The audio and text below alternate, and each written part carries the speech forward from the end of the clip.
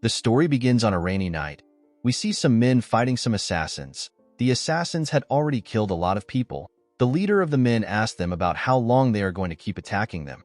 The assassins ignored the man and charged at them. The men raised their blades and fought to defend themselves. 3 assassins charged at the leader. They told him that he is going to die. The man easily tore them apart. Although he was able to take care of the assassins, the leader knew that they were still too much. He called the assassin bastards. He knew the people who sent the assassins to him.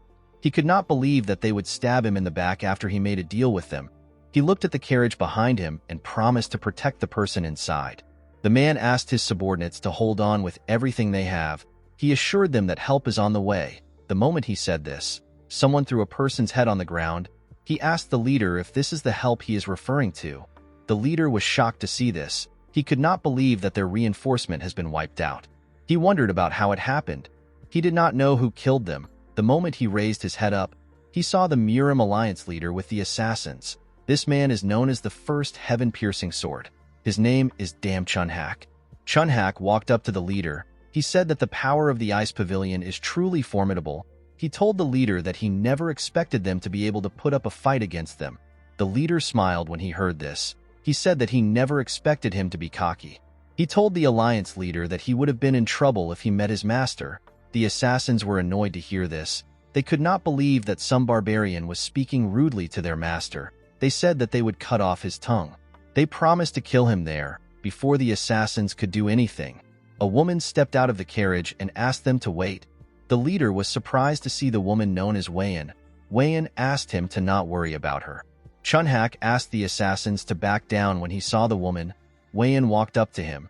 Chunhak could not believe that his daughter was deceived by barbarians and ended up running away. He told her that he has never been so embarrassed before. He stretched out his hand and told her that everyone makes mistakes. He said that she can be forgiven. He told her that he is going to give her one last chance to return as her father. He believed that she was going to make the right choice because she is smart. Wayan asked her father if he will let the men live if she goes back with him.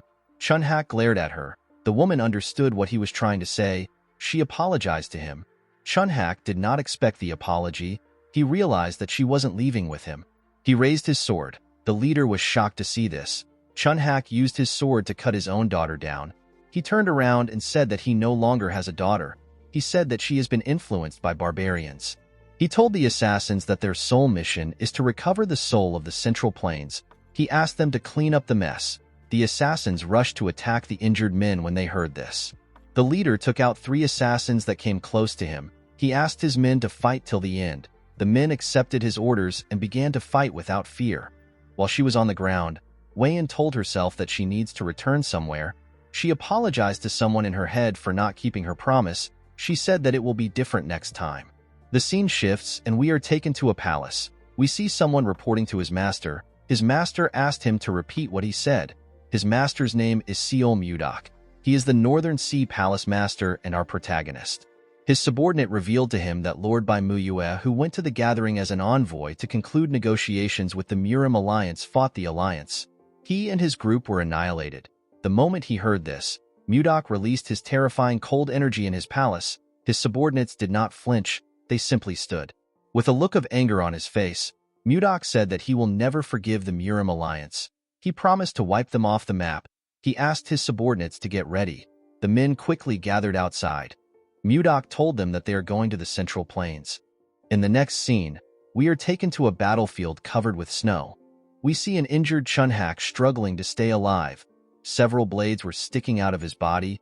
He looked around and saw countless dead bodies. He could not believe that his entire army was annihilated. He noticed that his inner energy was depleted. He realized that this might be the end for him. He asked the Northern Sea Palace Master to kill him now. Mudak glared at him when he heard this. He moved close to him. He asked Chunhak to tell him why he killed his daughter.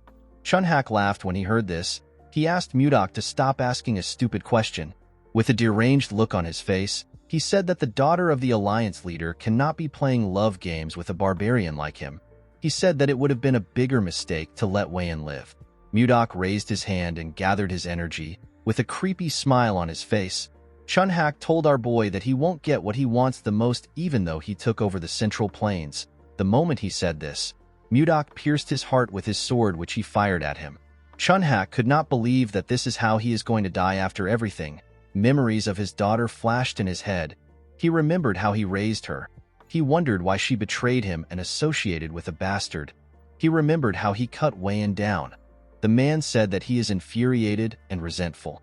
With the death of the Murim Alliance leader, the 6-year-long Great Blood Battle came to an end.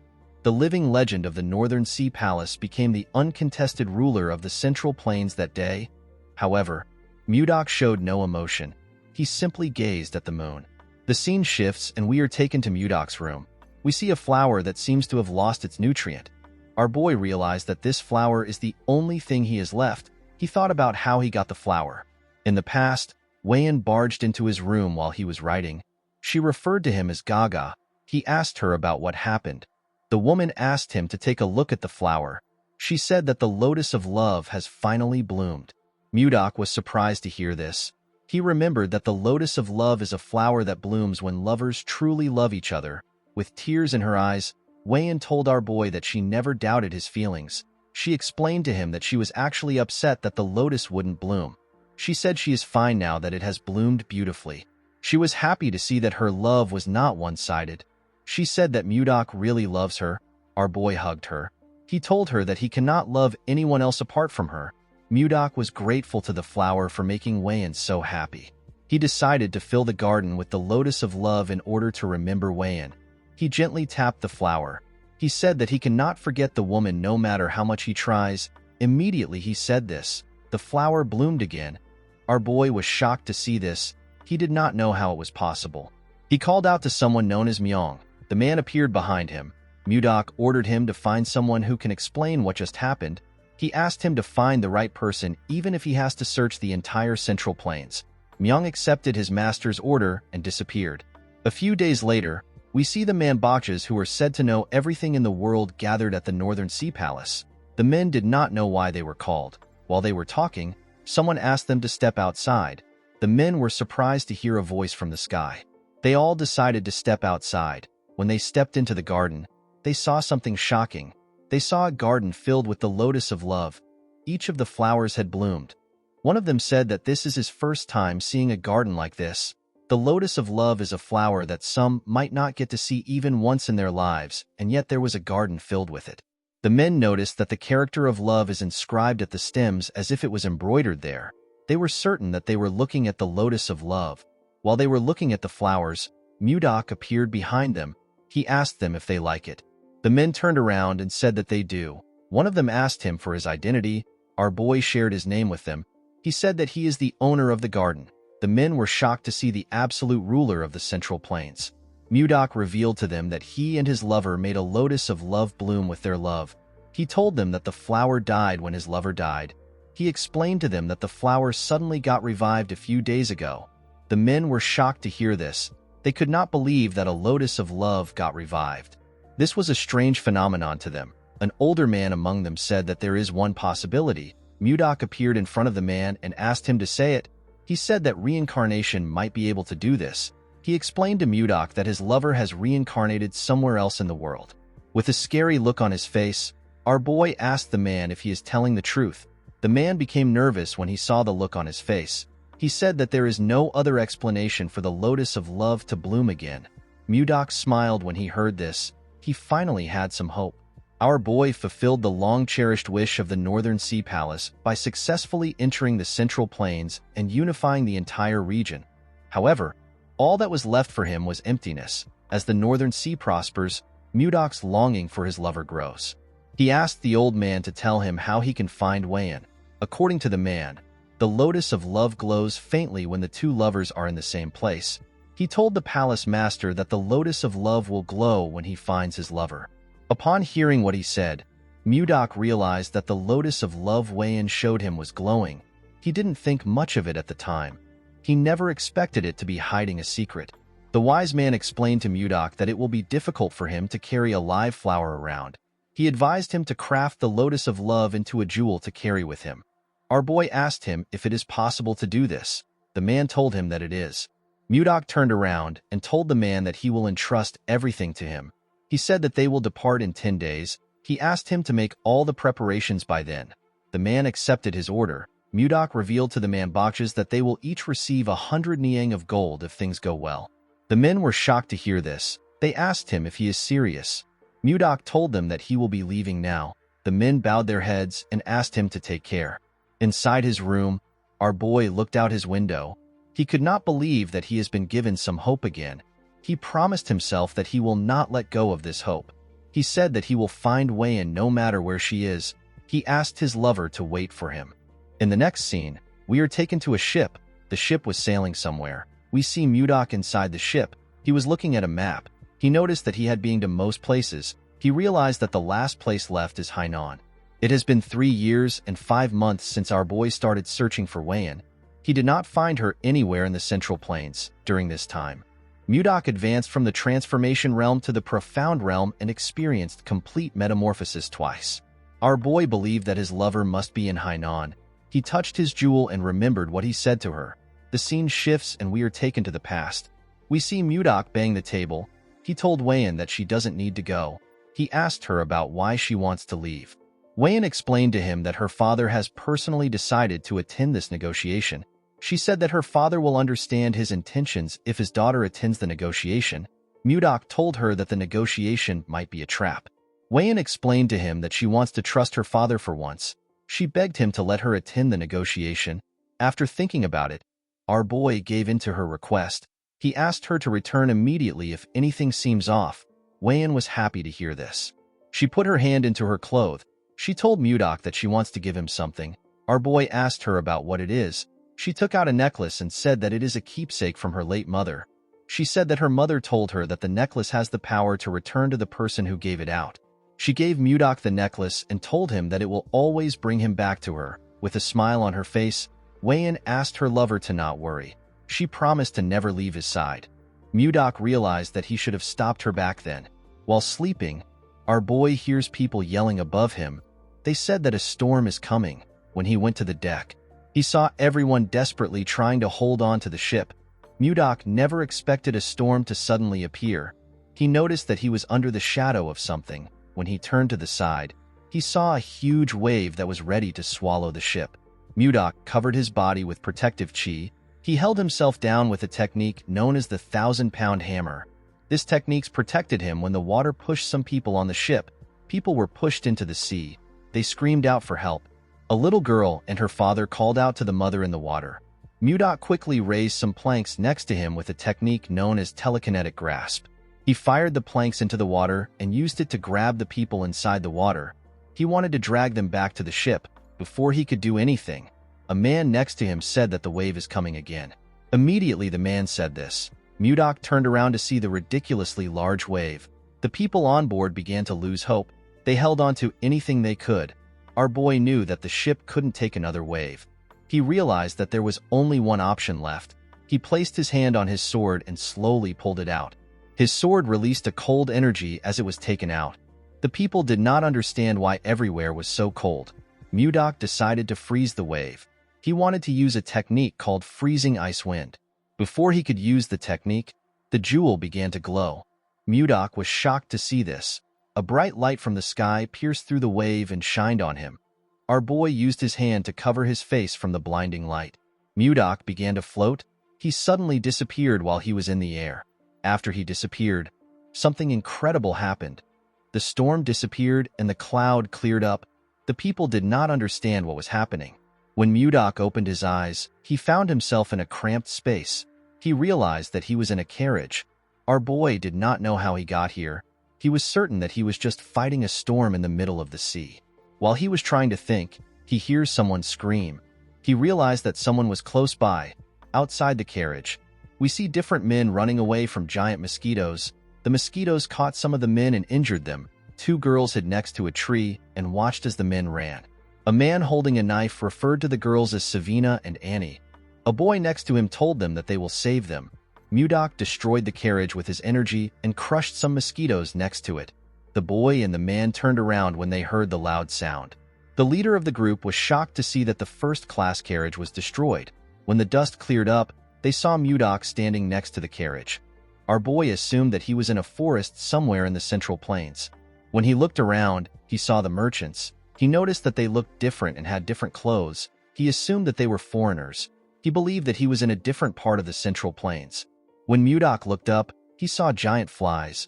Our boy was shocked to see them. He had never seen flies this big. The fact that they were foreigners and huge flies in front of him, Mudok began to wonder about the place he is in. One of the flies rushed to attack him. Our boy easily dodged the attack. He used a technique known as Divine White Ice Palm to attack the fly. The fly froze and broke apart. Mudok could not believe that a mere beast would attack a human just because it grew a little bigger. He said that this is unforgivable. He gathered his energy and charged at the monsters. He froze all of them in an instant. The flies immediately exploded and turned into tiny ice shards. Our boy believed that this is enough for some pathetic bugs. The merchants were shocked to see what he did. The leader walked up to Mudok and tried to talk to him. He said that his name is Edmund Roll. He said that he is the leader of the Roll Merchant Association. Edmund bowed his head and thanked Mudok for saving their association. He referred to our boy as a magic swordsman and asked him if he can tell him his name. Unfortunately for Edmund, Mudok did not understand a single word he said. Our boy was still able to tell that the man was thanking him due to his gestures. He told Edmund that he does not understand foreign languages. He asked him if there is anyone who can speak the language of the Central Plains. The merchants did not understand what he was saying. Edmund turned to the man with glasses and said something to him. Mudok tried to ask the man if there is truly no one who understands the language of the Central Plains. He wondered about how he was going to explain things to them.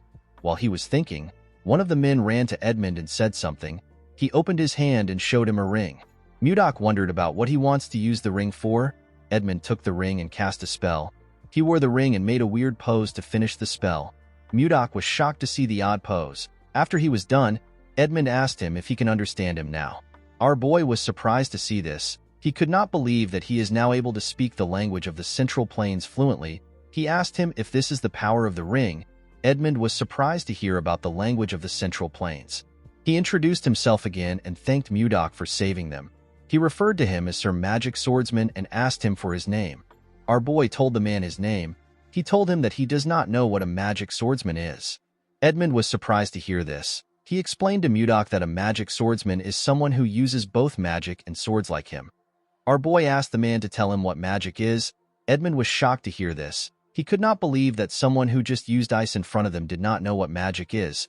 He wondered about where Mudok came from. Our boy noticed that the man was lost in thought. He called out to him.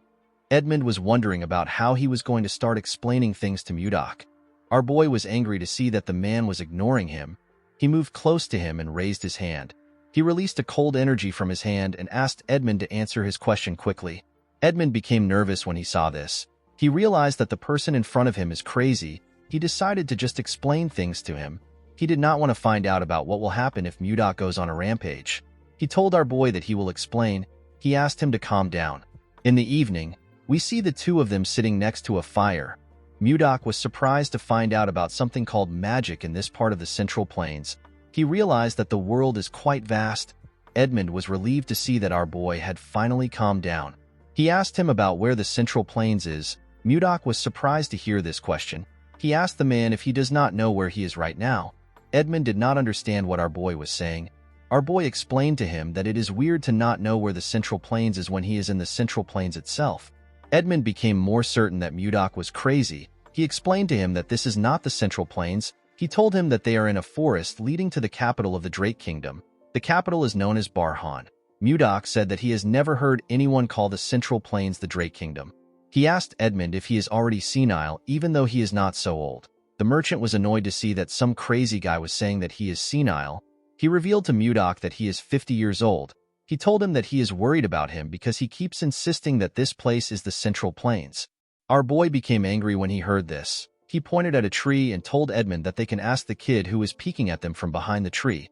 The boy stepped out when he noticed that he got caught. Edmund asked the boy named Leo about why he is there. Mudok asked the boy to answer him honestly. He asked him if this is the Central Plains or the Drake Kingdom. Leo could not answer him. Mudok asked him about why he is not speaking. Edmund explained to him that Leo can't understand his words. He took off his ring and asked Mudok to take it. He asked him to put it in his finger and shout interpret language. Edmund did not actually want to lend such an expensive artifact with a language interpreter to some crazy guy. However, He could not stand the fact that Mudok saw him as a senile old man. Our boy put on the ring and did as the man instructed. The moment he said interpret language, he saw different symbols around him. He quickly noticed that he could now understand the foreigners. He found magic to be amazing. He turned to Leo and asked him for his name. The boy told him his name. Mudok asked Leo if they are in the Central Plains or the Drake Kingdom. Leo asked him about where the Central Plains is. He explained to him that this is a forest leading to Barhan. Mudok was shocked to hear this. He asked the boy if he is also going senile. He asked Edmund if he was the one who asked him to say this. The merchant told him that he did not. He asked him to ask the other members of his merchant association if he is suspicious. Due to his reaction, Mudok was able to tell that the man is not lying. He remembered something weird. He recalled that he was fighting a storm on a ship. When he opened his eyes, he was already inside a carriage. Mudok realized that he got teleported somewhere else. The moment he realized this, he felt some pain in his chest. The pain quickly went away. He wondered about the strange feeling he got in his dantian. Edmund asked him if he now believes him. Mudok noticed that the energy here is much different from anything he has ever experienced. He realized that something is not right. He stood up and walked into the woods. He decided to check things out by himself. Edmund was surprised to see him stand up. He called out to him. As he walked deeper into the forest, Mudok noticed that this place has pure energy. He became certain that this place is not the Central Plains. Our boy jumped out of the woods. While he was in the air, he gathered and compressed his energy. After compressing his energy, Mudok released it into his body. He noticed that the amount of chi accumulated in his dantian has doubled. He turned around and moved back down. He wondered about why he got teleported here instead of a place in the Central Plains. He was still focused on finding Wayan. Before he landed on the ground, his necklace came out of his clothes. Mudok wondered if he got sent here because of the light emitted by the necklace earlier. He remembered that his lover told him that the necklace has the power to return to the person who gave it out. Our boy believed that he has been sent here to look for Wayan. He smiled when he landed. He told himself that Wayan must be here. At the camp, Edmund's subordinate asked him about where his new guest went. Edmund said that he does not know. He told him that our boy is unpredictable. The moment he said this, Mudok appeared. He explained to Edmund that he had some business to attend to. He told him that he has a question for him. Edmund noticed that our boy was smiling. He found it creepy. He asked Mudok to tell him his question. Mudok asked him if Leo was being truthful when he said that they are in the Drake Kingdom. The man told him that Leo was telling the truth. He assured him that they will reach Barhan if they travel a bit further. Mudok asked him to tell him where Barhan is. A little boy next to Edmund asked our boy if he does not know anything about this place. He asked him if he spent all his time training in the mountains. The boy said that he has heard stories about eccentric people like him. He said that this is his first time seeing an eccentric person in flesh. Mudok decided to take the boy's explanation. He told them that he has been training in the mountains, and he only just came out today to experience the world. He said that this is why he does not know anything. Mudok had never heard of places like the Drake Kingdom and Barhan. He decided to get more information about the place from the kid. Due to the fact that some of them had different colored eyes, our boy assumed that he was in the land of the Western barbarians, which he had only heard of. The boy was happy to hear what Mudok said. He was happy to see that he was right. He referred to our boy as Sir Magic Swordsman and offered to teach him a few things. Mudok accepted his offer. The boy walked forward and asked him to follow him. Mudok asked the boy for his name. The little boy introduced himself as Luffy. Edmund found it creepy that the crazy man was acting friendly. He could not understand what was going through our boy's head. Mudok began to learn about this place and the language the people use from Luffy. Our boy realized that this place wasn't a foreign land. It was actually an entirely different world. The land was oddly shaped and the writings differ from anything he had seen before. In this world, there are other species apart from humans. Elves and dwarves exist. Apart from them, beings known as beastmen also exist on the continent. Of all the species, the strongest are creatures known as dragons. Mudok believed that they were lizards with wings. There are also things known as warp magic and magic circles. According to Luffy, warp magic can be used by 5th circle mages and above. They draw a round magic circle on the ground and chant a spell. This allows one to travel to wherever they wish. The better the mage's ability, the further they can warp. To Mudok, magic was an inexplicable sorcery. He looked up to the sky and wondered about the other amazing things that this world could hold. Immediately he raised his head up. He noticed something strange. There were 3 moons in the sky. This was something he could not even imagine in the Central Plains. He wondered if Wayan was really the one who summoned him to this place. While he was thinking, someone screams at the girl known as Savina. He begged her not to do something. Mudok quickly turned around. He noticed that something was happening around the camp. Savina asked the man to tell her why she can't do something. The girl held a knife and grabbed Annie. She asked everyone to not come close to her unless they want to die. The merchants begged Savina to not do anything. Mudok wondered about what is happening. The man with glasses assured Savina that they will be able to heal both of them when they arrive in the capital. He told her that the capital has a lot of mages. He told her that he will even ask Edmund for a favor. He begged her to let go of Annie because she is scared. Savina asked the man whose name is Charles if he thinks that she is stupid. She reminded him that healers are rare even in the capital. She asked him if he knows how much it costs to heal one person. The girl told him that the assassin bug's egg is lodged in her heart. She said that it can hatch into a larva at any moment. She asked him if anyone can heal this. Charles did not know what to say to the girl. With tears in her eyes, Savina told him that the egg will tear she and Annie apart when it hatches into a larva. She raised the knife and said that it will be better for them to die while they are still in one piece. Before she could kill Annie, Mudok asked her to wait. He told her that he has roughly understood the situation. He raised his hand and used his energy to drag the knife from her hand. He assured her that he will treat her. He asked her to not do anything stupid. Savina did not know when he took the knife away. Mudok moved close to them. He asked them to sit down. He said that the treatment must start now. Edmund asked our boy if he also knows healing magic. Mudok explained to him that he does not know any magic. He said that he only knows a few healing techniques that were passed down to him. He told them that they can relax. Edmund and Charles were happy to hear this. Edmund moved close to our boy and begged him to save the girls. He assured him that he will repay him with all his heart even though he does not have much. Mudok told him that he was going to help the girls even if he didn't ask. He asked everyone to step back a bit. He said that he is going to start the treatment. Edmund asked his subordinates to step back. Mudok moved close to the girls. He asked them not to be so tense. He assured them that it won't take long. He asked them to close their eyes and relax. The girls followed his instructions. Mudok used his energy to scan their bodies. He noticed that the bugs were near their hearts. While he was carefully searching, he found something surprising. He found the bugs in their hearts. Mudok noticed that the eggs had not yet hatched. He gently controlled his energy and used it to burn the eggs without harming the girls' hearts. Their hearts shined brightly. The girls let out a burp after the eggs were burnt.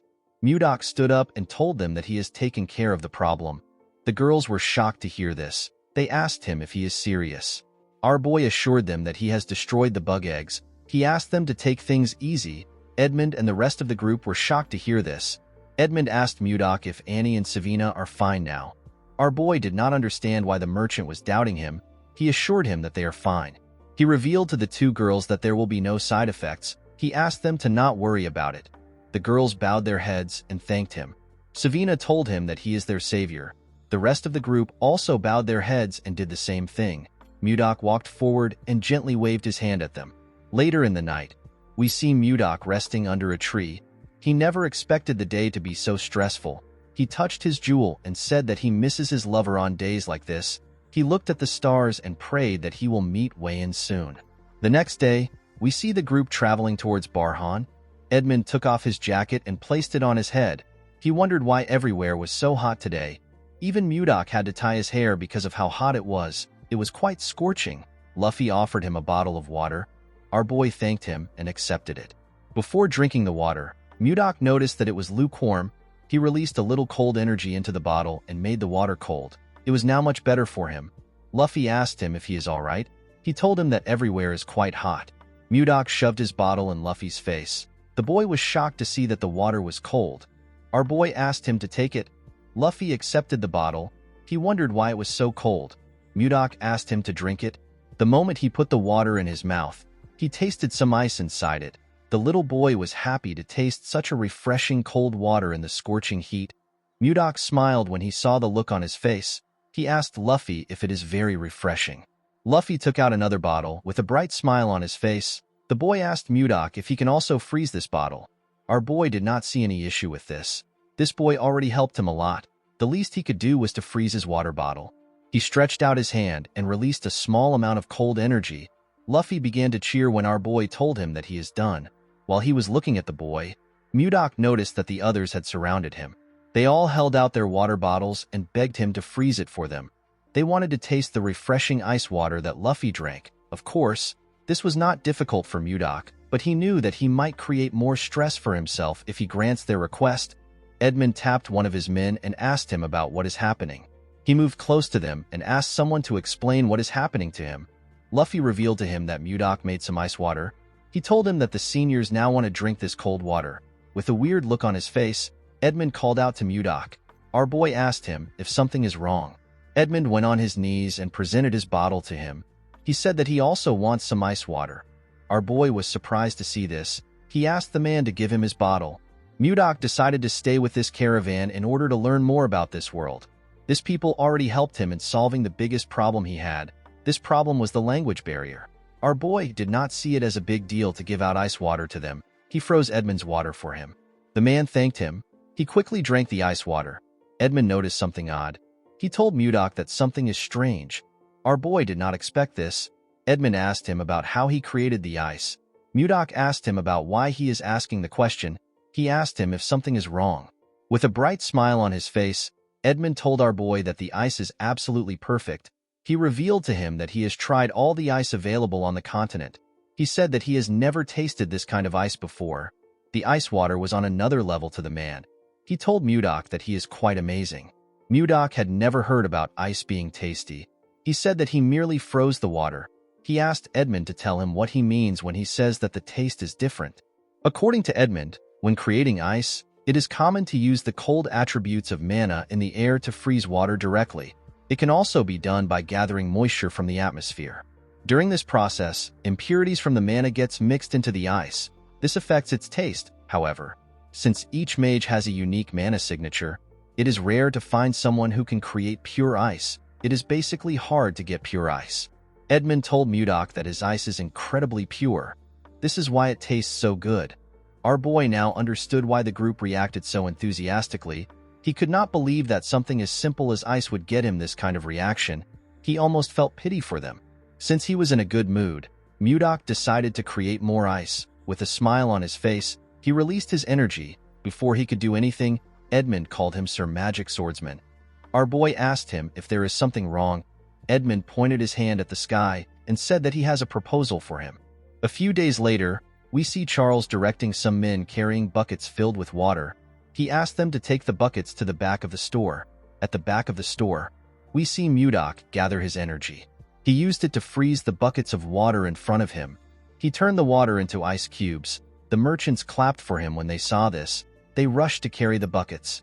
While looking at them, Mudok thinks about what led him to this place. The scene shifts and we are taken to the past. We see Mudok shocked after hearing Edmund's proposal. The man explained to our boy that he wants to revive his merchant association by selling the ice that he makes. He became nervous when he said this. Mudok realized that Edmund had a hidden agenda when he kept going on about how refreshing the ice is. Edmund told our boy that fourth circle mages who can make ice are too arrogant and end up making subpar ice. He told him that they need to target this market. Mudok could tell that Edmund does not have any ill intentions. He actually wanted to revive his struggling merchant association. Our boy did not want to offer his service for free. He decided to negotiate. He told the merchant that it will be a 70-30 business. Edmund asked him to explain what he means. Mudok told him that he will take 70% of the profit because he is making the ice, while Edmund will take 30% for selling it. The merchant knew that this wasn't a bad offer because ice sells like hotcakes. He decided to try negotiating further. He explained to Mudok that he will need wagons for transport, workers that will pull this wagons and mages that will keep the ice from melting. He told him that the upfront cost is quite significant. He asked our boy if he can make some adjustments to the percentage. Mudok told him that he will reduce it to 60-40. The man was shocked to see that our boy easily accepted it. He took out a paper and told Mudok that they need to draft a contract. Mudok agreed to the negotiation because this place was a good place for him to learn about this world.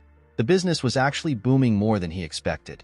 While they were trying to sort things out, Charles barged into the room. While breathing heavily, he told Edmund that he needs to come out for a moment. Edmund and Mudok were surprised to hear this. They wondered about what was happening. At the front of the store, we see a large amount of people shouting. They said that they wanted to buy the ice candy. someone begged the association to sell some of their ice to them. One man introduced himself as Arnold. He said that he came from Narrow City to do business with their merchant association. Edmund asked the people to form a line. They ignored him and continued shouting. The man did not know what to do.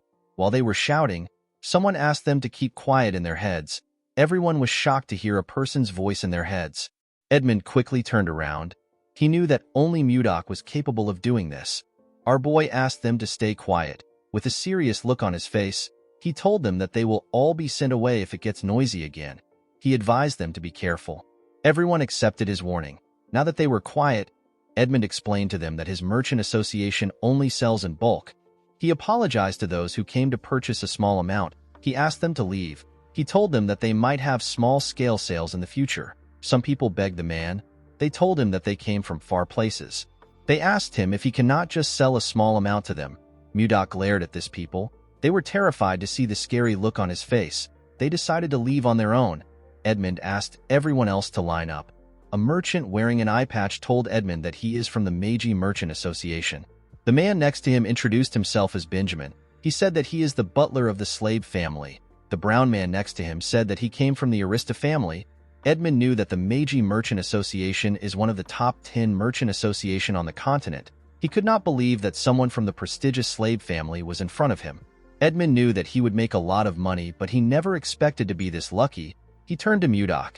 He knew that this people were standing in front of him because of our boy.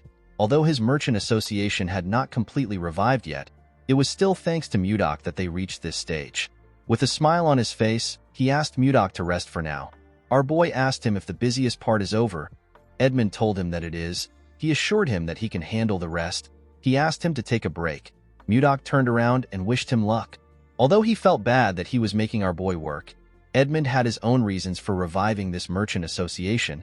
In order to avenge his parents and siblings who died unjustly, he needed to fully revive this merchant association and use it to take revenge on Duke Icarus, who ruined them by using the Akasa Merchant Association. Edmund promised himself that he won't give up until he has taken his revenge. He hoped Mudok would cooperate with him until this time comes. He promised to repay him when he succeeds. Inside his room, Mudok jumped on the bed. He was so tired. Since business was doing well and money was coming in steadily, our boy decided to start gathering information about his lover. While he was thinking, someone knocked on his door. The person turns out to be Savina. Mudok was happy to hear that the girl was at his doorstep. He realized that it was already snack time. He asked her to come in. The girl was holding a large bowl containing something. This was Mudok's new favorite snack. It was ice cream. It is a treat made by mixing ice and fruit. The treat was accidentally invented by Savina. The girl placed the bowl on the table. Mudok thanked her for bringing him the snack again. Savina smiled and asked him to enjoy. He took out his spoon and took his first bite. The ice cream had a cold, sweet, and luscious flavor. It was a taste that he could have never imagined in the Northern Sea Palace. Mudok heard that the Merchant Association was thriving because of ice cream. He fully understood why. While he was licking it, our boy noticed that the bowl was empty. He could not believe that he already finished it. He decided to get another one. He did not want to go by himself, but he had no choice since everyone was busy. When he got into the store, he could hear some noise outside. He wondered about what was causing this noise. At the front of the store, we see Savina asking someone to line up. The bastard smiled when he heard this. He asked Savina to tell him who gave her the power to order nobles around. Mudok wondered about who the young men were. The boy next to the chubby boy believed that Savina was asking them to line up because she did not know who they were. He asked her to shut up and bring out the ice cream.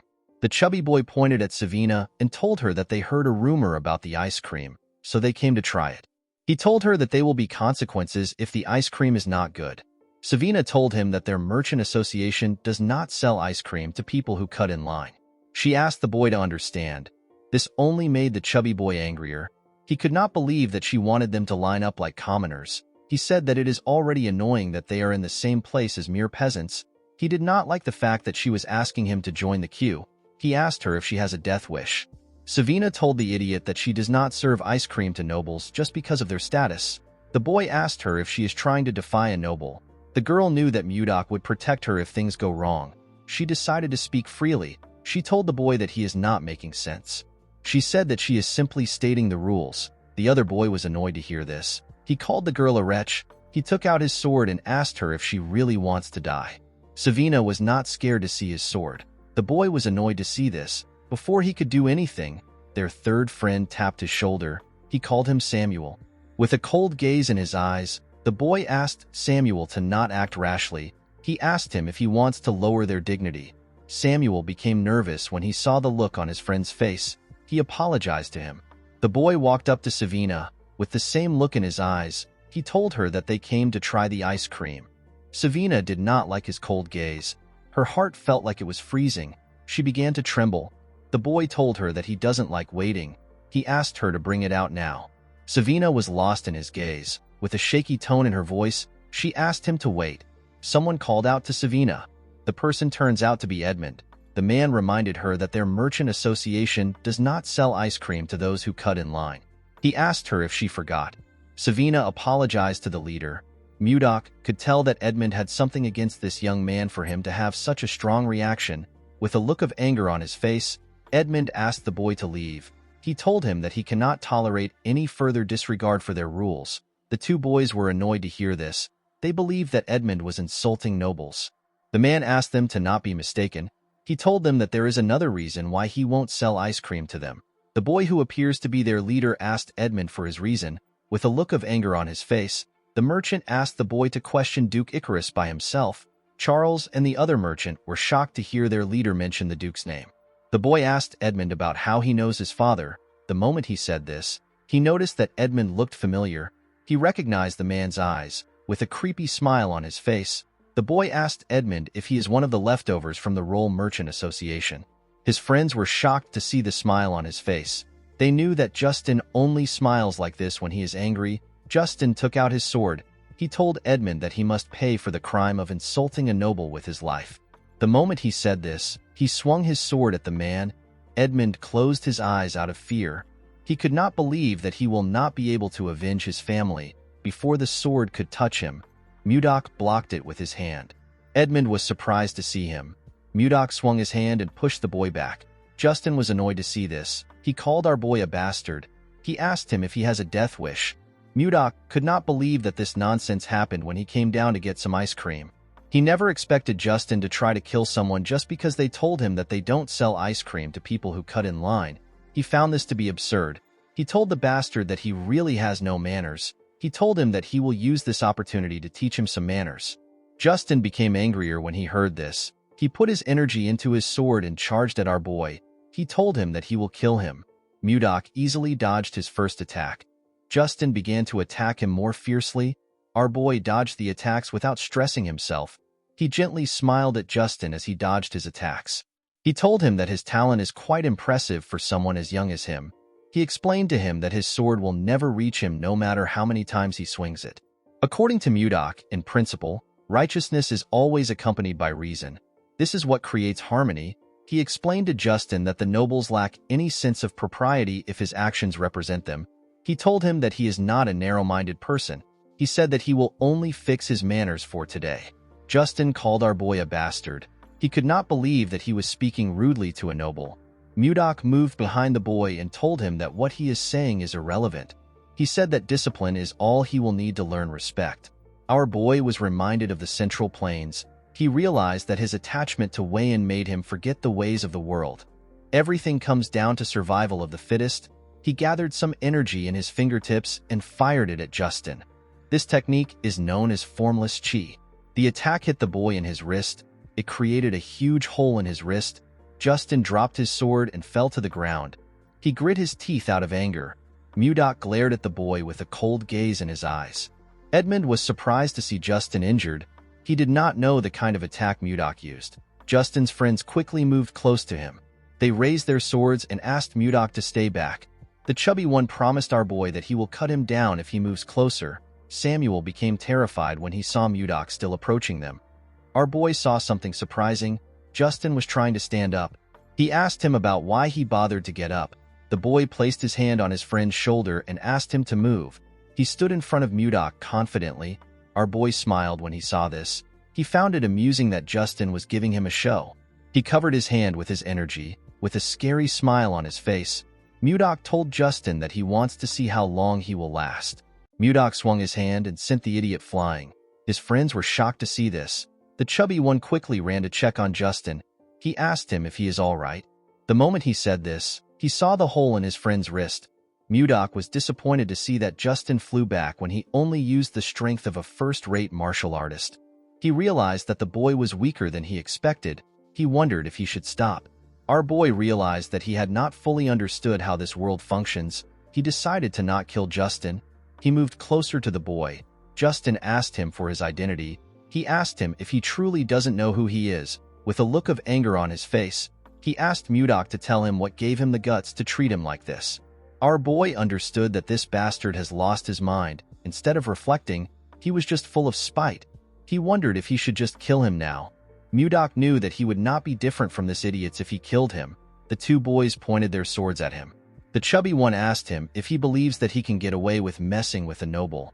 Mudok ignored them and looked around him. He found a stick on the ground.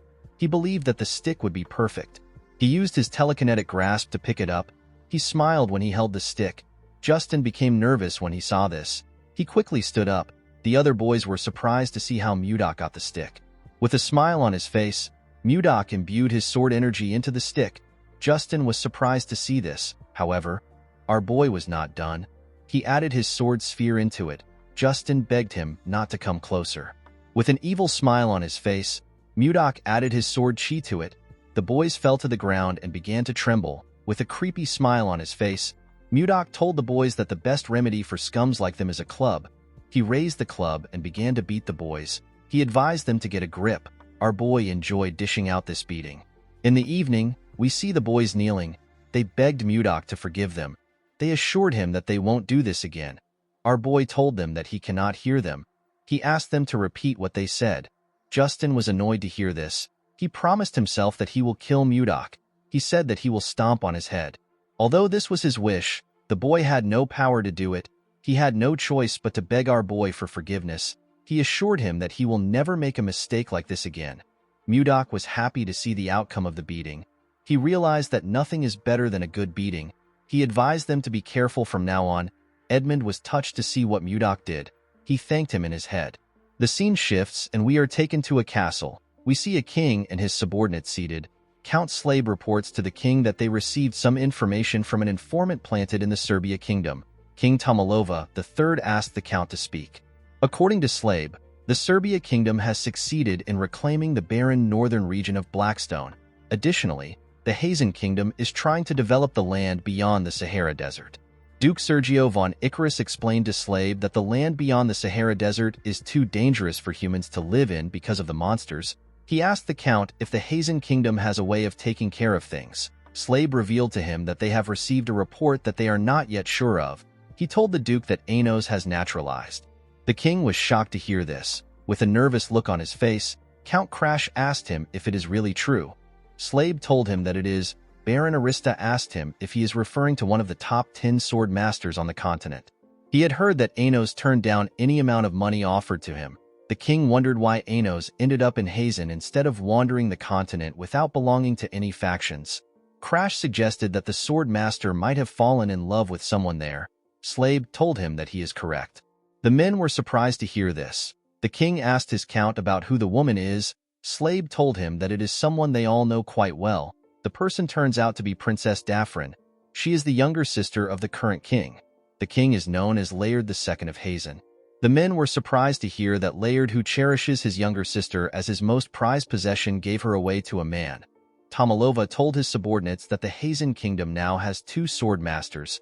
Slabe explained to his king that the Hazen kingdom will likely attempt to expand their land. This is a goal that they have repeatedly failed to achieve since the reign of Laird I.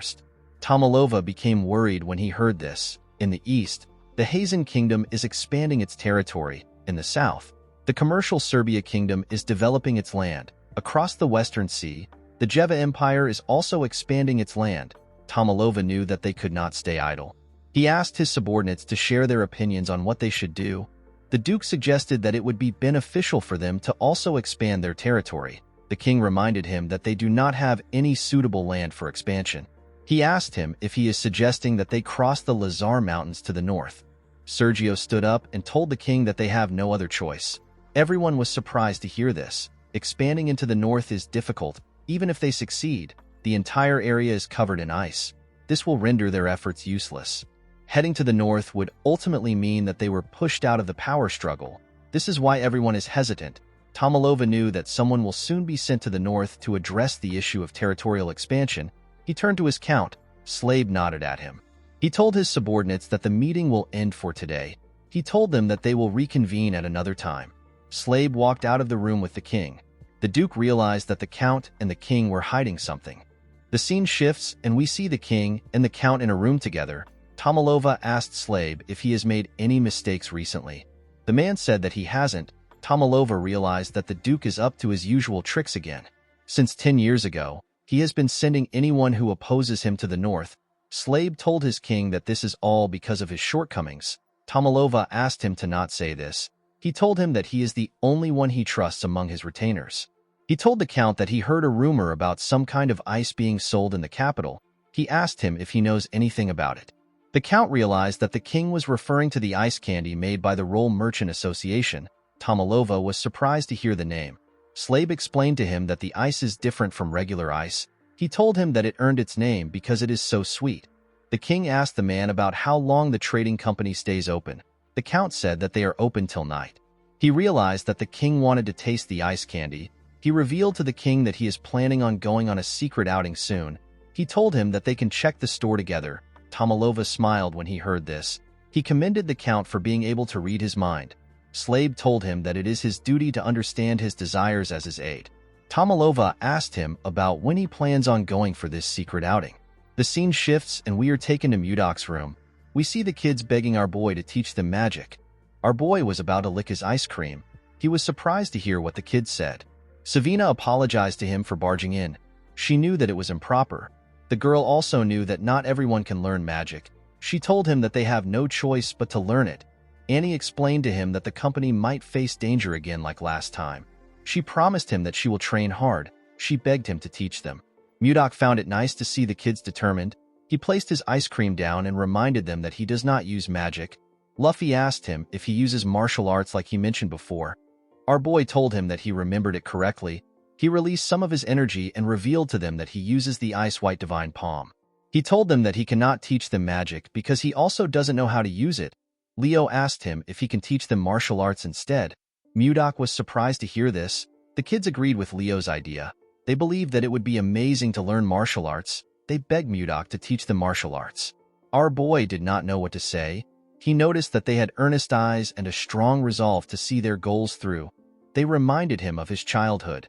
He remembered how his younger self asked someone to teach him martial arts. The person glared at him.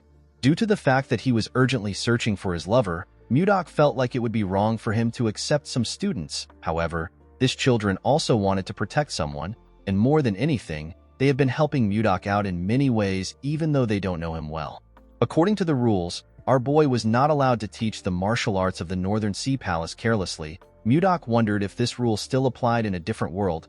Savina begged him to teach them. Our boy asked the children to let him think about it. He asked them to come back by this time tomorrow. He told them that he will give them his answer then. The children were happy to hear this. They believed that Mudok was going to teach them.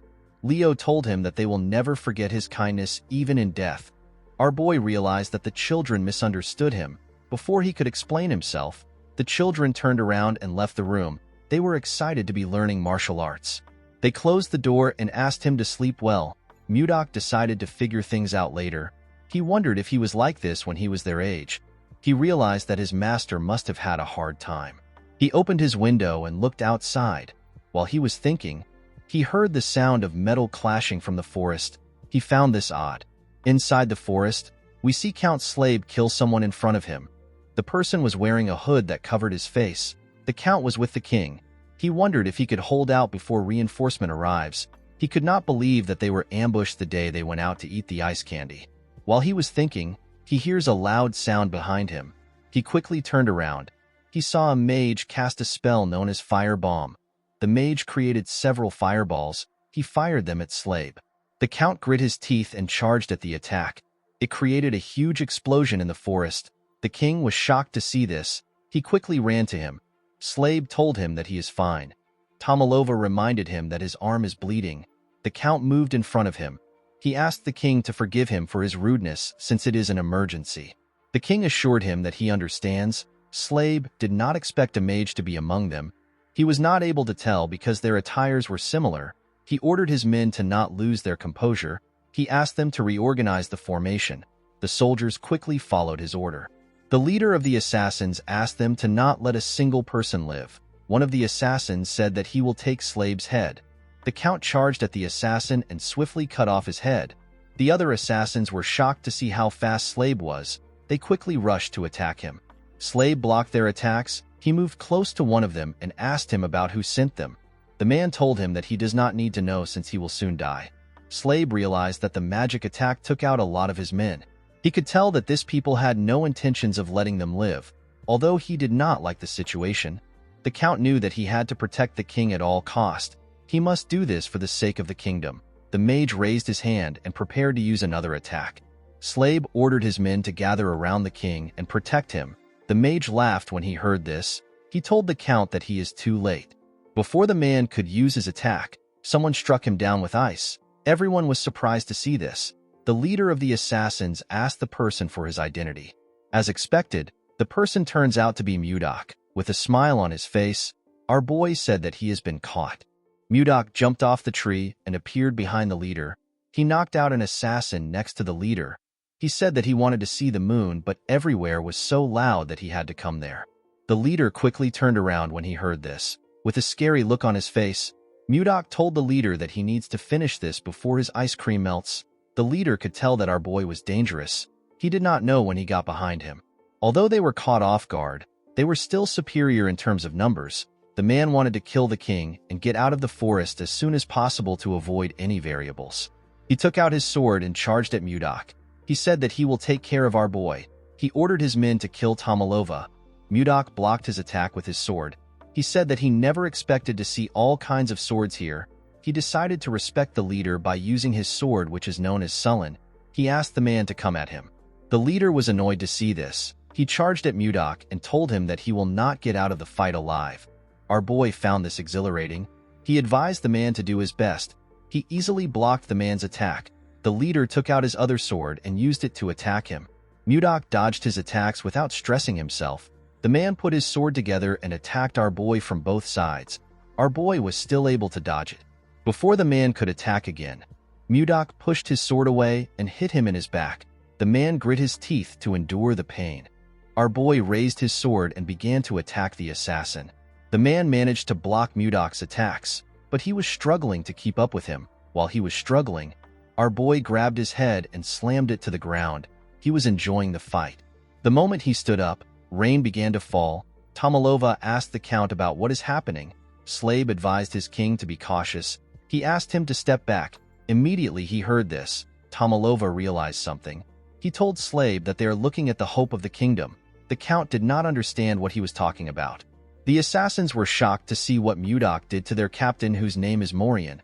They wondered if Mudok is a sword master. Our boy moved close to the assassins. With a look of anger on his face, he told them that this is all their fault. The assassins did not understand what was happening. Mudok revealed to them that his ice cream has melted in the rain because of them. The assassins did not even know what an ice cream was. Our boy told them that he will show them how fearsome a grudge born from ice cream can be. He told them that he will count to 3. He said that he cannot guarantee the lives of those who remain after he is done counting. The assassins believed that he was spouting nonsense. One of them said that they can get rid of him if they all attack at once. The other assassins agreed with this. Mudok began to count. The assassins charged at him. They wanted to shut him up. When he got to 3, the assassins had already gotten close to him. He activated his protective chi. This allowed him to block all the assassins' attacks. They were shocked to see a barrier. Mudok released a large amount of his cold energy. He asked the assassins to not say his sword is merciless. The moment he said this, he swung his sword. Huge pieces of ice came out of the ground and tore them apart. The king and the Count were shocked to see this. After taking care of the assassins, Mudok put his sword away. He said that vengeance has been served. He jumped out of the area. The Count was surprised to see that our boy left like that. Tomalova turned to him. He told him that they cannot waste any time. Slabe already knew what the king wanted. He placed his hand on his chest and told Tomalova that his wish is his command. In the next scene, we see one of the merchants talking to Edmund. He revealed to him that the children are studying magic. Edmund was surprised to hear this. He reminded the man that magic is not something that one can study on their own. With a serious look on his face, he asked the man if Mudok is the one teaching the children. The man told him that he is correct. He explained to him that his family members also want to learn magic. He did not understand why Mudok was only teaching 4 children.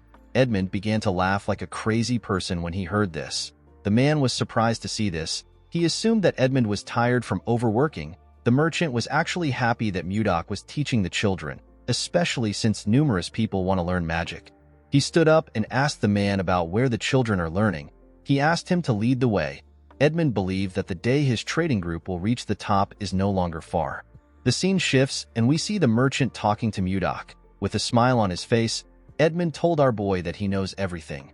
Mudok asked him to explain what he means. Edmund revealed to him that he heard that he is teaching the children magic. Mudok realized that this is what the other merchants were gossiping about. He did not want them to know about it. With tears in his eyes, Edmund thanked Mudok for what he is doing. He told him that he does not know how he can repay him. While they were talking, Charles came to meet them. Edmund asked him if something happened. The man said that there is a guest for Mudok. Our boy seemed to be annoyed to hear this.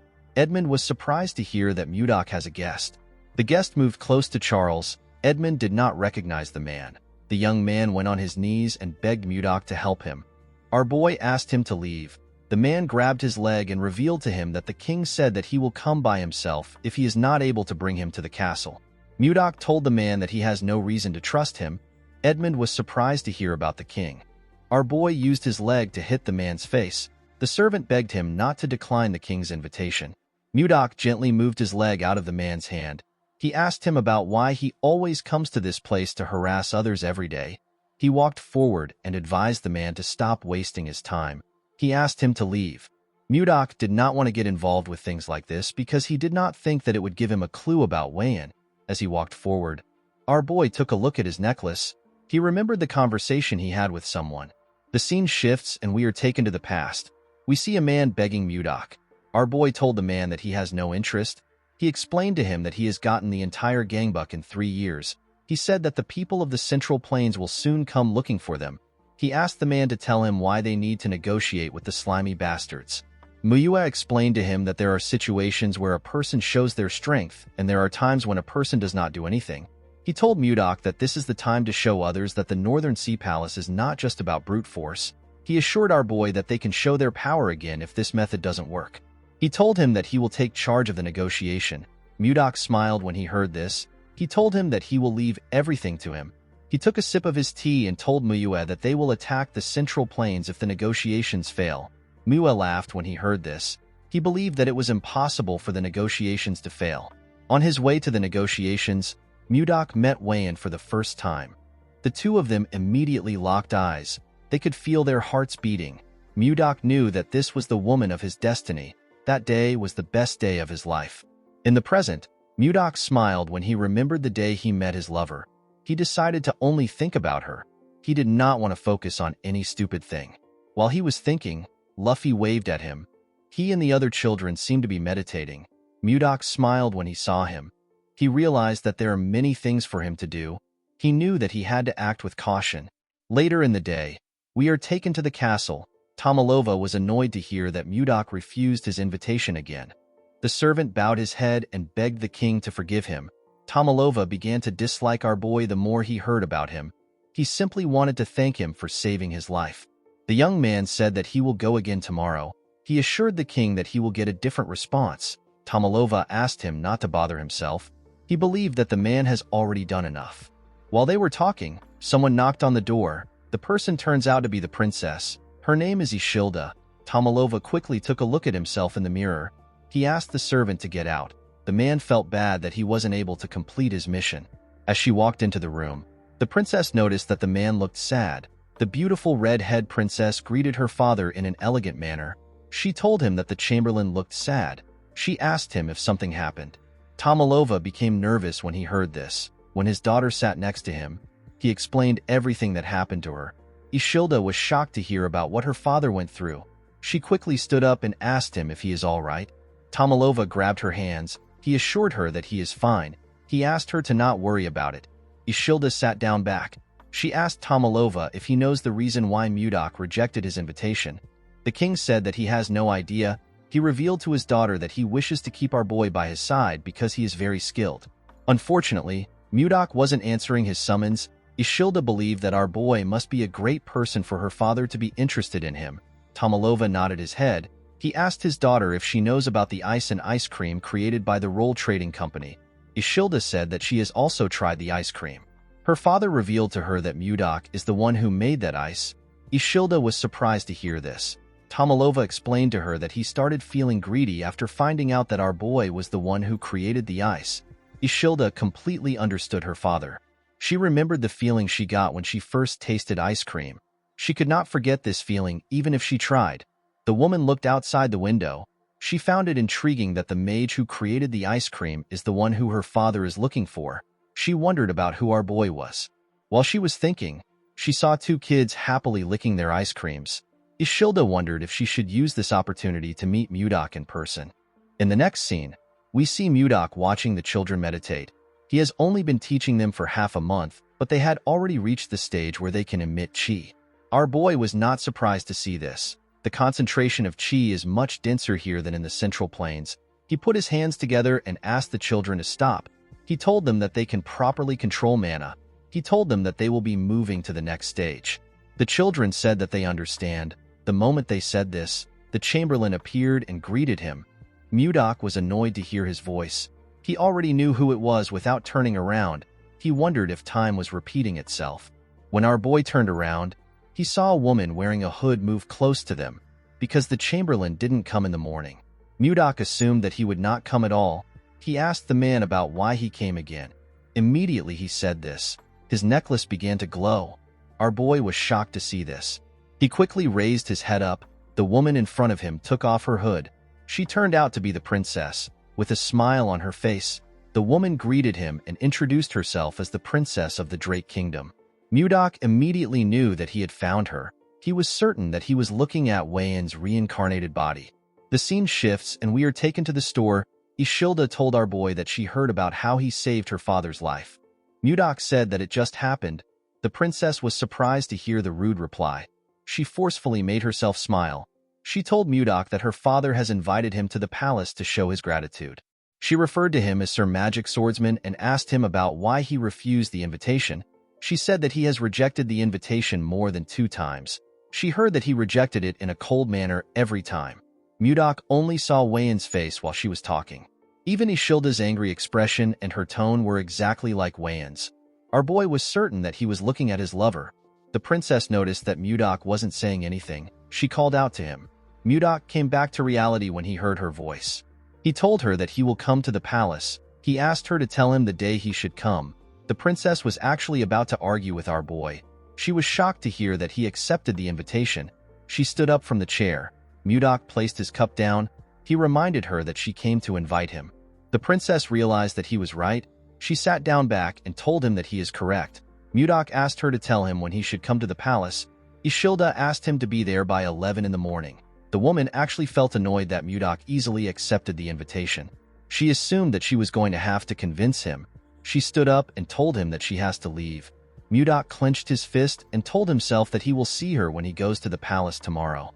The only problem our boy had was that Ishilda is a princess. She has the highest status in the country.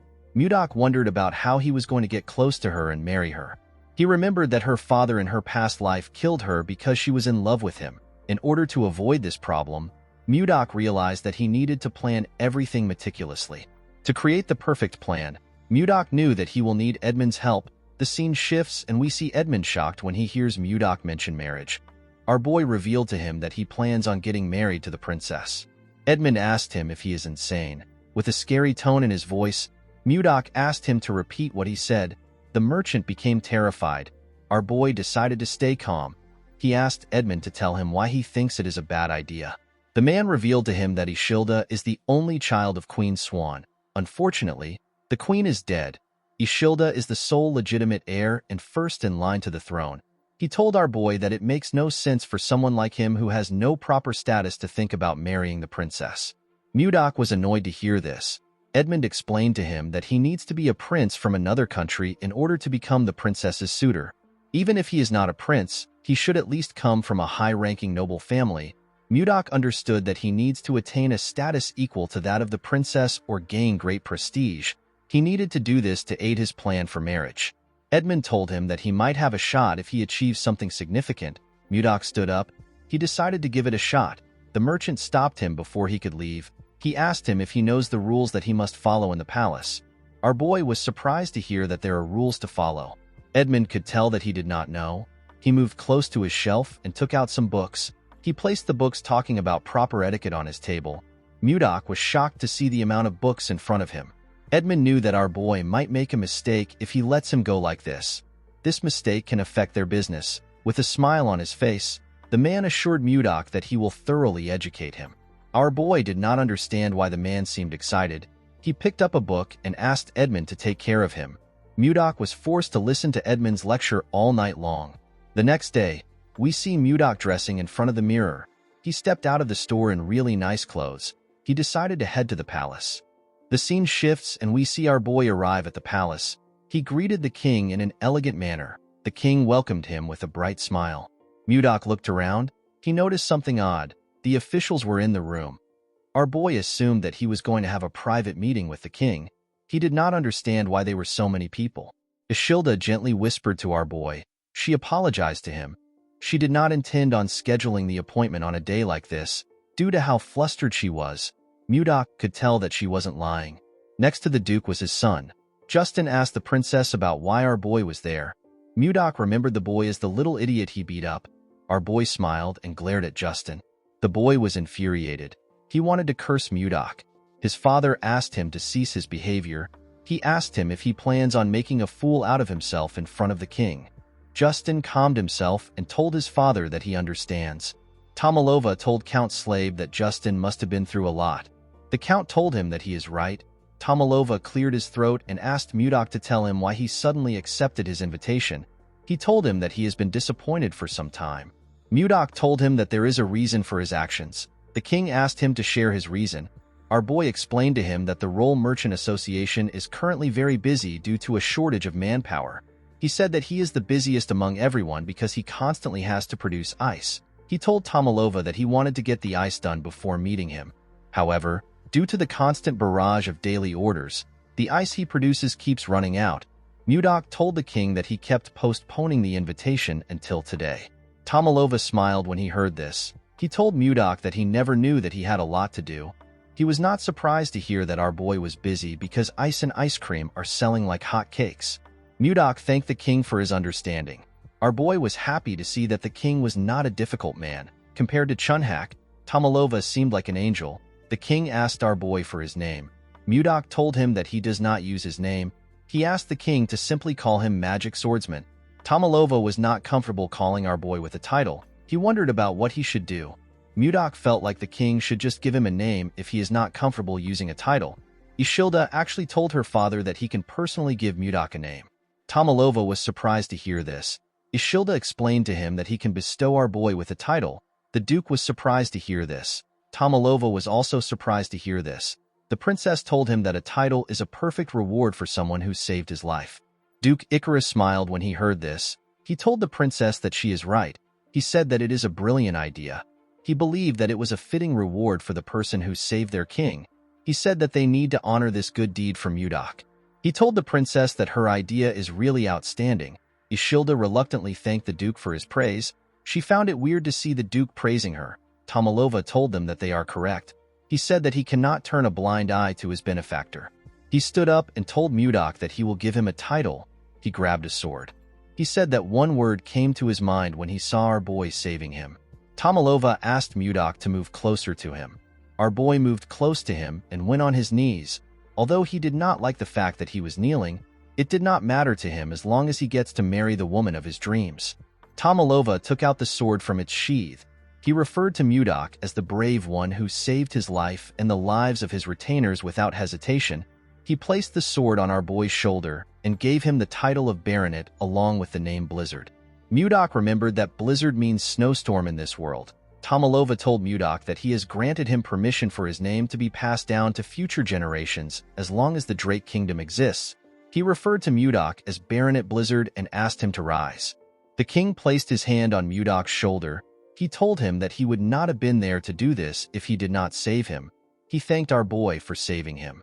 With a smile on his face, Mudok told the king that he will make this choice all over again if another situation arises. Duke Icarus reminded the king that Mudok saved his life. He said that they need to give him a land that fits his title. No baronet has ever been given a land.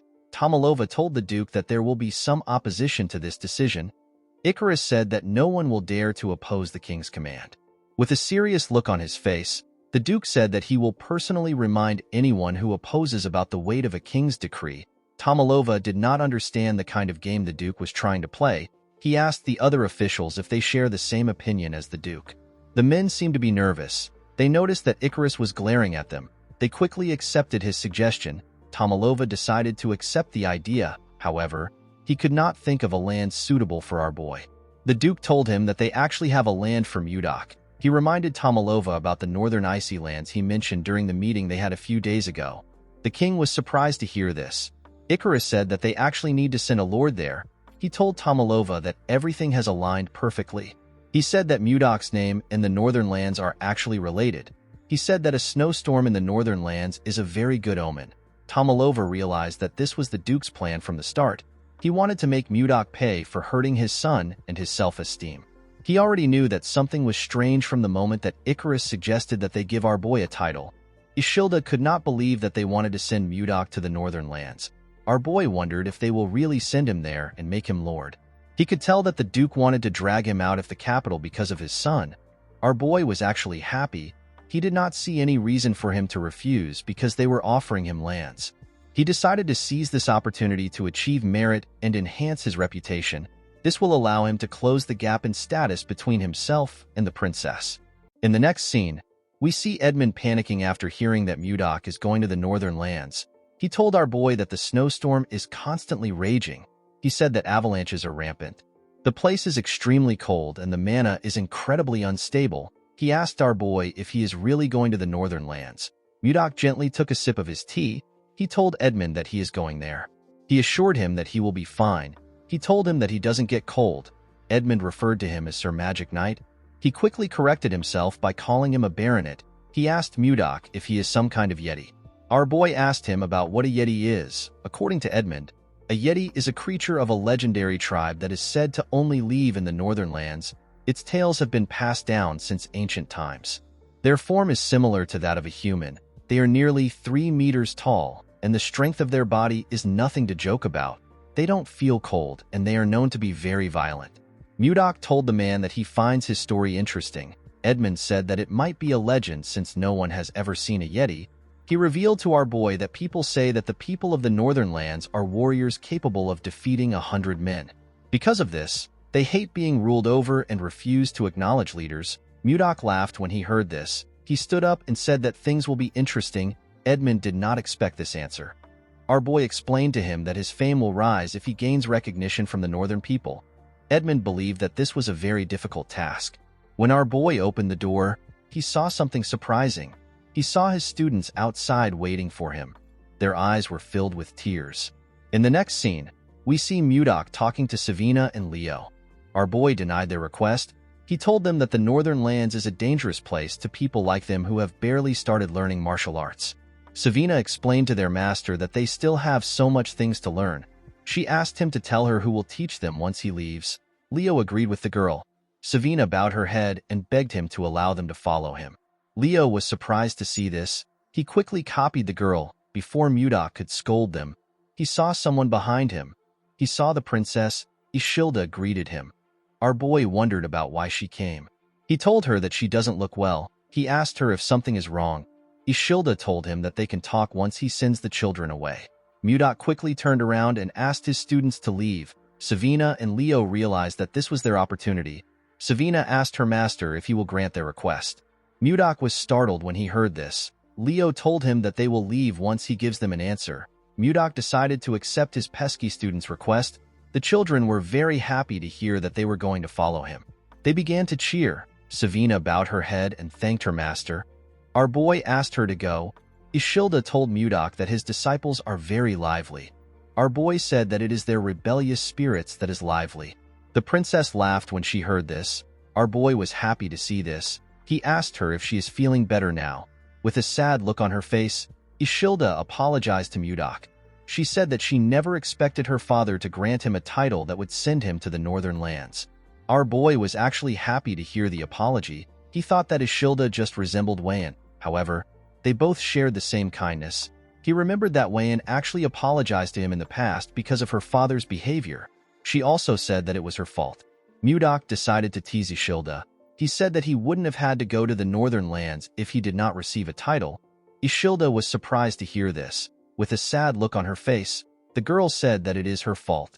Mudok found it adorable that she was taking responsibility. He told her that an apology will not change the fact that he still has to go to the northern lands. Ishilda started feeling bad. She asked him if there is anything that she can do to ease his mind.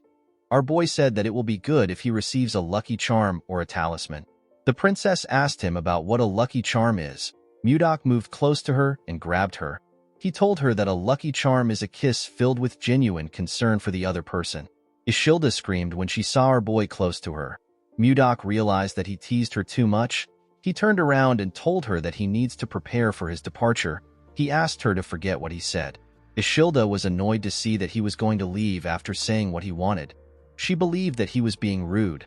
When she laid eyes on Mudok's back, she saw him in different clothes. They were the clothes he wore in his former world. The princess felt something wonderful in her heart. She asked Mudok to wait. Our boy turned around and asked her if something is wrong. Ishilda walked up to him and took a closer look at him. She wondered if she was imagining things. Something about Mudok's actions felt familiar to her. She told our boy that she will do it. He was shocked to hear this. He wasn't very serious when he said this. He never expected her to respond this way. He assured her that he is fine. He said that he doesn't want to force anyone into doing things that they don't want to do. Before he could say more, the princess pulled his clothes and dragged him close to her. She gave him a kiss on the lips. Our boy was shocked to feel her lips. The moment she moved back, she used her hood to cover her head. She was quite flustered. She quickly ran away. Mudok just stood there like an idiot. He could not believe that he just kissed the princess. He put himself together and said that he needs to succeed and return. The scene shifts and we are taken to the very cold northern lands. The men in a bar talk about how they have gotten a new lord. They heard that our boy saved the king's life. They heard a rumor saying that Mudok defeated 100 men to save the king.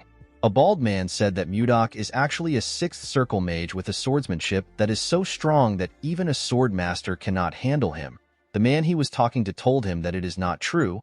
He did not see why the king would send someone so powerful there. A man with a huge jacket said that Mudok obviously fell out of favor with Duke Icarus. He slammed his beer on the table. He said that all they heard are simply rumors. The huge man had a bandage wrapped around one of his eyes. He said that our boy will probably run away like the others once they scare him a little bit. In the next scene, we are taken to the mountains in the northern lands. We see a young man and a young lady breathing heavily. They were holding their weapons. The man wondered about where the wyvern was. The moment he said this, a huge shadow covered the girl. It was the wyvern. The huge monster attacked the girl. She managed to block the attack with her axe. The man called out to the girl known as Luia. He quickly ran to her. He asked her if she is all right. The two of them were simply trying to grab some of the wyvern's eggs. They did not know that the monster would chase after them. While she was breathing heavily, she saw something shocking. She saw the wyvern behind Jake. She asked him to look behind him.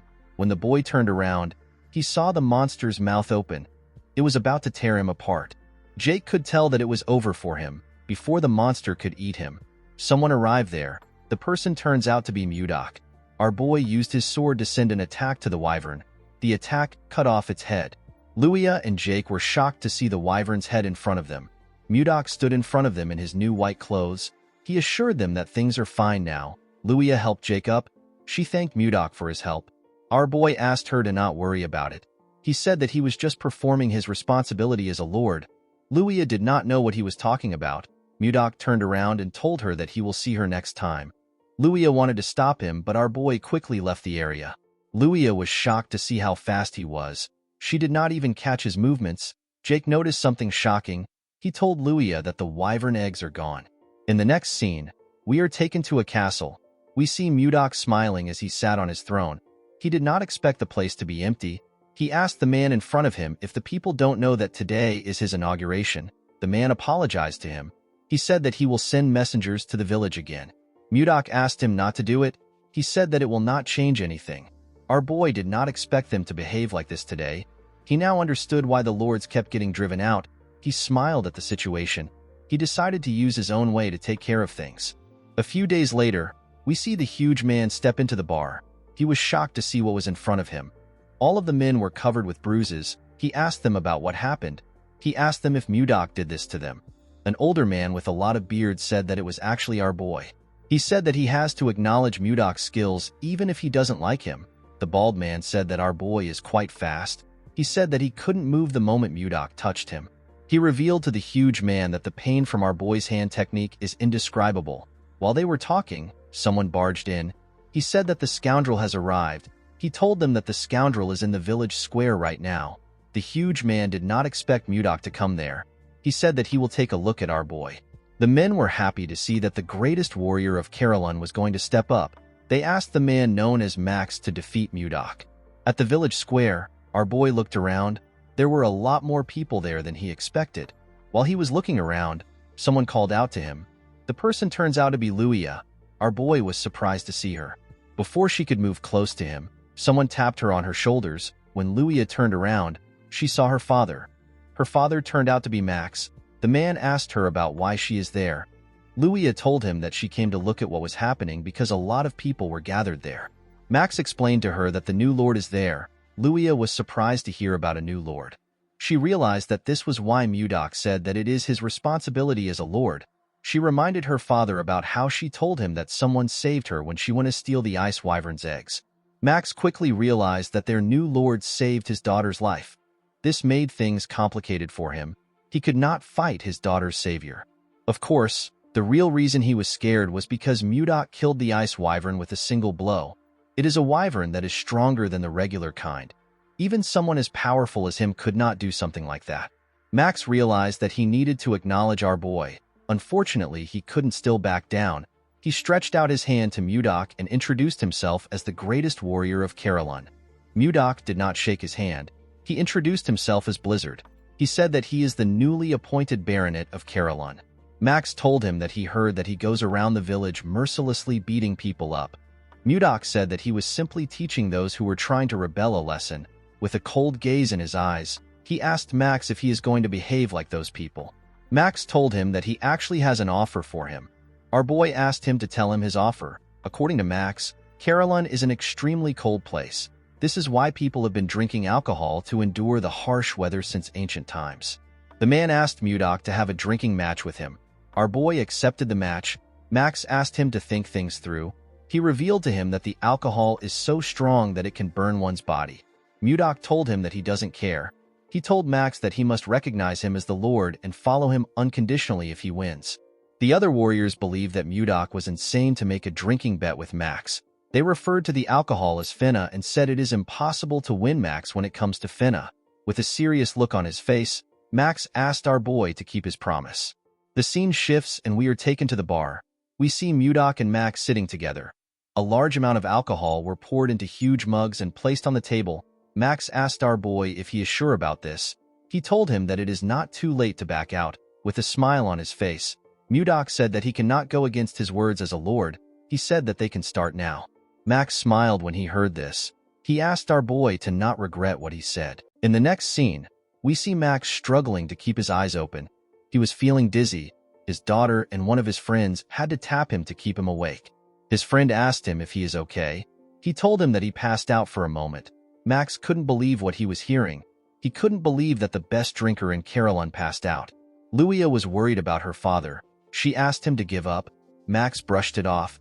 He told her that he is not yet drunk. He did not want to accept the fact that he was losing. He grabbed a mug and told Mudok that they should have one more drink. Mudok poured him some drink. He advised the man to not overdo things. Max was shocked to see that our boy was drinking like there is no tomorrow. When he tried to pour Mudok a drink, he poured it around the mug. Our boy asked him to focus on pouring the drink into the mug. Max placed his hand on his head. He wondered about how Mudok was still fine. Our boy asked him if he is going to give up now. Max put himself together and told him that he is good. He said that they can continue. The moment he said this, he drank another cup of liquor. Luia and Jake were quite worried when they saw this. Mudok simply drank his liquor in a calm manner. Luia and Jake were shocked to see that he wasn't drunk at all. Our boy dropped the mug on the table. He wondered if he was able to drink well because it had been a while since he had a drink. The moment he thought of this, he heard a loud sound. He quickly looked down. He smiled when he saw what was on the ground. He saw Max on the ground. The man had collapsed from drinking too much. Mudok said that he won. Everyone was shocked to see that Max actually lost. Our boy stood up. He said that everyone must gather at his castle in exactly 5 days. With a serious look on his face, he told them that he wants to see if they are the kind of people who keep their promises. 5 days later, we are taken to Mudok's castle. We see our boy on his throne. He was surprised to see the people in front of him. The people from the tavern were all gathered there. He told them that he did not expect them to come. He did not expect them to actually keep their promise. Max told him that they definitely keep their promises. Before he could go on, Mudok cut him off. Since they all knew who he was, our boy decided to go straight to the point. He told them that he will give them 10 days to prepare to move. Everyone was confused by Mudok's words. Our boy asked them to give him an answer. Luia asked him if they will all come and live in the castle with him. Mudok asked her if she really thinks that all of them will be able to live in the castle. Luia reminded him that he told them to pack their belongings. Mudok told her that he never said that they would live at the castle. With a smile on his face, our boy revealed to them that they are going to migrate to the north. Everyone was shocked to hear this. Mudok revealed to them that he has been wandering around for the past 5 days. He told them that he found a place in the north that could easily support 10,000 people. He said that they will no longer live scattered. He told them that they can live as one. The people were skeptical about Mudok's idea. Max revealed to our boy that the place he is talking about is currently inhabited by groups of ice ogres. Mudok asked him about what ice ogres are. Max told him that they are similar to normal ogres. Our boy asked the man if he is referring to the bald monsters who walk on 2 legs. Max asked him if he has met them. Mudok smiled when he heard this. He revealed to Max that he has eliminated all the ice ogres. Everyone was shocked to hear this. Mudok sat back down. He could not believe that they were worried about the ice ogres. He asked them to get ready to migrate. He assured them that he found a great place. After passing on his message, he asked them to leave. The next day, we see Mudok stretching his body. While he was stretching, someone greeted him. When he turned around, he saw Luia and Jake. Luia explained to him that she was frustrated that she wasn't able to greet him properly. She told Mudok her name. Jake also introduced himself. Our boy told them that he understands why they came to see him. He revealed to them that he was actually going to call for them. The two of them were surprised to hear this. Mudok assured them that it is not a big deal. He asked them to not be too nervous. With a smile on his face, he asked them to follow him. Our boy took the two of them to another part of the castle. When they arrived there, Luia and Jake saw something shocking. They saw the hatchlings of the ice wyvern. Luia was annoyed to see that it was Mudok who snatched the eggs. She asked him if he knows how hard they worked to get them. She asked him about why he did such a thing. With a smile on his face, Mudok asked them to tell him the person who saved them that day. Luia and Jake did not know what to say. When Jake tried to scold Mudok, he cut him off. He asked them to take the ice wyverns away. Luia was shocked to hear this. She asked him if he is certain. Mudok explained to her that he thought about raising them, but they eat too much and are very loud and noisy. He said that he can't think straight with them around. The wyverns were just too much for our boy. Luia told him that there is no point in taking the wyverns now. This is because wyverns perceive the first person they see after hatching as their mother. Mudok was annoyed to hear this. He could not believe that he had to continue taking care of this troublesome monsters. Jake asked him to stop spouting nonsense. He told him that ice wyverns are precious. Luia explained to him that ice wyverns are larger and stronger than most monsters. She told him that he has the opportunity to raise very powerful creatures. Jake said that he would have properly trained the wyverns and comfortably flew to Texten. Mudok asked him about where Texten is. According to Jake, Texten is located 1,000 kilometers west of Carolon. It is the second capital of the Gaia Kingdom. It is a place that doesn't lack anything. Mudok asked Jake if they can fly to such a distant place on the wyverns. Jake said that they should be able to reach there and be back in an hour. Our boy was shocked to hear this. He asked Luia to tell him how he can tame the wyverns. She asked him if he has changed his mind. Mudok said that he has. With a smile on his face, he said that he has come up with a brilliant idea. A few days later, the residents of Carolyn began a large migration under Mudok's instructions. While they were walking, Savina ran up to her master. She called out to him. Mudok turned around. The girl informed him that people are having a hard time. Our boy was not surprised to hear this. This people have been migrating for 3 days straight.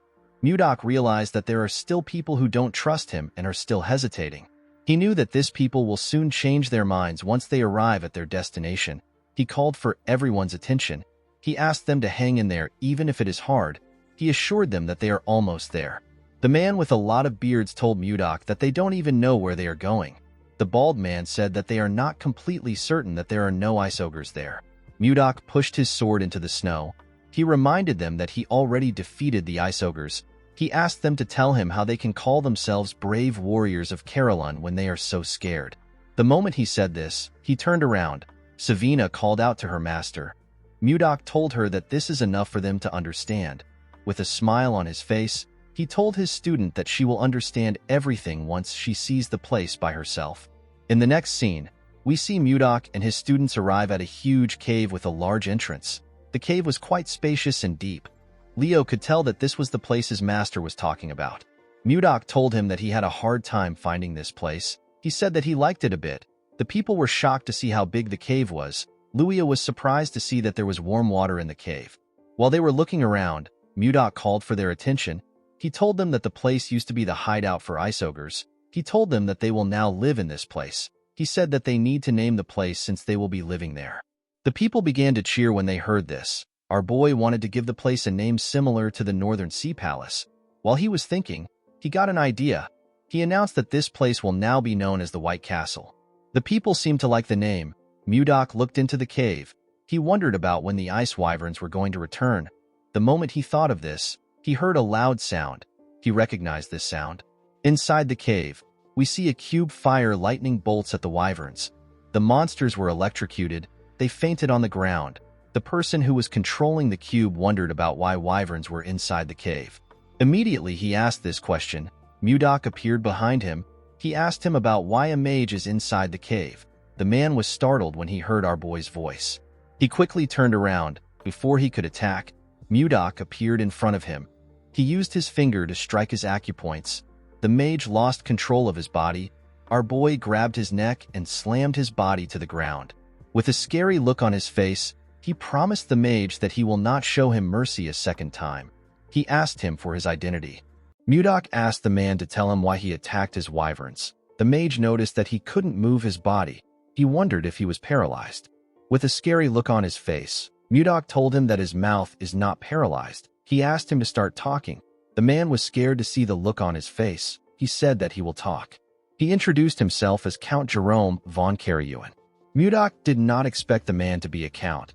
He revealed to him that he is a baronet. The moment he heard this, Jerome realized that our boy is the man known as Blizzard, the person who saved the king's life and received a title and a land.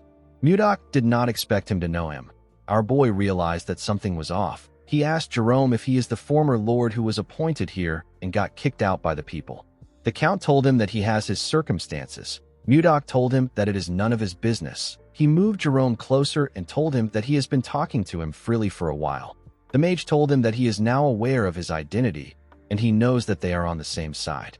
Mudok did not respond to him. Jerome asked him if he said something wrong. Our boy grabbed his head and told him that he is wrong. The man screamed out in pain. Mudok told him that he does not care about equality. He reminded him that he failed to fulfill his responsibility. He told him that he should have turned down the title. Mudok told him that equality doesn't matter to him. The count begged our boy to spare him. Mudok told him that he will give him special treatment for once. He advised him not to think about fighting him again. The moment he said this, Mudok released the pressure on his acupoints. He told Jerome that he can now move his body. The man quickly went on his knees. He was breathing heavily. With a terrifying look on his face, Mudok told him that he will seriously kill him if he says anything stupid. Jerome assured him that he won't do anything like that. Our boy pointed at his wyverns and asked Jerome to heal them. He told him that he can come out after healing them.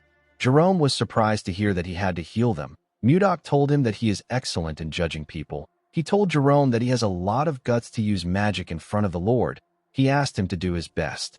The moment he said this, he turned around. Jerome tried to stop him, but our boy simply left him there. The Count fell to the ground.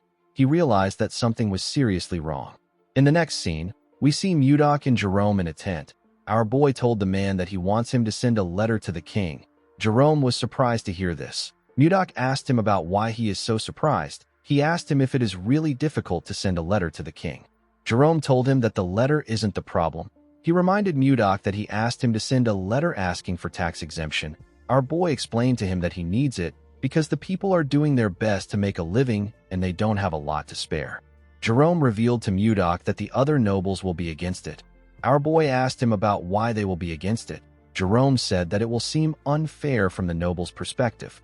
If this bill is passed, the nobles will threaten the king by telling him that they won't pay tax either because their circumstances are also as bad as Mudok's own. Jerome told our boy that the king will refuse his request no matter how much he favors him. Upon hearing this, Mudok became more certain that the nobles are the problem of the kingdom and Duke Icarus is the one controlling them. He asked Jerome to suspend the idea. The Count was relieved to hear this. Mudok moved close to him and shared another idea with him. Jerome was surprised to hear his idea. He asked Mudok if this is possible. Our boy told him that it is not impossible. Jerome said that it might work because it is the same case. Mudok told him that they need to get ready without delay. In the next scene, we see the citizens gather in another part of the cave. Jake asked someone if he knows why their lord suddenly gathered them. Before the person could reply, Mudok asked if everyone is already gathered there. Everyone quickly turned to him. Luia told him that she came armed as instructed. She asked Mudok about why they are gathered there. Our boy said that he will explain now. He ordered everyone to hunt down ice wyverns. He told them that their goal is to get the eggs of the ice wyverns. The warriors were surprised to hear this. They knew that it wasn't easy to get the egg of an ice wyvern. Mudok explained to them that they will create groups filled with 30 people for the sake of their safety. He asked them to focus on getting at least one egg in each group. Jerome gave the warriors papers to show them which team they belonged to. Mudok announced that the team that brings back the largest amount of wyvern eggs will receive 100 gold. The warriors were shocked to hear this. An elf said that he has never imagined getting this amount of money in his life. Jake asked Mudok if he will really give them this kind of reward for the eggs. Max asked Mudok if he will really pay them 100 gold for the eggs. Our boy told him that he never makes a promise that he can't keep. He asked the warriors of Carolyn if they are up to the task. The warriors began to cheer. They asked Mudok to leave it to them. While they were cheering, Mudok ordered Jerome to follow each team for 10 days and keep an eye out for useful people. He said that he will use this people for different tasks later. Jerome asked Mudok if he is thinking of creating a knight's order. Our boy turned to him when he heard this. The man wondered if he said something wrong.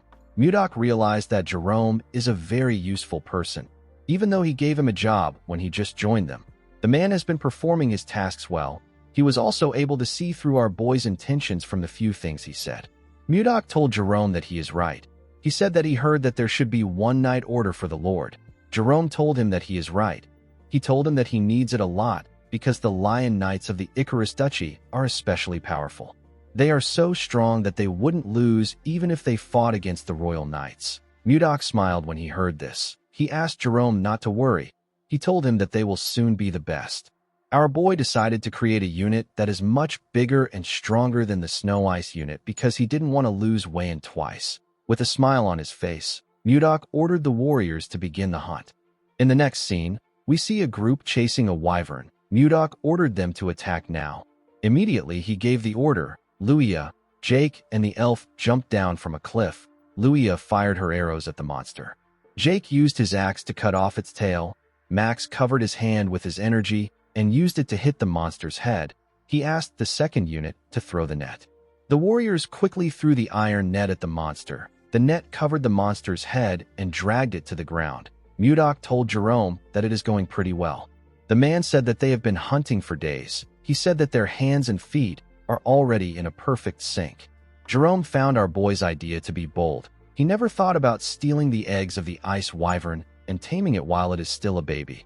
If everything goes well, they will be able to transport and sell hunting loots like leather and bones to distant cities with the help of the ice wyverns. Mudok asked his warriors to cheer up. He reminded them that they will be able to get a great reward if they bring back a lot of eggs. The warriors became motivated when they heard this. They decided to continue hunting. Jerome found it amazing that our boy united the uncontrollable Carolyn warriors into one. He could not believe that they were hunting monsters together. While they were watching the warriors, they saw one of them behead a wyvern at a crazy speed. The monster didn't stand a chance. The man's teammates commended him for this. They referred to him as Gale. Our boy was also impressed by his skill. He asked Jerome about who the man is. Jerome opened his book to see his name. He told Mudok that the man is known as Stuart Gale. Mudok believed that the man is famous since he has a nickname. Jerome told him that he is correct. He said that Gale is the hero of the commoners. He raids evil noble houses and gives the raid loot to the poor. Mudok asked Jerome to tell him why a guy like this is here. Jerome revealed to him that Gale was once caught in a trap. He was imprisoned, but he escaped from the prison and wandered all the way here. Mudok could tell that the man was a decent person from the way he interacted with the locals. He asked Jerome to report back to him if he finds anyone else who escaped from prison besides Gale. He told him that they might find another useful person. The man could not believe that his work had increased again. In the next scene, we see Mudok addressing the warriors in the cave. He commended them on their efforts in hunting the ice wyverns. He said that they have collected enough wyvern eggs. He assured them that he will give them the rewards he promised. The warriors began to cheer when they heard this. Max raised his hand to ask Mudok a question. Our boy asked him if something is wrong. The man said that he would like to know why he ordered them to get the wyvern eggs. Mudok realized that everyone was probably wondering why he asked them to gather wyvern eggs. He reminded them that ice wyverns recognize the first thing they see when they hatch as their mother. He said that he wants to tame the monsters using this method. He revealed to the warriors that he plans to use the tamed ice wyverns as transportation. The loaded wyverns will transport their goods to each country. Someone asked Mudok about which goods they will be selling. Our boy said that the first thing he can think of is leather. With a smile on his face, Mudok told them that their main product will be the Ice Ogre tribe. Max and the other warriors were shocked to hear this. Max asked his lord if he is planning to kill them. Luia said that she is not yet ready to die. Mudok ordered his warriors to calm themselves. They quickly closed their mouths. Our boy asked them to tell him the person who wiped out the ice ogre that had been lurking around this white castle not too long ago. The men told him that it was him. Mudok told them that they are correct. He asked them if they really believe that he is going to allow them to become an ogre's food. The warriors realized that things are different from before. They believe that things will work out with their current lord. Mudok asked them if they are interested. The warriors shouted that they are. Our boy told them that he will give them the rewards like he promised. Before he could say anything else, one of his disciples ran to him. The boy called out to him. Mudok told Leo that he is still talking. He asked him about what is happening. Leo apologized to his master. He told him that it is something urgent. While breathing heavily, the boy revealed to Mudok that Savina is dying. Our boy was shocked to hear this. The scene shifts, and we see the other two disciples with Savina. The girl was shivering on the ground. Luffy covered her with a jacket. Sabina thanked him for the jacket. Annie was sad to see that Savina was still shaking. Luffy asked her to hang on. He told her that their master will soon arrive. The moment he said this, Mudok asked them about what is going on. The children quickly turned around when they heard their master's voice. Mudok quickly checked the girl's body. He was shocked to see that her body was in such a terrible condition. Savina told her master that everywhere is so cold. Mudok asked his students to tell him how she became sick. He asked them to tell him in detail. The students explained to him that they were helping Osborne find a place to build a nest for the ice wyvern eggs. While they were looking around, they discovered a huge flower field full of glacial flowers that they had only seen in books. Savina wanted to show their master the flowers, so she took some from the ground. When they returned with the glacial flowers, Savina fell to the ground and began to tremble. The kids were shocked to see this. Leo asked their master about what they should do. He said that Savina might not wake up. Mudok patted him on the head and asked him to calm down. He told him that this won't happen. Our boy decided to take a look at the glacial flower. He was surprised to see the flower.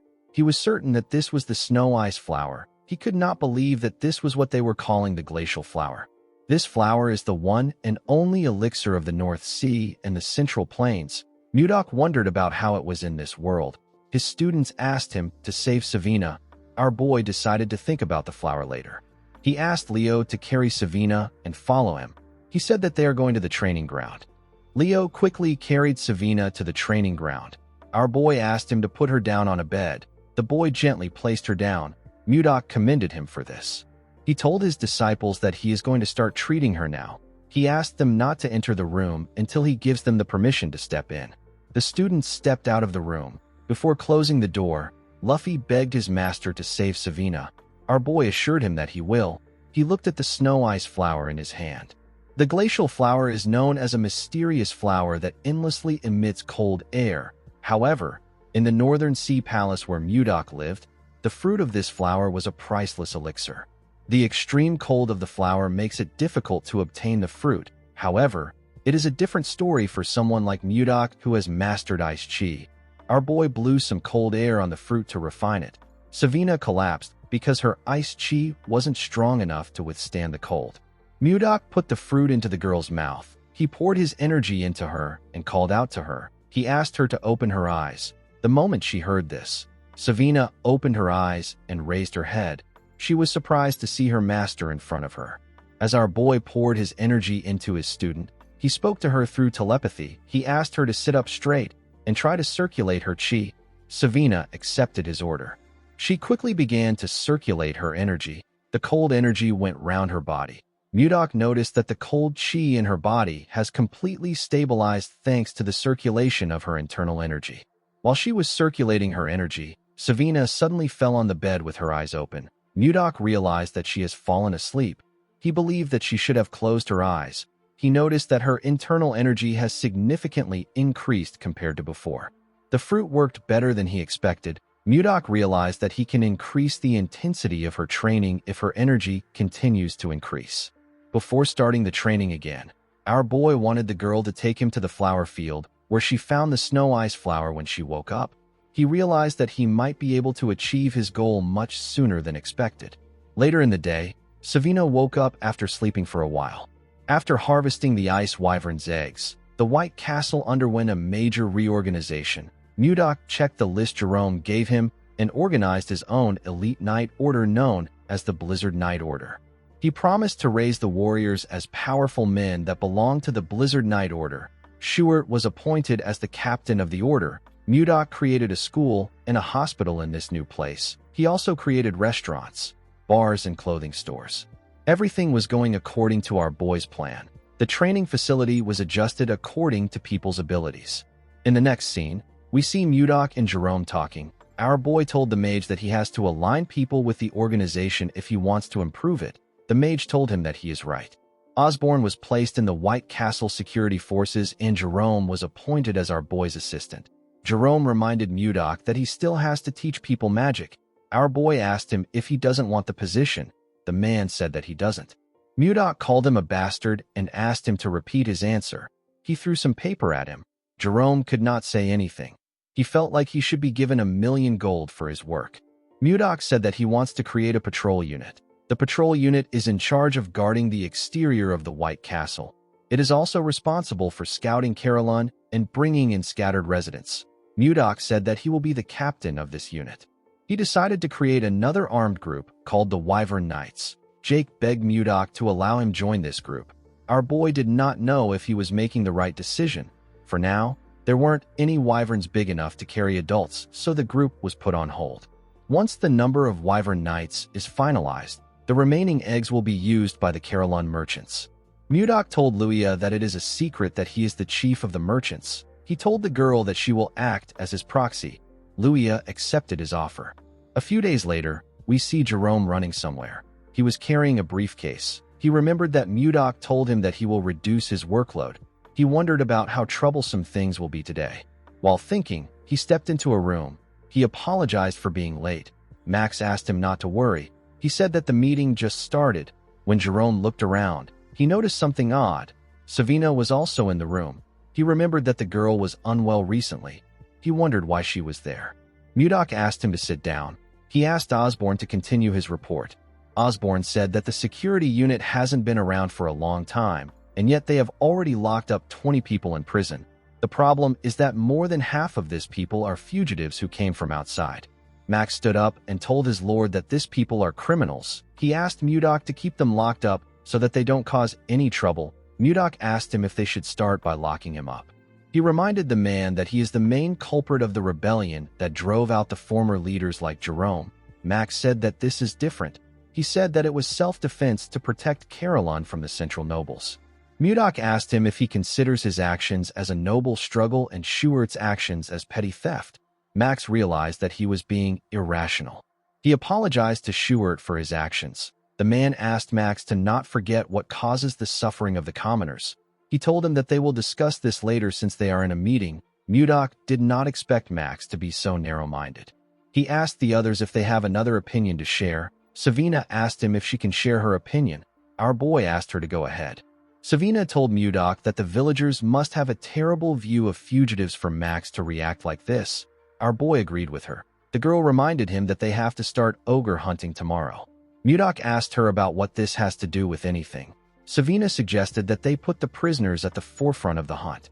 Everyone was shocked to hear this. Mudok actually liked the idea. He asked Savina to keep talking. In the next scene, we see an ogre screaming in the forest. A man with some bandages on his face informed Schuert that they could have lost the ogre. This man is Lenin. He is a grade 1 escapee. There was a huge man holding an axe behind Schuert. This man is Gregor. He is also a grade 1 escapee. Schuert ordered the men to attack the ogre once they get far enough. He asked them to erase the monster's tracks and attack it. The men accepted his order. While the ogre was looking around, Lenin and Gregor charged at it from behind. They landed their attacks on the monster's back. The ogre screamed out in pain.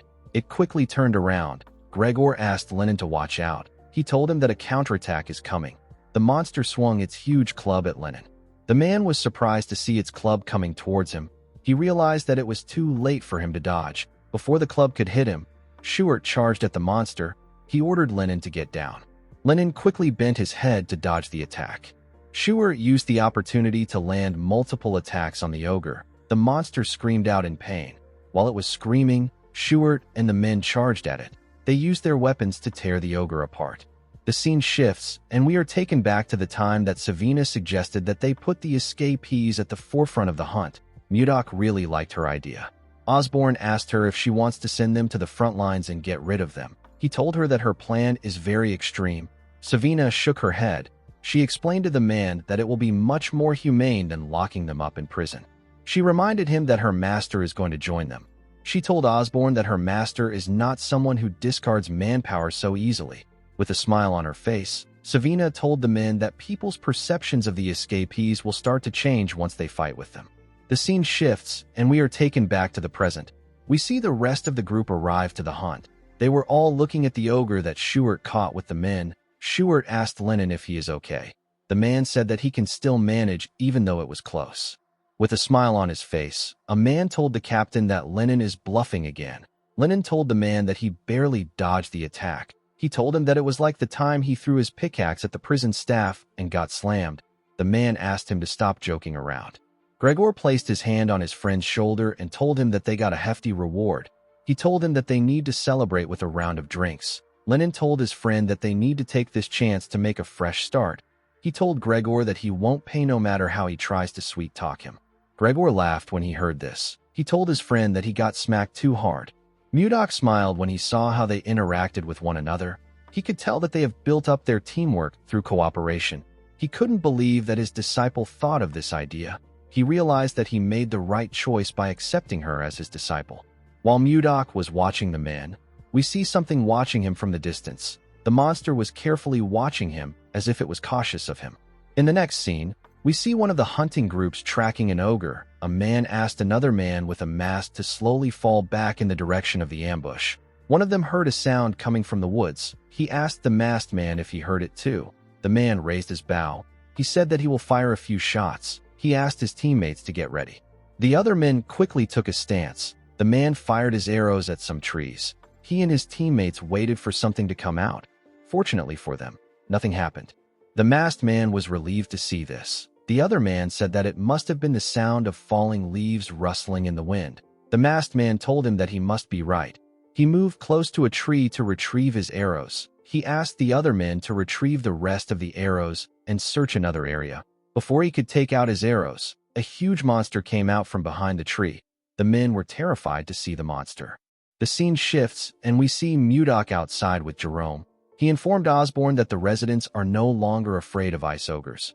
Osborne told him that they are all ready to hunt. Jerome told our boy that it is all thanks to his leadership.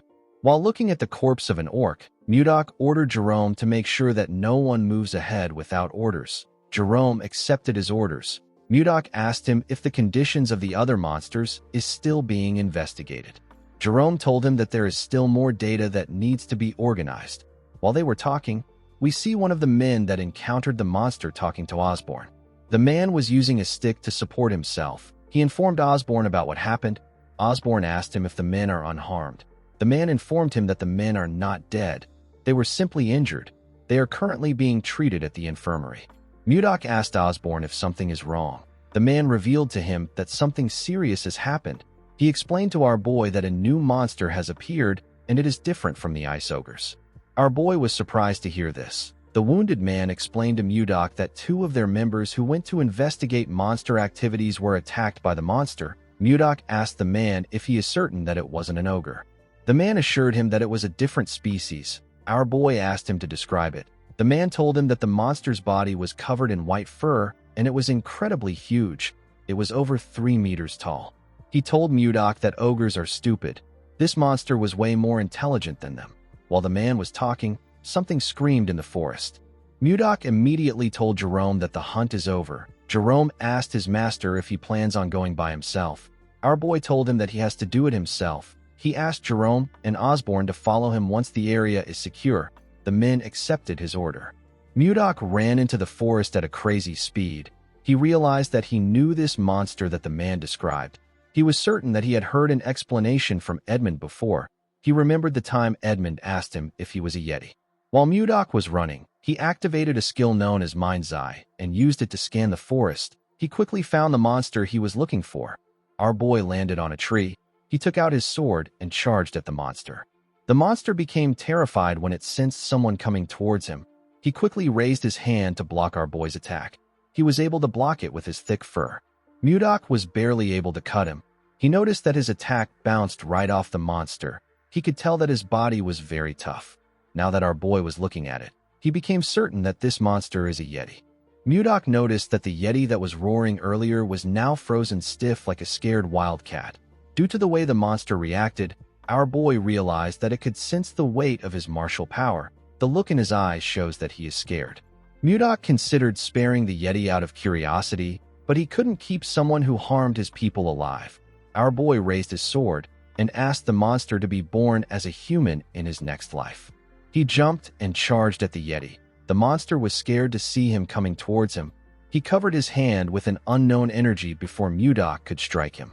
When Mudok's sword got close to the monster, it destroyed everything around him and cleared the area.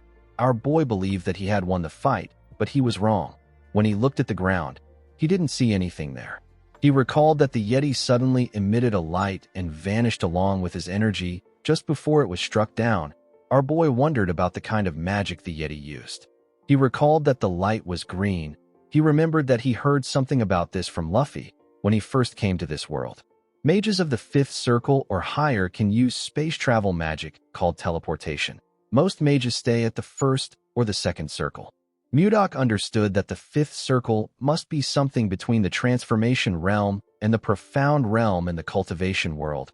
He could not believe that a monster covered in white fur used such an extraordinary magic. Of course, this didn't really matter to Mudok. Even if it was spatial movement, our boy could still catch up to it. He turned around and fired his energy in the direction of the monster. He tore through the forest with his ice chi. Unfortunately, the Yeti still escaped. Mudok did not expect a big monster like that to run off like a rat. He could still sense the Yeti's presence nearby. Even though it was teleporting, it couldn't get very far from our boy. Mudok could tell that the monster was about 1.5 kilometers away from him. While looking around, our boy felt something. He carefully placed his leg on a tree. He sensed a cave below. When he arrived at the entrance of the cave, he saw something shocking. He saw a huge library. He could not believe that there is a library in the middle of this snowy field. While he was looking around, he found the Yeti behind a shelf.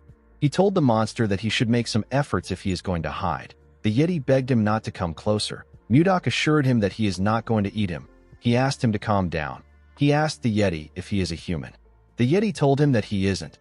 He said that he is a great warrior of horse. He told him that his name is Condal. Our boy wondered if he had heard about a warrior of horse. Jerome appeared behind him and told his master that it is a term that means Yeti. Mudok commended Jerome on finding this location. The mage informed his master that there were signs of destruction nearby.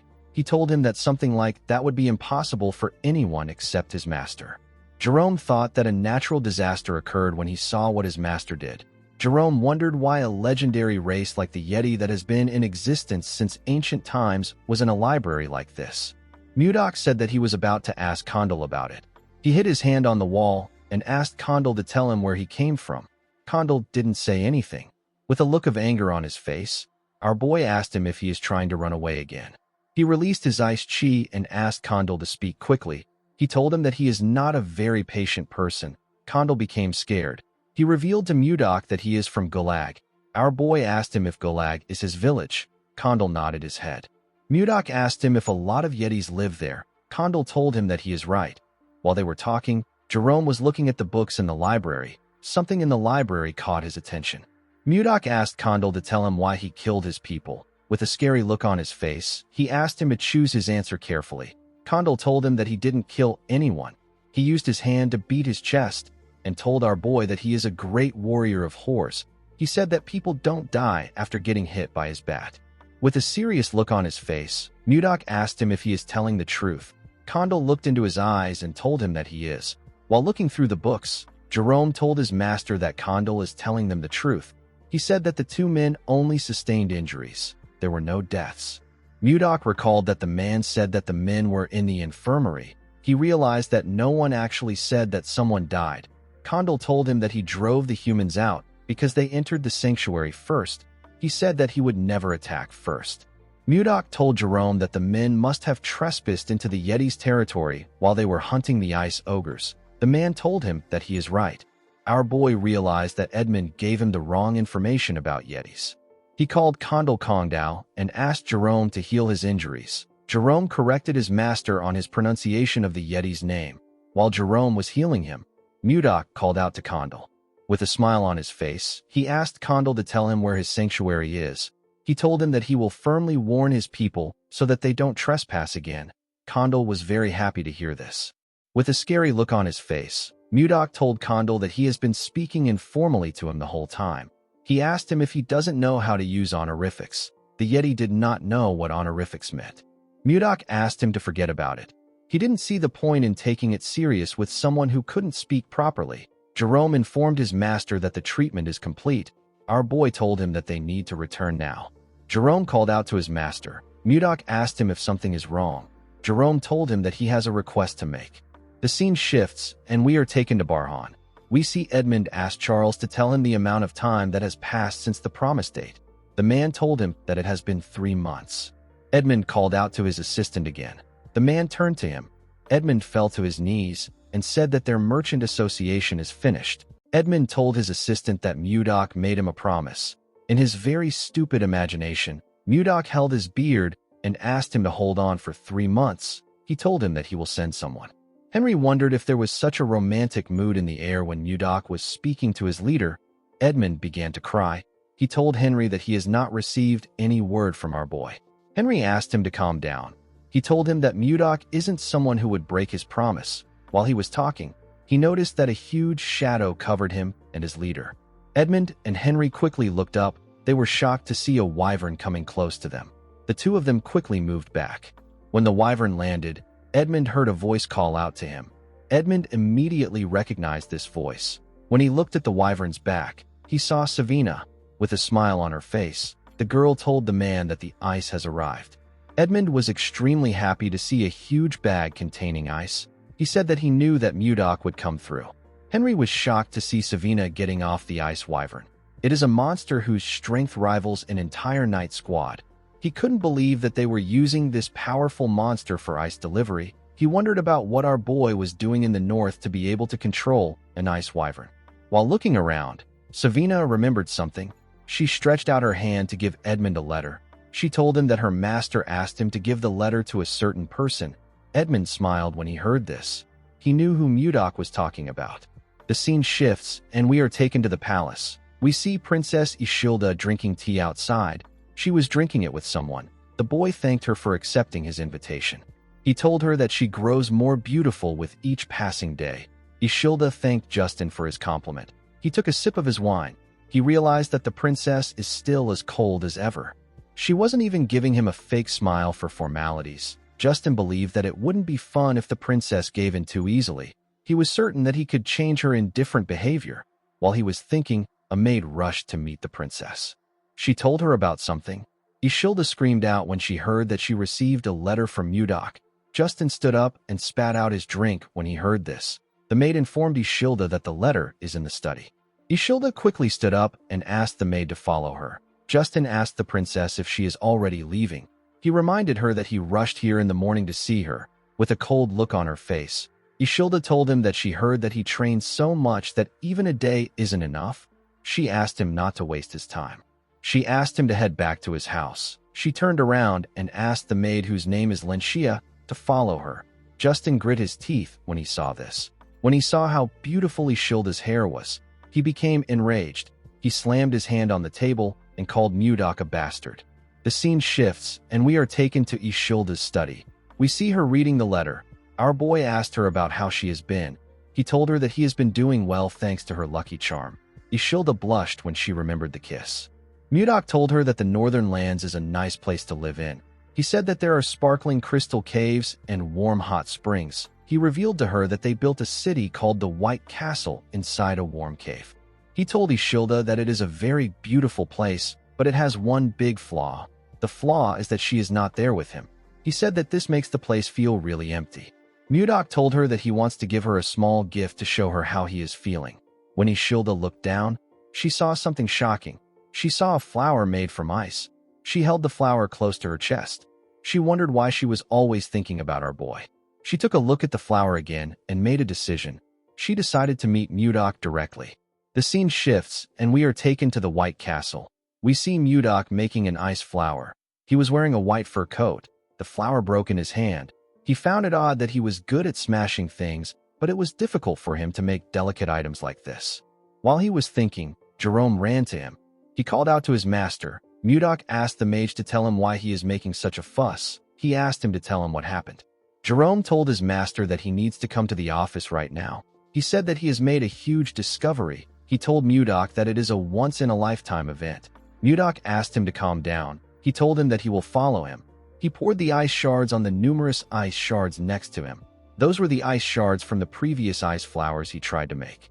At the office, Jerome revealed to our boy that the library he found belongs to an ancient mage. Mudok acted surprised. He asked Jerome to tell him what the big deal is. The mage told his master that his reaction is too poor.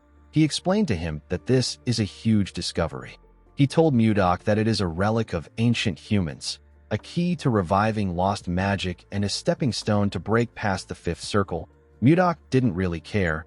He noticed something odd. He turned to Jerome and told him that he is sensing something intense coming from his waist. Jerome was shocked to hear this. With a shaky tone in his voice, he told Mudok that it is not important. He said that he didn't report it because it was worthless. Mudok used his chi to drag a bag out of Jerome's clothes. Jerome became scared. With a smile on his face, our boy told the mage that he needs to see it since he is trying so hard to hide it. When he opened the bag, he found something odd inside. He found some shiny rocks inside the bag. Jerome explained to his master that he wasn't trying to hide the stones. He told him that the stones are filled with condensed mana. They are called mana stones. Mudok asked Jerome to tell him what he wanted to use the mana stones for. Jerome gathered his mana and revealed to Mudok that he is currently a fourth circle mage. He has nearly reached the fifth circle, but he hit a wall that has been holding him back for a while. He told Mudok that he believes that a mana stone might help him overcome it. Our boy understood that it wasn't easy for him to surpass his current level. He told Jerome that he understands how he feels. The mage thanked him for this. Mudok revealed to him that he will not allow him to use the mana stones. Jerome was annoyed to hear this. He explained to Mudok that increasing his power will benefit the White Castle. He begged our boy to allow him use it. Mudok denied his request. He explained to him that he might be able to break through his wall with the mana stones now. He asked him about what he will do after that. He asked him if he will start searching for another mana stone again. Our boy told Jerome that this isn't important when stepping into a new realm. The important thing is the efforts he makes to gain true understanding. Mudok explained to him that growth comes from time and effort. It has no shortcuts. Jerome clenched his fist and released it. He realized that his master was right. He recalled that he reached the fourth circle with his own efforts. Jerome remembered someone telling him that magic isn't something he can learn in a hurry. The man told him that he will be able to understand what magic is as he slowly progresses. Jerome told Mudok that he started forgetting his grandfather's words without realizing it. Mudok was relieved to see that Jerome understood him. He was already ready to beat his intentions into him. He asked Jerome to tell him what they can use the stones for apart from increasing his ability. The mage revealed to him that it can be used in almost every magic. It is extremely versatile. It can be used in mana amplification, barrier shields, and even communication spells. Mudok was shocked to hear this. He asked Jerome if a person can communicate without a mage with the mana stones. Jerome told him that he is correct. He explained to him that someone without magic can communicate with it, as long as he casts communication spells on the mana stone. He told Mudok that this is a high-quality mana stone. They can use it to communicate all the way to the Zeba Empire across the sea. Our boy picked up a cup and asked Jerome if he knows the most important thing in governing a country. Jerome said that he is not sure. Our boy revealed to him that it is the speed of information. He told him that the country that gathers and delivers information faster can change the game. He ordered Jerome to turn all the mana stones into communication stones. The scene shifts, and we are taken outside the White Castle. We see Mudok, Jerome, and Osborne standing outside. Jake called out to our boy with the mana stone and asked him if he can hear him. Mudok and Osborne were surprised to see this. Our boy told Jake that he can hear him clearly. He asked Jake about how far he has gotten. While riding a wyvern, Jake told Mudok that he is 10 kilometers above the plains from the White Castle. He told our boy that he can hear him perfectly. Mudok was happy to see that the signal did not have any interference. He said that the communication stones test is a success. He announced that they will use the communication stones to stay in contact from now on. The moment he said this, he heard Jake saying that the wyvern is amazing. Jerome and Osborne became worried when they saw that the boy interrupted their master. He asked the wyvern to do a triple spin nosedive. Our boy was annoyed to hear the boy's voice. He ordered him to come back. He squeezed the communication stone and ordered Osborne to increase the training intensity when Jake returns. Jerome begged his master not to break the communication device. Before Mudok could break it, someone called out to him. When he turned around, he saw some wyverns landing in front of the White Castle. The person who called out to him was Savina. The girl told him that she is back. Mudok was happy to see her. He asked her to come in. In the next scene, we are taken to the meeting room. We see everyone seated. All of them now had new white uniforms. Mudok was reading a letter in the room. Savina asked her master if there is something wrong with Edmund's letter. Mudok told her that there isn't. He revealed to her that he asked Edmund to send him information about the political climate of nearby countries. He said that Edmund talked about it in great detail. Mudok noticed that a particular name was mentioned a lot of times in the letter. The name is Anos. The name felt strange to Mudok. He asked the people there if they know anything about Anos.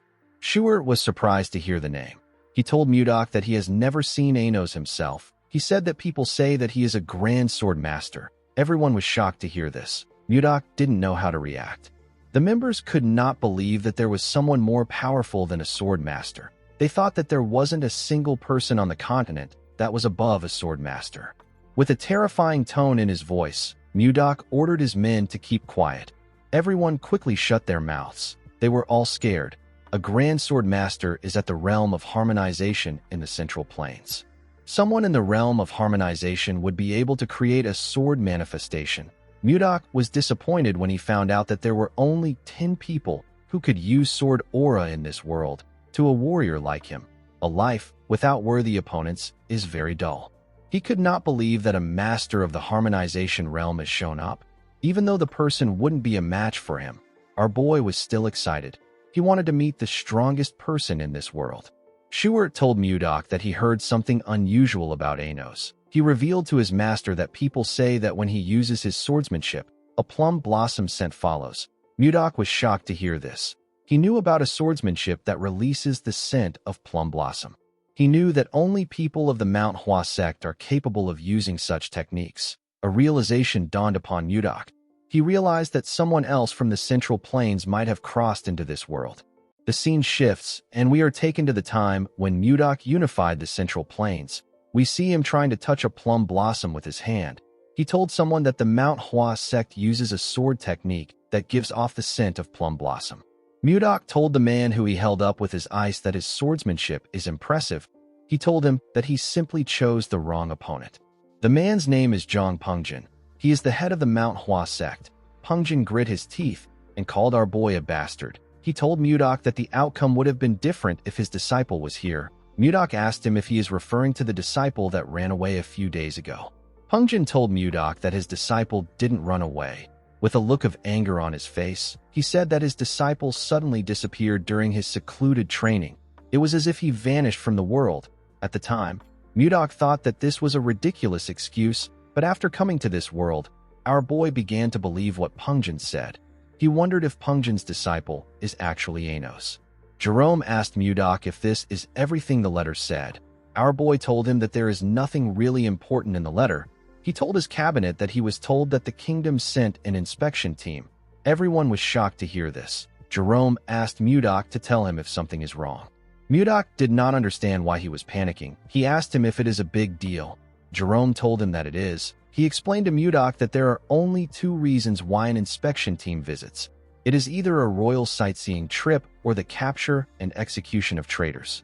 Jerome believed that they needed to be prepared. He asked Mudok about when the inspection group is coming. Our boy raised his hand and pointed outside. Jerome quickly turned around. Mudok told him that it is currently 1 p.m.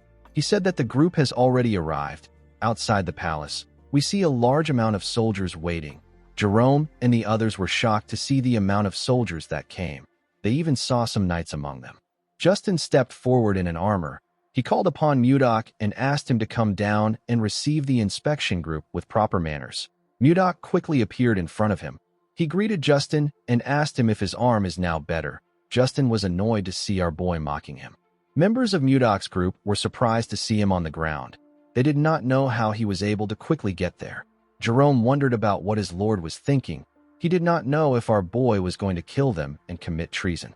Mudok smiled and asked the princess to come out. Ishilda asked Justin to refrain from making threats. She stepped out and took off her hood. She asked our boy if he has been well. In the next scene, we see Ishilda smiling as she looked around the White Castle. She was surprised to see how beautiful the crystal cave was. She told him that she wants to see the hot springs. Our boy asked her to follow him. Mudok found out that the inspection group came there for a royal sightseeing trip. After Ishilda read his letter, she begged her father until he let her come with the inspection group. While showing her around, Mudok told the princess that she is still as stubborn as ever. He reminded her about the lucky charm she gave him. Ishilda began to blush when she remembered the kiss. She told Mudok that the topic is off limits for now. Upon seeing how shy she was, Mudok realized that she is still the same way she was in the Central Plains. As he walked past some ice crystals, our boy realized that it has been a long journey for him. He conquered the martial world to avenge Wayan, and after a long detour, he finally met her again. Even though her appearance has changed, Mudok was simply happy that he gets to be reunited with her. Ishilda was quite happy to see the hot springs. She said that it is quite beautiful. Mudok hugged her and told her that she is even more beautiful to him. Ishilda was surprised to hear this. Our boy told her that he really missed her. He then called her Wan. Ishilda's expression became grim when she heard this. She let go of him. Mudok immediately realized that he messed up. Ishilda asked him about who Wan is.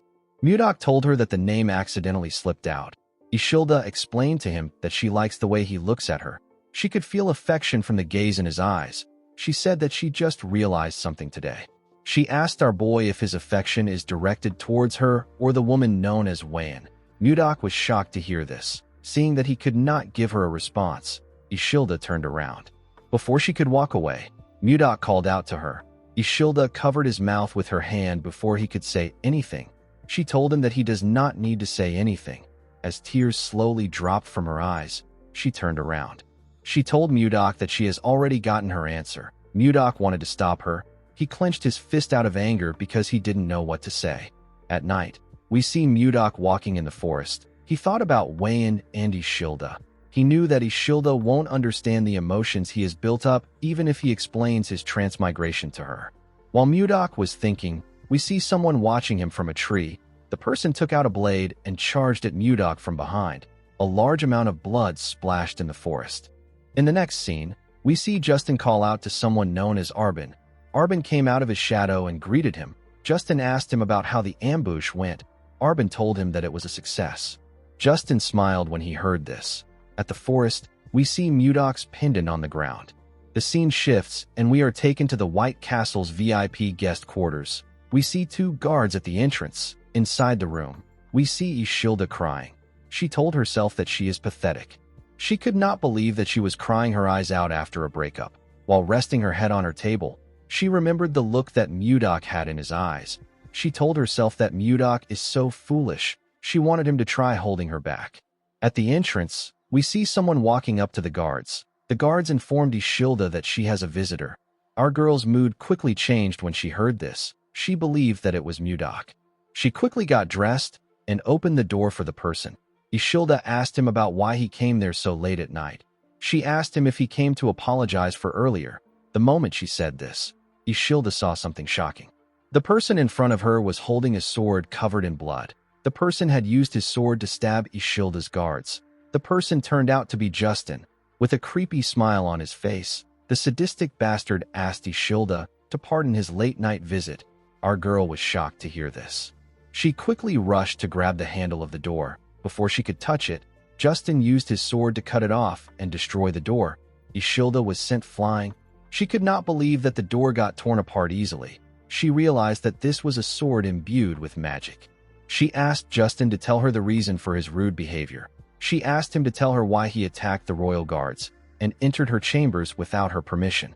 Justin told her that anyone who dares stand in a noble's way must be ready to face the consequences of their actions. He moved close to Ishilda and told her that she is the one being rude. He told her that she ignored his feelings and held on to some guy who appeared out of nowhere. Ishilda asked him to repeat what he said. She could not believe that he did all this over something so petty. She told Justin that Mudok won't sit back and let him do as he wishes. Justin found it funny that she still thought of Mudok even in her current situation. He told Ishilda that our boy is dead. The girl was shocked to hear this. Justin revealed to her that he sent an elite assassination squad after our boy. He told Ishilda that the ambush was successful. He said that she won't even find Mudok's corpse. He raised his hand when he said this. As his hand slowly got close to her, Ishilda called out to Mudok. Outside the castle, we see Mudok raise his hand and release his energy. His cold energy got released in the room. Justin was shocked to feel something moving his body. Ishilda was also shocked to see this. Our boy clenched his fist and used his energy to slam Justin's body on the wall. He dragged Justin out of the room. The boy immediately knew that it was Mudok that was doing this. He called him Baron Blizzard. Our boy threw Justin to the ground and ran into the room. He covered Ishilda with his jacket and asked her if she is okay. He gently smiled at her. Ishilda was quite happy to see him. She told him that she is fine. She asked him if he is okay. While they were talking, we see Justin's sword releasing a dark energy in the room. Our boy was able to sense this energy. He quickly raised his hand and used it to block the attack of the sword. He realized that the sword was being controlled with chi. The sword moved past him and went outside. We see someone grab the sword outside. Mudok pulled Ishilda up and called Justin a bastard. He saw the boy wearing an armor that released an ominous energy. Our boy realized that Justin has planned this entire thing thoroughly. The scene shifts, and we are taken to the past. We see Justin telling his father that he wants to take Mudok down. The armor he is wearing was in his father's room. Justin asked his father to lend him his personal assassination squad. He knew that the assassination squad was strong enough to kill anyone. Duke Icarus grabbed the sword which was on the armor. He told his son that his personal assassination squad won't be enough. The armor disappeared and went into the sword when he said this. The Duke told his son that he will need to prepare thoroughly if he wants to kill Mudok. The scene shifts, and we are taken back to the present. We see Justin holding the magic sword that moved freely with the user's mana and creates a magic armor. Justin swung his sword and released a huge attack at Mudok. Our boy quickly pushed Ishilda away to protect her. The attack destroyed the building. Justin believed that he could defeat a grand sword master with this sword. He laughed like a madman when he saw the damage he caused with his attack. He called Mudok a bastard and asked him if things are different from last time. He said that it is good that the assassins failed. When the dust cleared up, we see Mudok's arms covered with bruises. He put his hands down. Justin said that he wants to rip our boy apart with his own hands. Ishilda told Mudok that he is bleeding from his arm. Our boy asked her to stay back. He told her that she needs to stay in a secure place. Ishilda knew that he was right. She asked him if he will come back. Mudok turned around and gently smiled at her. He asked her to hide well and stay put. The moment he said this, he jumped down. He told Justin that he looks different from last time. The boy laughed when he heard this. His helmet slowly covered his face as he laughed. Mudok told him that he doesn't still see any reason in him. Justin raised his sword and asked our boy not to give him more of his useless lectures. Immediately he said this. He threw his sword at our boy. Mudok pushed it aside with a simple swing of his hand. Justin appeared in front of him the moment he did this. He swung his sword at Mudok. Our boy covered his arm with his energy and used it to block the attack. Due to the clash of their energies, they both got pushed back. Justin appeared in front of Mudok and asked him to stop his nonsense. He smiled when he saw that he was in front of our boy. He believed that he got him on the ropes. He believed that Mudok was already worn out from fighting the assassination squad. He was certain that this was the perfect time to kill Mudok. He raised his sword and told our boy that this is the end. The moment he said this, Mudok fired his energy at him and used it to knock his sword out of his hand. Justin was shocked to see that our boy fired at the same hand which he injured before. He fell on his knees and held his wrist, which had turned red. Mudok moved close to him and told him that they are at a good range. He told him that his attacks won't be able to reach the princess at their current range. Justin was surprised to see that Mudok pretended to be hit just to create some distance between them and Ishilda. Our boy explained to him that a cornered rat will bite a cat if it is desperate. He told him that a rat bastard like him could harm Ishilda. Justin grit his teeth out of anger when he heard this. He stood up and quickly put the armor together. He told Mudok that he has underestimated him. Immediately he said this. Mudok placed his hand on his breastplate. He told Justin that he was actually just being cautious. He told the boy that he does not want to lose Ishilda again. The moment he said this, Mudok released his attack on Justin. His attack froze the entire cold forest. It touched everything around them. Justin fell on his knees. His armor began to fall apart. Justin did not understand what was happening. While shivering, the boy realized that something was wrong with his mana. He could not gather his mana. Mudok advised him not to waste his time trying to gather mana. He revealed to him that he destroyed his Dantian, which is also known as Energy Core. With a cold gaze in his eyes, he revealed to Justin that he will no longer be able to gather and use mana for the rest of his life. Justin was horrified when he heard this. He clenched his fist. He wanted to punch Mudok. Our boy gave him a hard slap on his face. Justin fell to the ground. Mudok asked him to live the rest of his life atoning for his mistakes. He told him that he has finally become one of the weak, even though he tormented other weak people. While he was talking, Mudok noticed that the sun was rising. He used his hand to cover his face. He seemed to be happy to see the sunrise. He said that he has wasted too much time. Mudok locked Justin and his men in prison. The boy was still traumatized by the fact that he couldn't use his mana. Since he had taken care of Justin, Mudok planned to have a date with Ishilda. Unfortunately, our boy's mood got ruined by what he saw. He saw Ishilda holding someone's hand outside. She was holding Jerome's hand. The girl smiled as she spoke to the mage. Mudok could not comprehend what was happening. 15 minutes earlier, we see Mudok asking his men to look around. He said that something will be around there. He asked them to find it.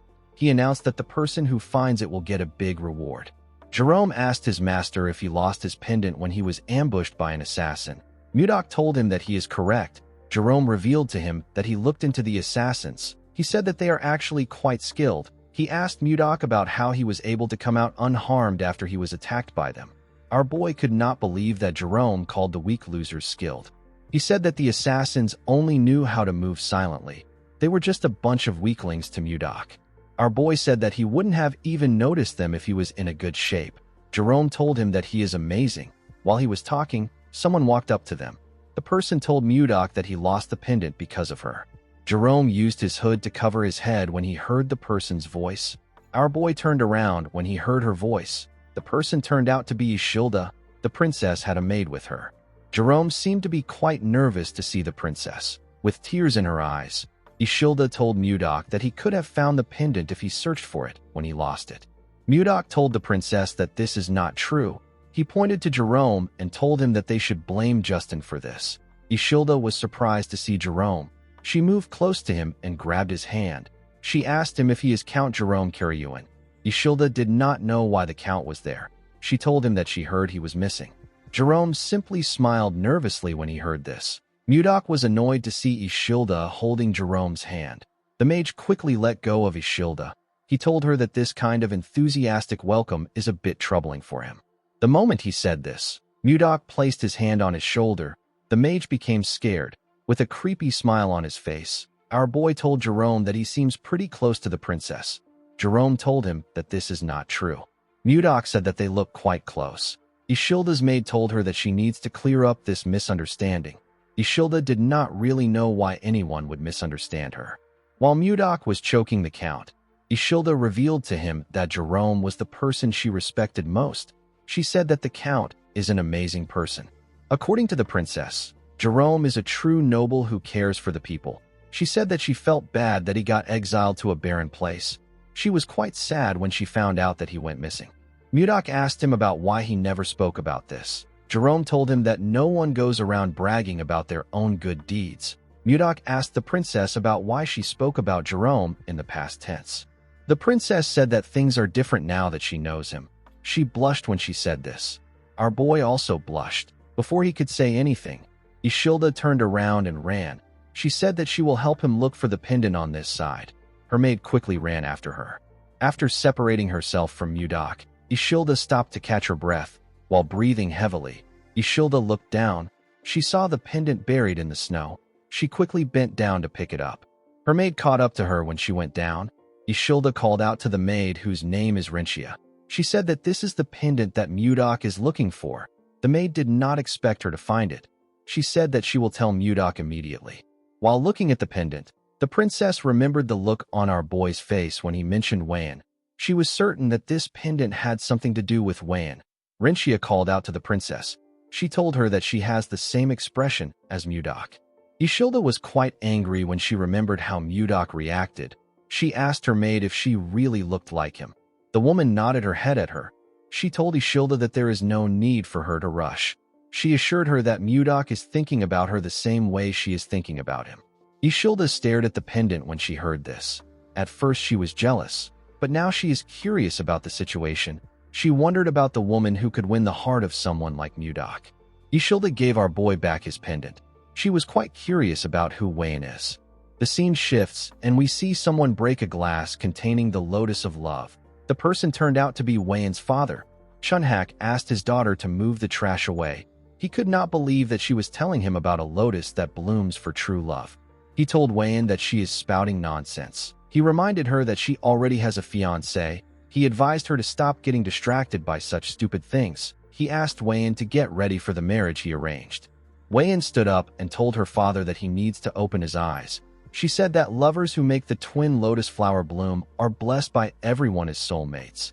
The girl was sad that her father only spoke about a political marriage even after witnessing such a miracle. She told her father that the martial alliance must matter to him more than his daughter. Chunhak was hurt by her words. He clenched his fist out of anger. Wayne reminded him that he abandoned her mother for the martial alliance. Before she could say anything, Chunhak ordered his guards to lock her up. He ordered them not to allow her go to the ice palace until the wedding is over. He asked them to keep her under strict surveillance. With tears in her eyes, Wayne called out to her father. She begged him to not do this. The girl told herself that she should have never returned there. In the next scene, we see Ishilda open her eyes. She wondered why she had such a weird dream. The scene shifts and we see Ishilda and her maid looking at a hot spring. Ishilda was still thinking about the woman she saw in her dreams. She wondered about who she was. While she was thinking, Mudok walked up to her. He asked her if something is wrong. The girl turned around and told him that she is fine. With a sad look on her face, she told Mudok that there is nothing to worry about. Our boy noticed that she was sad. He turned around and asked the princess to join him on a trip to clear her mind. Ishilda did not expect to hear about a trip. When they went outside, they saw a screaming wyvern slowly coming close to them. Rinchia went down and put her hands on her head. She was quite terrified. Ishilda was actually fascinated. She did not expect to see ice wyverns. She was quite excited. She said that she has never seen ice wyverns that were tamed. Mudok explained to her that the wyverns have been trained since they were little. He assured her that the wyverns are very friendly. He asked her not to fear them. The moment he said this, he saw some people walking towards them. It was Jerome and Jake. Jerome was carrying a suitcase. He told his master that departure preparations are complete. Mudok asked him if he also prepared something. Jerome said that he did. Immediately he said this. Something jumped out and landed on the ground. Rinchia screamed when she saw the thing. Jerome apologized to her for scaring her. He introduced her to a smaller version of Kondal. He told her that he is a Yeti. Ishilda was shocked to hear that she was looking at a Yeti. She recalled that the Yetis are a legendary tribe said to live in the snowy fields. The princess quickly picked the Yeti up. She said that she never imagined Yetis to be a small and cute race. With a nervous look on his face, Jerome told the princess that he is glad she likes him. Our boy gave him a thumbs up. Before seeing Ishilda, Mudok told Jerome that the princess will be startled if she sees Kondal. He asked the mage to shrink him with magic. Jerome told his master that magic isn't almighty. He said that he will still do it. Ishilda placed Kondal on her head and pressed his fluffy fur. She smiled brightly as she touched the Yeti. Mudok was happy to see her smiling. He told the princess that they need to go now. He called out to a wyvern called Lilith. The wyvern bowed her head to him. Mudok got on her and stretched his hand out to Ishilda. He asked her to take his hand. Ishilda blushed when she heard this. She raised her hand and grabbed Mudok's hand. Our boy helped her sit on the wyvern.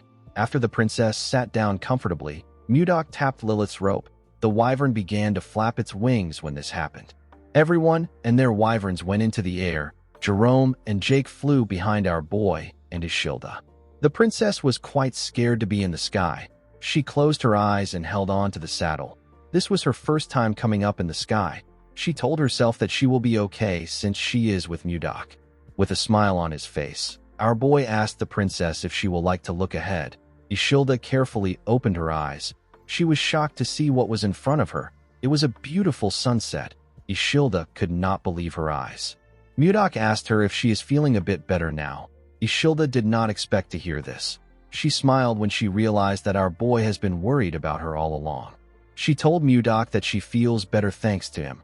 Our boy smiled when he heard this. He asked the princess to hold on tight. Ishilda did not know why he said this.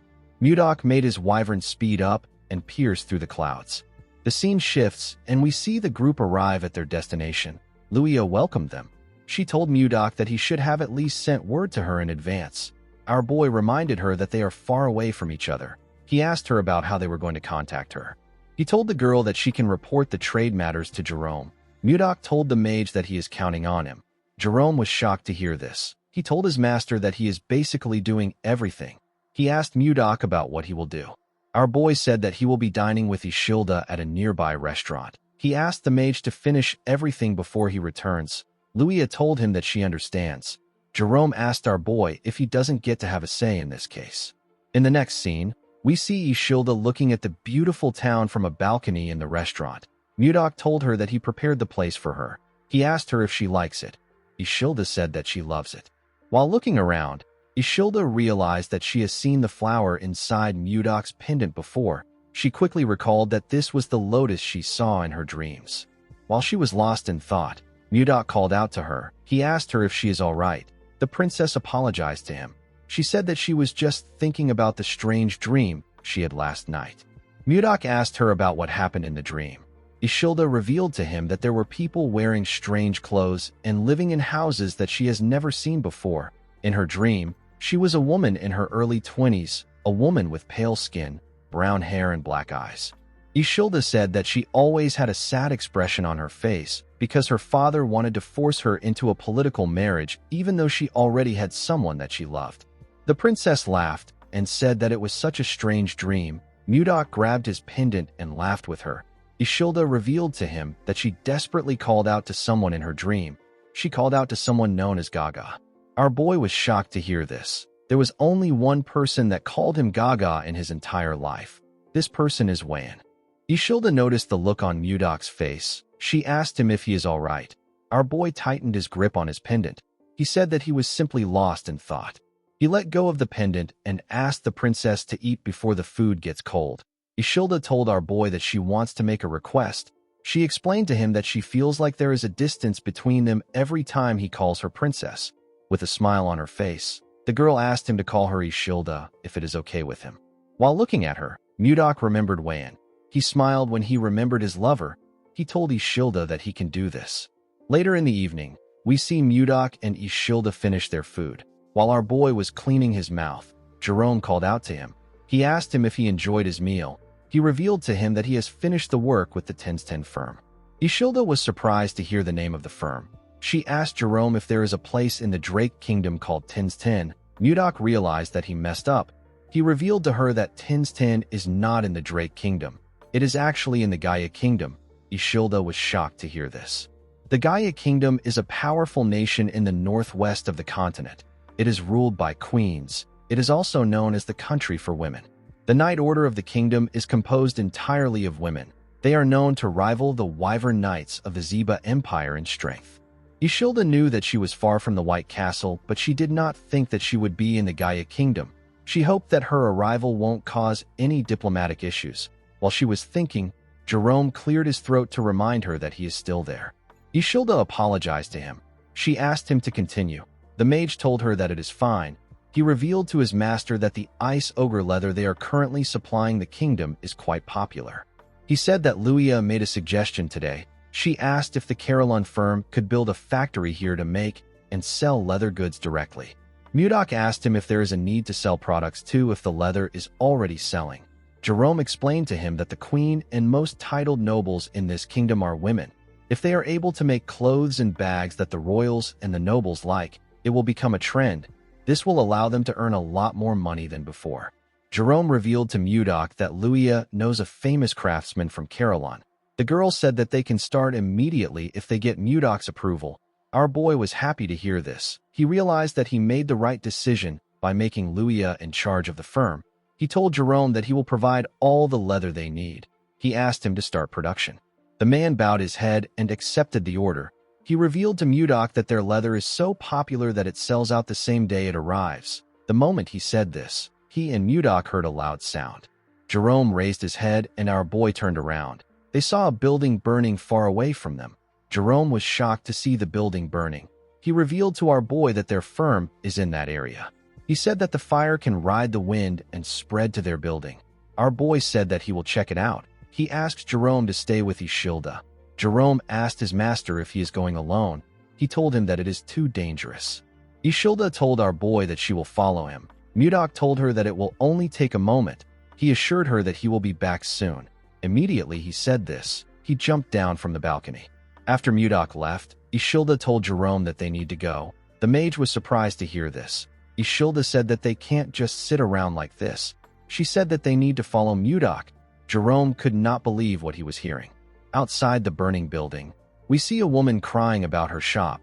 She could not believe that the shop she devoted her life to was on fire. Other vendors were also crying. When our boy arrived there, he was surprised to see the scale of the fire. It was much bigger than he thought. While he was looking at the building, someone called out to him. When Mudok turned around, he saw Ishilda and Jerome. The girl apologized to him for following him. She said that she couldn't just sit around and wait. She said that she was very worried. Mudok couldn't scold her for this because he would also make the same choice if the roles were reversed. While he was looking at the princess, he heard someone call for help. He quickly turned to the burning building. Ishilda did not know why Mudok was looking at the building. She called out to him. Mudok jumped before she could say anything. He found a window at the top floor. He broke into the building through the window. The moment he landed inside, he used his ice-white divine palm to freeze the ground and reduce the heat. The ice clashed with fire and released a large amount of cold air. Mudok used his hand to cover his head. When he looked down, he saw something shocking. He saw a woman lying on the ground. He quickly checked her pulse to see if she was still alive. Fortunately, she was still breathing. Mudok picked her up and placed her on his shoulder. He believed that the woman was exceptionally lucky to survive in a massive fire like this. Before he could leave the building, the wood holding the ceiling collapsed. Before the wood could touch our boy, he released his energy and froze everything around him. He didn't just freeze the top floor, he froze the entire building with his chi. Jerome was shocked to see the precise control and scale of his master's power. He was certain that this level of magic is at the 9th circle. While he was looking at the top floor, someone walked out of the building. Ishilda was quite happy to see the person. The person turned out to be Mudok. Our boy froze the ground with each step he took. The scene shifts, and we see a man and a woman having a meeting near a fireplace. The man poured the woman some liquor. He referred to her as princess and told her that there are signs of rebellion. The princess wasn't pleased to hear this. She asked the man to tell her who dares to try it. The moment she said this, the princess began to feel dizzy. She saw the man reaching out to her. She saw that the man was smiling. The next person the princess saw was Mudok.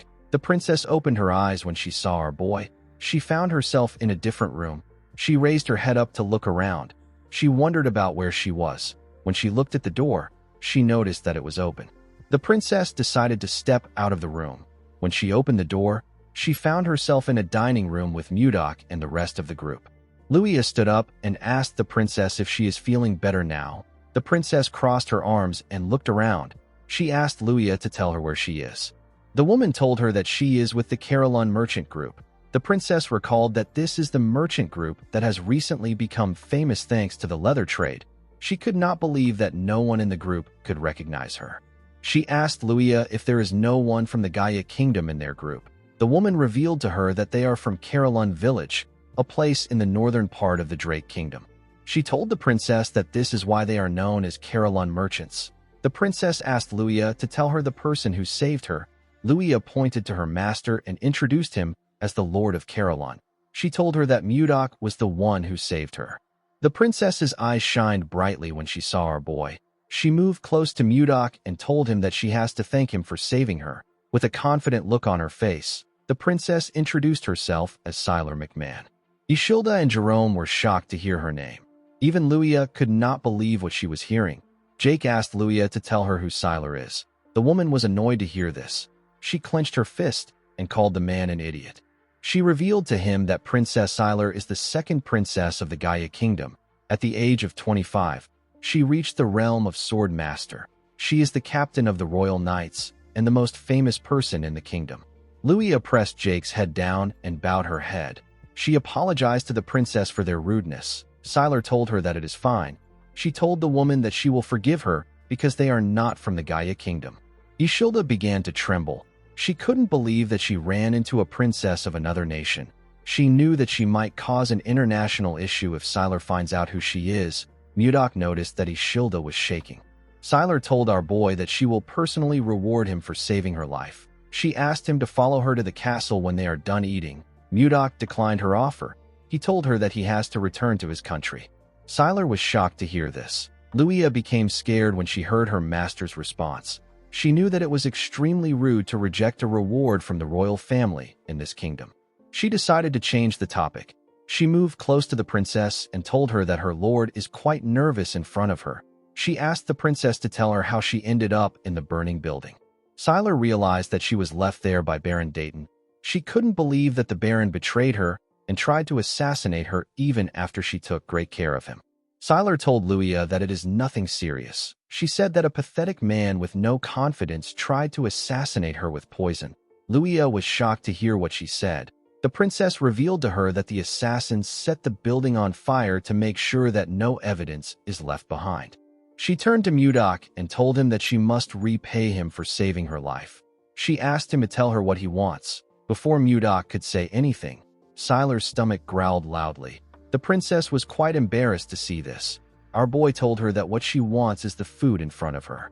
Siler was annoyed to hear this. She called him an insolent bastard. She asked Mudok if he is mocking her. Our boy explained to her that she must be hungry since she hasn't eaten since yesterday. He asked her to sit down and eat. The princess ate the steak in front of her in anger. She was annoyed that our boy rejected her offer. She told herself that she would have sent him to prison if he wasn't her benefactor. While eating, she saw a sword in the room. She asked the group about who owns the sword. Mudok revealed to her that he is the owner. Siler wondered if our boy is a noble who used to be a knight.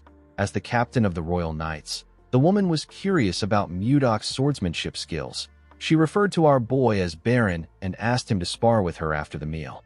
Everyone was shocked to hear this. Mudok declined her request. He told her that he does not spar with those weaker than him. Siler was annoyed to hear this. She couldn't believe that Mudok was saying this to her face. She released her energy and held her cutleries tightly. She wondered why Mudok was acting like he doesn't know that she is a sword master. In the past, there were times when male knights from other countries refused to duel with her simply because she was a woman. Siler found it easy to get those knights to accept her duel. She laughed and asked Mudok if he is afraid of losing. Everyone was shocked to hear this. They couldn't believe that she was provoking our boy. Mudok stood up and grabbed his sword. He asked the princess to come out.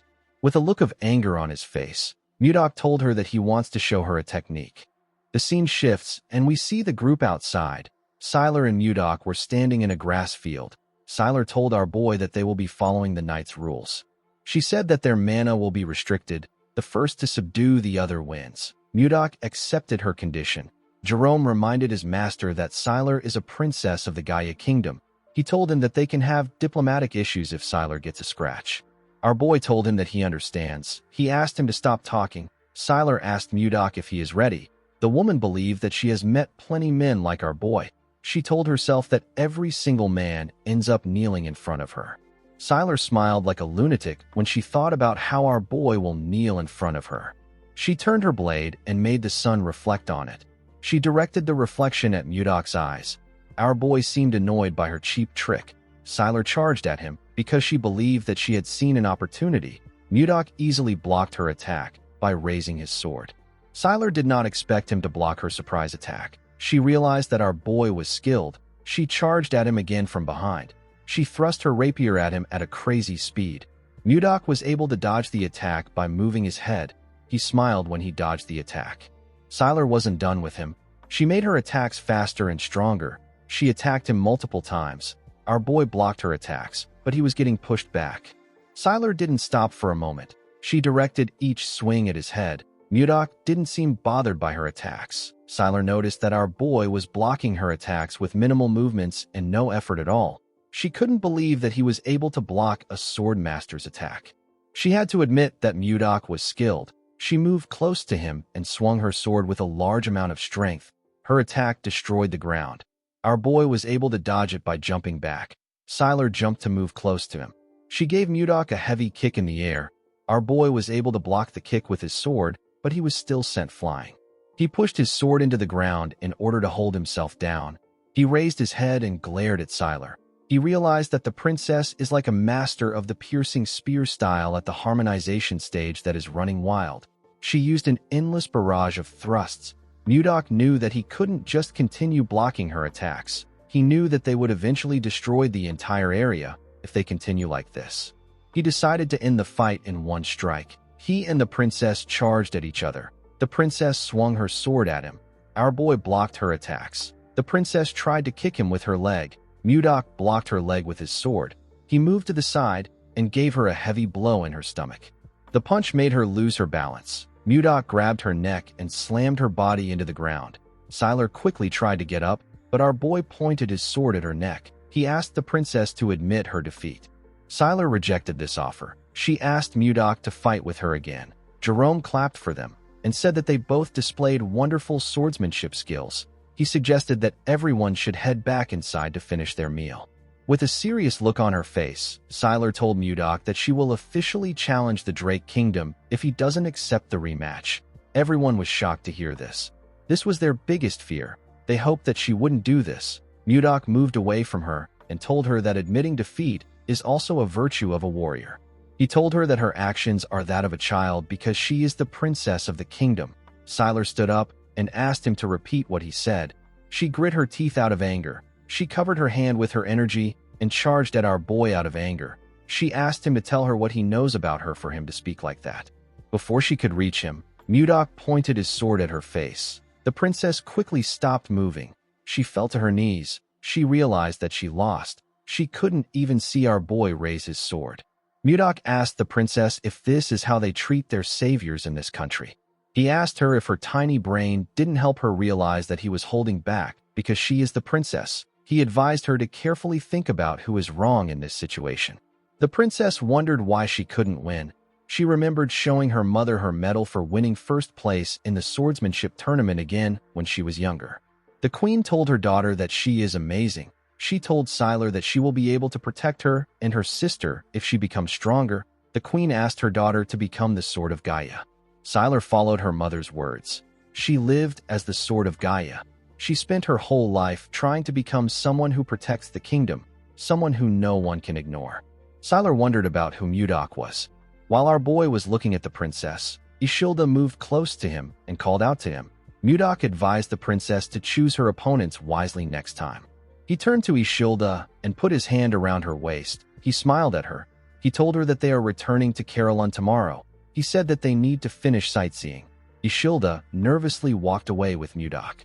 Our boy tapped Jerome on the shoulder and asked him to tell Jake to buy a few swords for him. The mage told his master that the swords will be ready before he returns. After Mudok left, the princess called out to Jerome and Luia. The two of them became nervous. The princess moved close to them and asked them if Ishilda is Mudok's wife.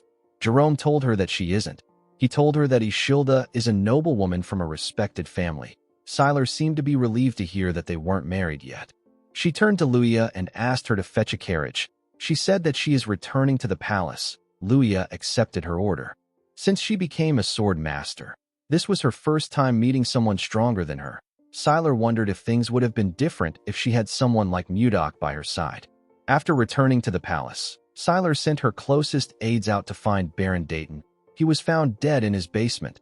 There was a letter in the Baron's hand. The Baron wrote that his family had been taken hostage. The letter was already torn, so this was the only thing Sylar could find out. The torn part probably had the name of the mastermind on it. The killer tore the letter after taking out the Baron.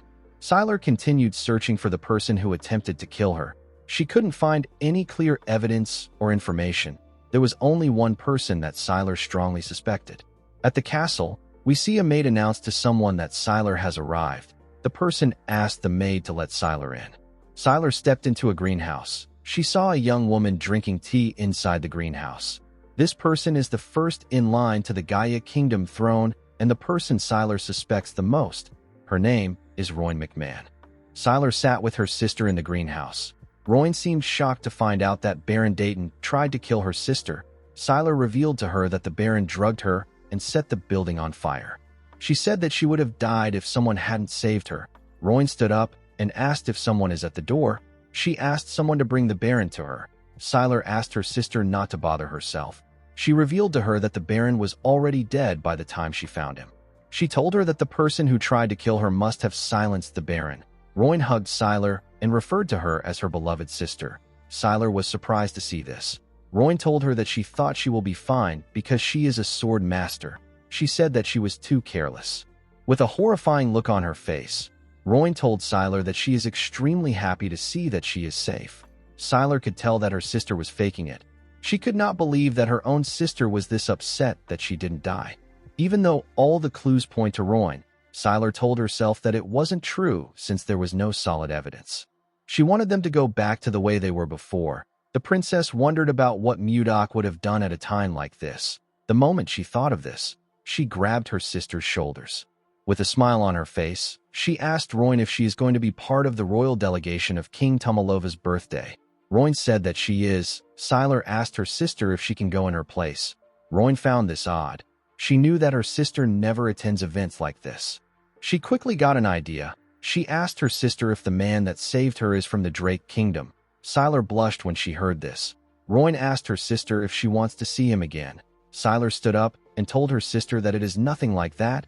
Rowan smiled when she saw how her sister reacted. 3 days have passed since Mudok returned from Tens 10.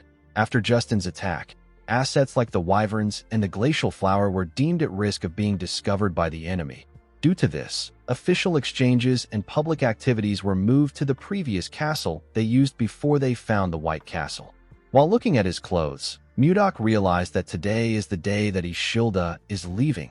While thinking, Mudok remembered Jerome telling him that they need to strengthen their forces in case Sylar attacks them. Our boy stepped out of his office. He was relieved to see that everywhere was quiet today. The moment he closed his door, we see Jerome appear out of nowhere. Condal was on his head. The mage moved close to his master and told him that Sylar will be attacking them soon. He told Mudok that they must execute their military reinforcement strategy immediately. The moment he said this, someone said that she is also a little worried. The person turned out to be Ishilda. The princess told Mudok that Sylar is a princess of the Gaia Kingdom. She said that she is worried that this issue could escalate into a diplomatic issue. Mudok understood everyone's concern, but he was not really worried. In the Central Plains, especially during his time with the Murim Alliance, our boy often saw the proud gaze of a true martial artist. He knew that someone like Sylar won't carelessly reveal this matter to anyone else. Mudok asked Ishilda not to worry too much. He explained to her that he was the one who was right. He assured her that Sylar understood his intentions. He put his hand into his clothes and took out a box. He asked Ishilda to contact him if anything happens to her. He opened the box and showed her what was in it. The princess was shocked to see what was inside. Mudok revealed to her that she is looking at a communication stone that is made from a mana stone. He explained to her that it allows a person to communicate over long distances without a mage. He told her that it can even work from the capital of the kingdom. Ishilda was surprised to hear this. Mudok asked her to contact him anytime. At the entrance of the White Castle, we see Ishilda and Mudok talking. The maid who was standing next to the carriage told the princess that it is time for them to depart. Mudok moved close to the princess and gently whispered that communication stones are not known in the world yet. He advised her to only use it when she is alone to avoid exposure. He told her that Jake will follow them from the sky to watch over them and Justin. Ishilda smiled when she heard this. She could feel what Mudok felt for her from his actions and words. She moved close to her carriage and turned around. With a smile on her face, Ishilda thanked Mudok. Our boy watched the carriage as it rode off. He realized that his current status is too low. There was a vast difference between him and the princess. It was like heaven and earth. To become a man worthy of her, Mudok needed to raise his status. Our boy said that it is time for him to visit a certain place. Jerome followed his lord to the place he wanted to visit. He was shocked to see what was inside this place. He saw different unconscious bodies on the ground. He asked his master about what happened there. He asked him to tell him who these people are. Mudok revealed to him that they are the ones who tried to kill him. Jerome asked him if they are the assassins that Justin brought. Our boy told him that he is correct. Mudok and Jerome walked past the assassins lying on the ground. The mage asked his master if Justin knows about them. Our boy told him that Justin probably thinks they are dead. Mudok seemed dissatisfied when he looked at the assassins. He locked them up without food to test how long they would last. He could not believe that they were already in this state after only 10 days. Compared to the assassins in the Central Plains, these people lack skills and survival abilities. While thinking, our boy saw something. He saw two assassins who he considered decent. He ordered Jerome to bring food for them with Shuart. The mage accepted his order. Mudok let out a sigh when he realized that it is going to take a while to make these guys useful. In the next scene, we see the assassins shoving food down their throats. Shuart advised them to slow down. Jerome decided to question his lord. He asked him about why he kept these people alive. Our boy revealed to him that he plans on raising them as his own assassination squad. The mage was surprised to hear this. He asked his master to tell him why he would need an assassination squad. The moment he said this, Jerome became worried. He wondered if his master wants to send assassins to the Gaia Kingdom before they attack, or if he wants an Ice Wyvern unit and an assassination squad to start a rebellion. The mage did not know what his master was thinking. Jerome informed his master that having an Ice Wyvern unit and an assassination unit might be too much. He told Mudok that they were able to get through the inspection thanks to the princess's visit. He said that they might be accused of treason when the next inspection takes place. Mudok wasn't listening to a single thing that Jerome said. He was actually thinking of Ishilda. Before leaving, the princess informed him that her father's birthday will take place soon. She asked him if he is also going to come to the capital. Mudok revealed to Jerome that he plans to use the king's birthday as a turning point for his territory. He said that he will be entering the central political stage. The mage screamed when he heard this. He didn't understand why his master suddenly became ambitious. Mudok explained to him that he has to be a duke to even stand a chance with a princess like Ishilda. In order to become a duke, he needed to face countless enemies. Our boy told Jerome that an assassination unit is necessary for their growth.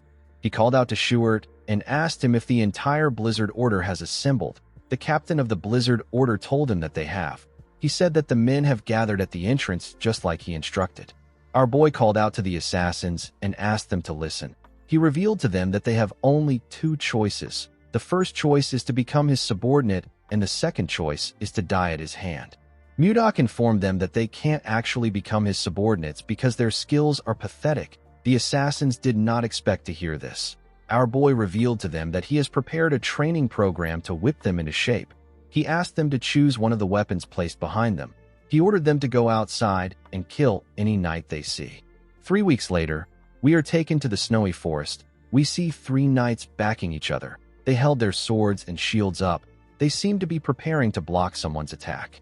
While the knights were looking around, someone charged at them with a dagger. One of the knights blocked the man's attack with his shield. The other 2 knights grabbed his clothes and slammed him on the ground. The knight that blocked the attack raised his sword. The man screamed when he saw this. The knight took a badge off the man. Immediately he did this. The other 2 let the man go. The knight was very happy to see the token. He said that he killed the man. His comrades were also quite happy to see the token. One of them said that he won't have to skip dinner today. The knights asked the man to sit somewhere. The man forcefully stood up. Mudok watched everything from the top of a tree. He held a cane in his hand. It has been 3 weeks since the joint training between the Blizzard Order and the assassins began. The rules of the training are simple. Each participant receives a single badge. If it is stolen or damaged, the owner is considered dead. If one side loses all their badges, that side has lost the match. Although this training sounds simple, nothing spurs growth like competition. Since both sides needed to get some training, this was the best exercise for them. While Mudok was looking around, he saw a bright red light shining in the forest. Our boy said that something has started again. All the assassins were marked by Jerome's tracking spell. If they leave the designated area, an alarm will go off. The assassin who ran out of the designated area was a young man with red and white hair. The man looked behind him to see if anyone had caught up to him. Before he could get far, someone called out to him and told him that this is his 10th time. The man was surprised to hear the person's voice. The man whose name is Miller quickly looked up to see Mudok on a tree. Our boy informed him that this is the 10th time he has deserted. He reminded him that he said that he will kill him if he catches him running one more time. Miller went down and took out a dagger. He said that he doesn't have time for games. Before he could do anything, he got hit in the neck. The man fell to the ground and lost consciousness. He was hit by another man. The man who hit him went on his knees and apologized to Mudok. He begged our boy to forgive Miller one more time with his great mercy. This man is Baker. He is the leader of the assassins. Mudok asked Baker to tell him why Miller is so desperate to escape. Baker revealed to him that Miller wants to avenge someone. Our boy asked him about what he means. Baker explained to him that Miller is different from the others who became assassins to make money. When he was a child, Miller's entire family was murdered. He was the only one who survived. Miller later found out that the killer will be attending a party in the capital next month. Mudok realized that there is only one party that is going to take place in the capital next month. The scene shifts, and we are taken to the White Castle. We see Mudok watching the sunset from the window. While he was looking outside the window, Miller woke up. Mudok immediately informed him that the king's birthday party will be guarded by hundreds of mages and knights. He asked Miller if he really thinks he can successfully assassinate his target in this environment. Miller realized that his leader told Mudok about his life. He explained to our boy that he has lived his whole life for revenge. He said that he doesn't care about what will happen to him as long as he can kill his enemy. Mudok assured him that he will never be able to get close to his enemy or even get his revenge. He told him that he will die a pointless death without gaining anything. Miller knew that Mudok was right. Our boy revealed to him that he will be attending the party as a noble. Miller asked him about why he is sharing this with him. With a crazy smile on his face, Mudok told the boy that he is proposing a deal. He promised to help him get revenge if he serves him with complete loyalty. Miller was shocked to hear this. He asked Mudok about why he wants him. He told our boy that there are many assassins who are better than him in the group.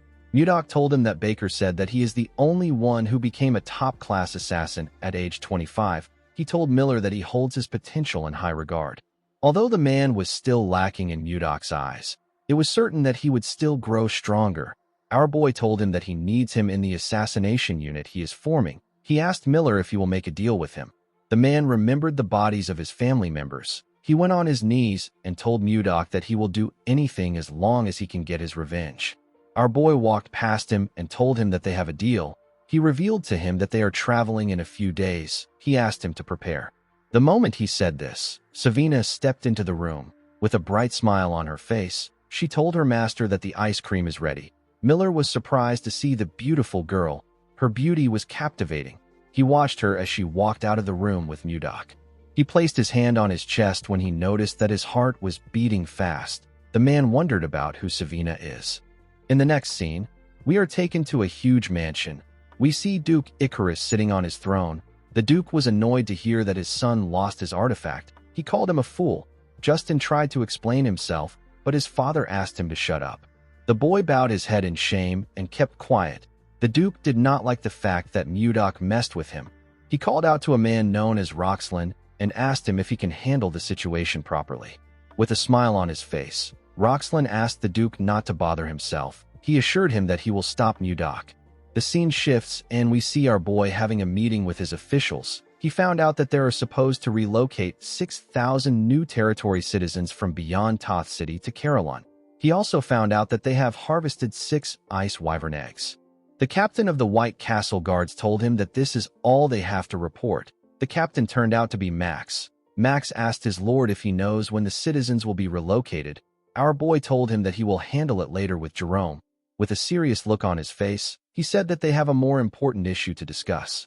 The officials were shocked to hear this. Mudok revealed to them that he doesn't know what to give Tomalova for his birthday.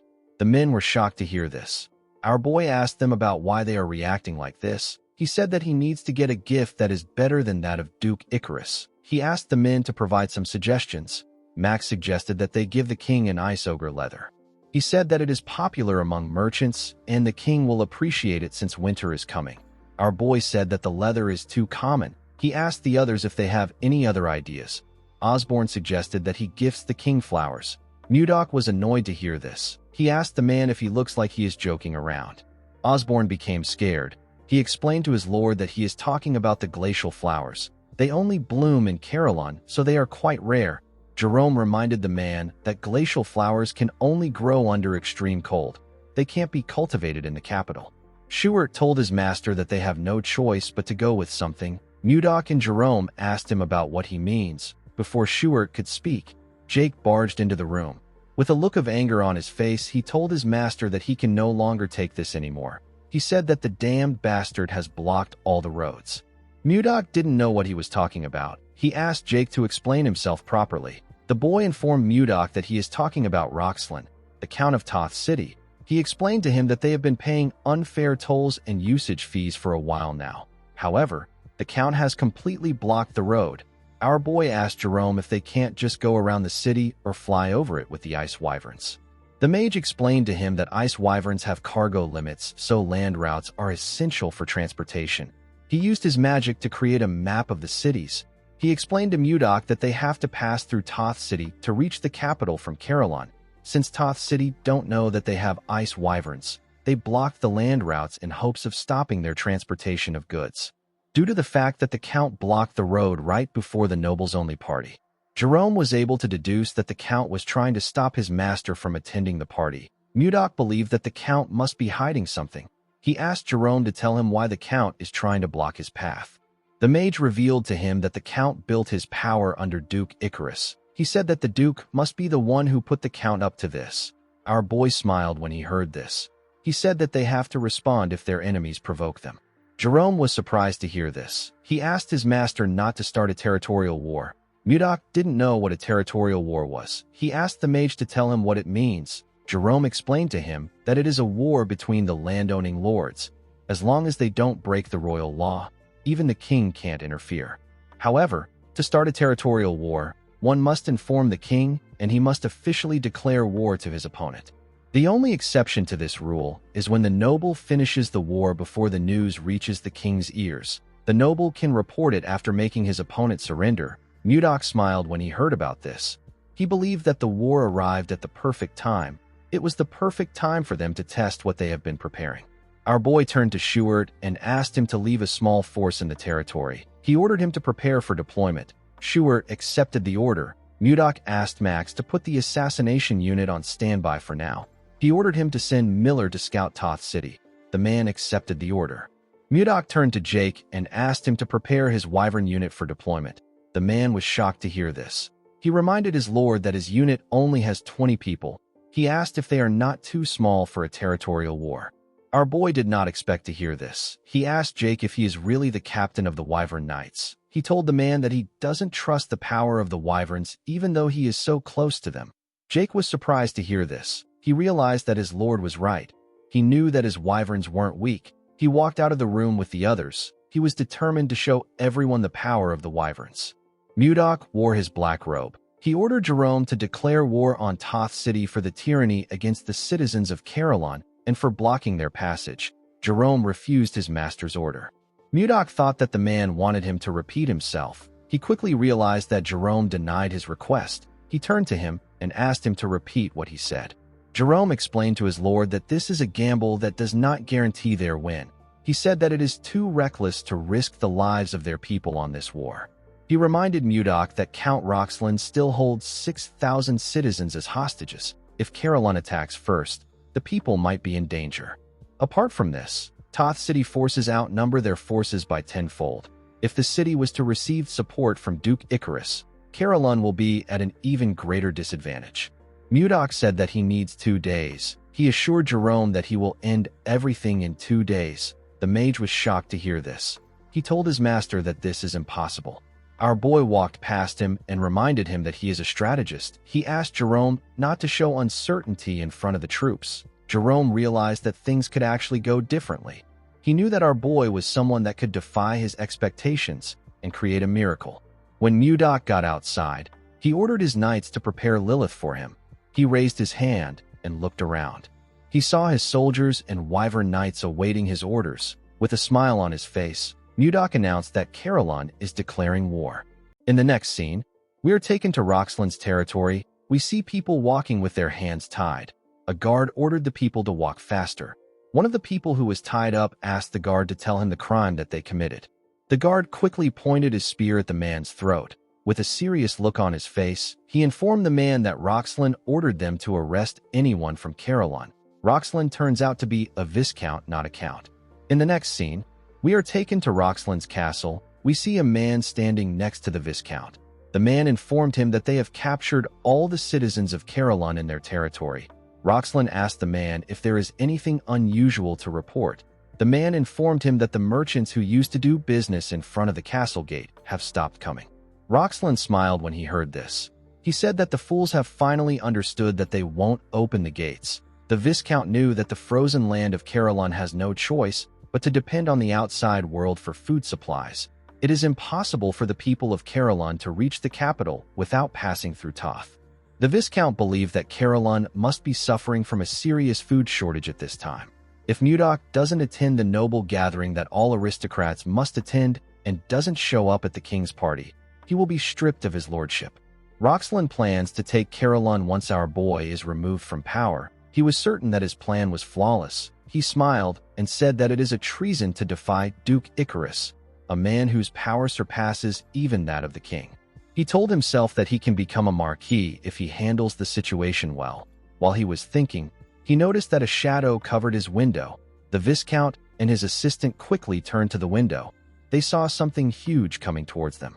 The thing destroyed the window and barged into the room. The thing turned out to be Lilith. Roxland was shocked to see the wyvern.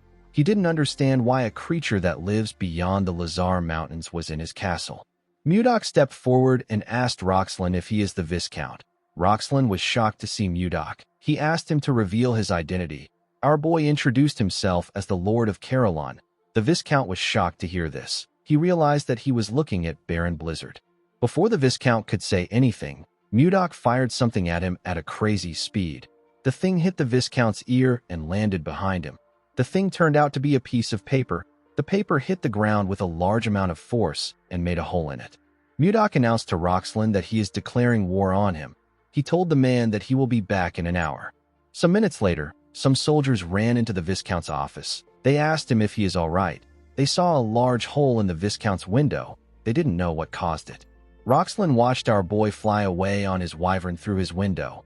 While in the air, Mudok took a careful look at the city. The soldiers were surprised to see a wyvern in their city. One of them asked about how the wyvern got there. Roxlin was annoyed to hear this. He turned to the man out of anger. He gave him a heavy slap. The man fell to the ground. He raised his head up in confusion. He didn't understand why the Viscount hit him. Roxlin hit the man in his chest. He hit him multiple times. The man screamed out in pain. Roxlin called the soldiers useless bastards. He told them that they are only good at collecting paychecks. The soldiers couldn't say anything. They all looked away from Roxlin. They couldn't stop him. They let him beat the man to a pulp. Roxlin asked the soldiers to tell him what they were doing while the enemy came into their territory. After taking his anger out on the man, Roxlin ordered his administrator to dress the prisoners as soldiers and equip them with weapons. The man asked him if he is saying that he should provide the prisoners with military gear. The Viscount told him that he is correct. With a smile on his face, he told the administrator that he wants to see the look in Mudok's eyes when he realizes that he killed his own people with his own hands. The man was shocked to hear this. Roxlin walked past him and picked up the paper on the ground. He tore it apart and said that he will frame Mudok. He couldn't believe that our boy declared a territorial war on him. He moved close to his broken window and looked down at the soldiers in front of his castle. He threw the shredded paper to the ground and announced that they will be declaring war on Caroline. He told his men that he will share his wealth with the one who achieves the greatest merit in this war. The soldiers began to cheer when they heard this. They were ready to tear the people of Caroline apart. While Roxlin was laughing like a maniac, we see a soldier staring heavily at him. The soldier turned out to be Miller. The man was dressed as a Toth knight. He asked his master if he heard what the Viscount said. Outside Toth City, we see Mudok in the air. He had a communication stone in his hand. He told Miller that he can hear him loud and clear. Immediately he said this. We see Jake and the Wyvern Knight unit standing behind him. They were ready to attack. In the next scene, we see the soldiers standing on the city walls. The prisoners stood outside the city walls. They were dressed like soldiers and equipped with weapons. The prisoners trembled in fear. They believed that they were going to die. The Viscount smiled when he looked down from the city walls. He wanted Mudok to fall into despair after killing his own people with his own hands. The scene shifts, and we see Mudok standing with his soldiers. They were all prepared for battle. Our boy smiled and ordered them to start the attack. Immediately they heard this. The soldiers charged at Toth City at full speed. The people of Caroline began to scream when they saw something coming towards them. They couldn't believe their eyes. The Viscount and his soldiers were more shocked to see what was in the sky. They saw a large amount of wyverns coming towards the city. They saw people riding these wyverns. Each wyvern was carrying a huge rock. One of the soldiers screamed and said that these are Wyvern Knights. Before the soldiers could do anything, the knights dropped the huge rocks on the city from the sky. The rocks instantly destroyed the city walls. The soldiers were sent flying. The broken walls slowly fell upon the citizens of Caroline. A mother quickly closed her eyes and hugged her son to protect him. To her surprise, the stones did not crush her and her child. When she opened her eyes, she saw Jerome standing in front of her. The mage used his magic to stop the wall from falling on the people. He called out to the Blizzard Knights and informed them that the soldiers outside the city are the people of Caroline. He ordered the first unit to evacuate the people to a safe place. The people of Caroline couldn't believe what they were hearing. Jerome ordered the rest of the troops to infiltrate the collapsed city walls. He asked them to show the soldiers of Toth the power of Caroline. Max led the troops to attack. He and Schuart easily tore their enemies apart. The poor bastards didn't stand a chance. The Viscount could not understand what was happening. He didn't know how the soldiers were able to find out that the soldiers outside were people of Caroline. As he watched his soldiers run from the Knights of Caroline, Roxlin wondered about when Caroline got so strong. He watched his soldiers run away in fear when they saw a wyvern land on the city walls. Mudok watched everything from the sky. He decided to join the fight. He jumped down from his wyvern and gently landed on the ground. The soldiers were surprised to see him. One of them asked about where our boy came from. His comrade said that Mudok is alone. The soldiers decided to attack our boy together. Mudok raised his hand and moved past them in an instant. He touched their bodies with his fingers as he moved past them. He shook his hand and took away his energy. When he turned around, he saw ice burst out of the soldiers' bodies. The ice came out of the place that he touched them in. It destroyed their bodies. After taking care of the ants, Mudok turned to a forest. He saw a wyvern in the forest. Inside the forest, we see a knight trembling in fear. The knight's comrades were also trembling. They were shaking because of the wyvern in front of them. Roxlin ordered the knights to fight the monster. The knights were too scared to attack. Roxlin kicked one of them out of anger. He told them that they shouldn't call themselves knights. The Viscount had already sent someone to request help from Duke Icarus. He was certain that he will be victorious if he can hold out until reinforcement arrives. The knight that Roxlin kicked got angry. He punched the Viscount in his face. He fell to the ground. The knight and his comrades ran immediately. The Viscount fell to the ground. The knight called the Viscount a pig and asked him to die alone if he wants to die. Roxlin was shocked to hear this. He ordered the men to come back. Of course, none of them listened to him. While the Viscount was looking at them, the wyvern moved closer to him.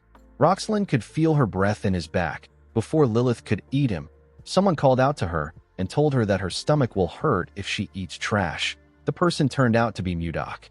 Lilith moved away from the Viscount. When Roxlin saw our boy, he quickly bowed his head on the ground. He told Mudok that he was wrong. He said that this is his defeat. He explained to our boy that he couldn't do anything because of Duke Icarus's order. He begged him to forgive him. While he was begging for mercy, Jake landed next to Mudok with his wyvern. His wyvern was carrying someone in its mouth.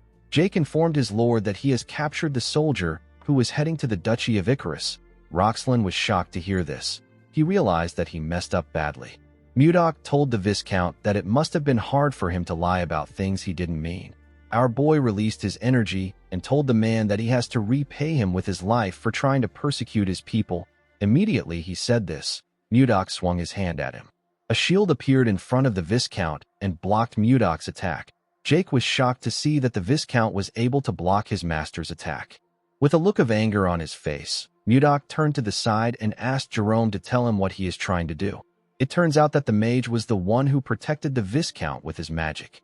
Jerome explained to his lord that no matter how heinous the crime a noble commits, the authority to decide his life or death belongs solely to the king. He told Mudok that they will be put in a difficult position if they kill the Viscount there. With a nervous look on his face, Roxlin called our boy a senseless brute and told him that Jerome is right. The moment he said this, the Viscount told himself that someone should have arrived.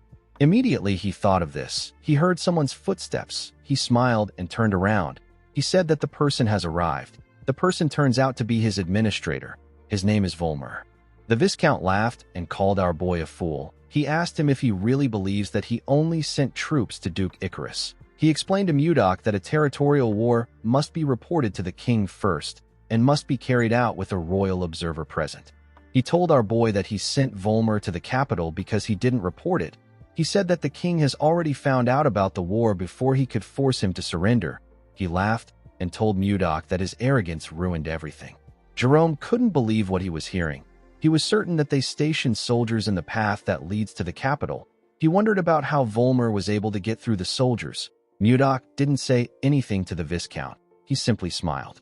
Roxlin was annoyed to see this. He asked our boy if he has gone mad. Mudok asked Volmer to reveal his identity now. The man accepted his order and removed his fake face. Jerome and the Viscount were shocked to see this. The person under the mask turned out to be Miller. The Viscount could not comprehend what was happening. He asked Miller about when he took his administrator's place. Miller told his master that the mission is accomplished. Mudok revealed to Roxlin that there is a clause in the territorial war law. The clause states that a noble may declare war if the opponent has violated the royal law. Roxlin was shocked to hear this. Mudok reminded the man that he was selling Carolon's citizens as slaves. He told him that slave trade is banned in the Drake Kingdom. The moment he said this, Mudok covered his hand with his energy. The Viscount became scared. He didn't know what to do. He knew that he was going to lose his city and his title. He realized that Duke Icarus will kill him. He quickly turned around and began to run. He said that he doesn't want to die. Before he could get far, Mudok released his ice from his feet. He froze the Viscount's legs. He charged at him and asked him to clench his teeth. Immediately he said this. Mudok gave the man a bone-shattering punch in his face. The attack sent the Viscount flying. He slammed his back on a tree and spat out some blood. He destroyed the tree with his body. After taking care of the Viscount, Mudok turned around and announced to his men that the territorial war is over. The men smiled when they heard this. In the next scene, we see our boy announce to his soldiers that Toth City now belongs to Carolon. The soldiers began to cheer when they heard this. After the war, Mudok and his people quickly got to work. Roxlin lost everything and got sent out of his territory. A few days later, he went missing. Toth City was incorporated into Carolon. Jerome was appointed as the administrator of the new district, but he rejected the appointment. He explained to Mudok that he is already buried in a lot of work. He told him that he will go on strike if he gives him more work. Mudok asked him to tell him who he is supposed to put in charge. The moment he asked this question, Jerome got an idea. He said that he knows the perfect person. Through Jerome's recommendation, Roxlin's former vassal was asked to manage Toth City. Of course, they couldn't completely trust Volmer, so they assigned 2 knights to him to monitor and report his daily movements. After some time passed, the day of the king's birthday arrived. The capital was decorated with different designs. At the entrance of the capital, we see 2 guards on duty. One of them said that he wants to enjoy the festival too. His comrade asked him to suck it up. He told him that they will get a special bonus for taking today's job. While he was talking, the man noticed that a shadow covered him. When he looked up, he saw wyverns coming towards him. His friend told him that it is a monster attack. The man said that he will ring the alarm. Before the man could do anything, someone asked him to wait. The person turned out to be Mudok. Our boy stepped down from Lilith's back. With his new white Michael Jackson drip, Mudok introduced himself as Baron Blizzard. The men remembered him as the magic swordsman that saved the king. Mudok took out his invite and said that he has come to see the king. In the next scene, we are taken to a beautiful ballroom.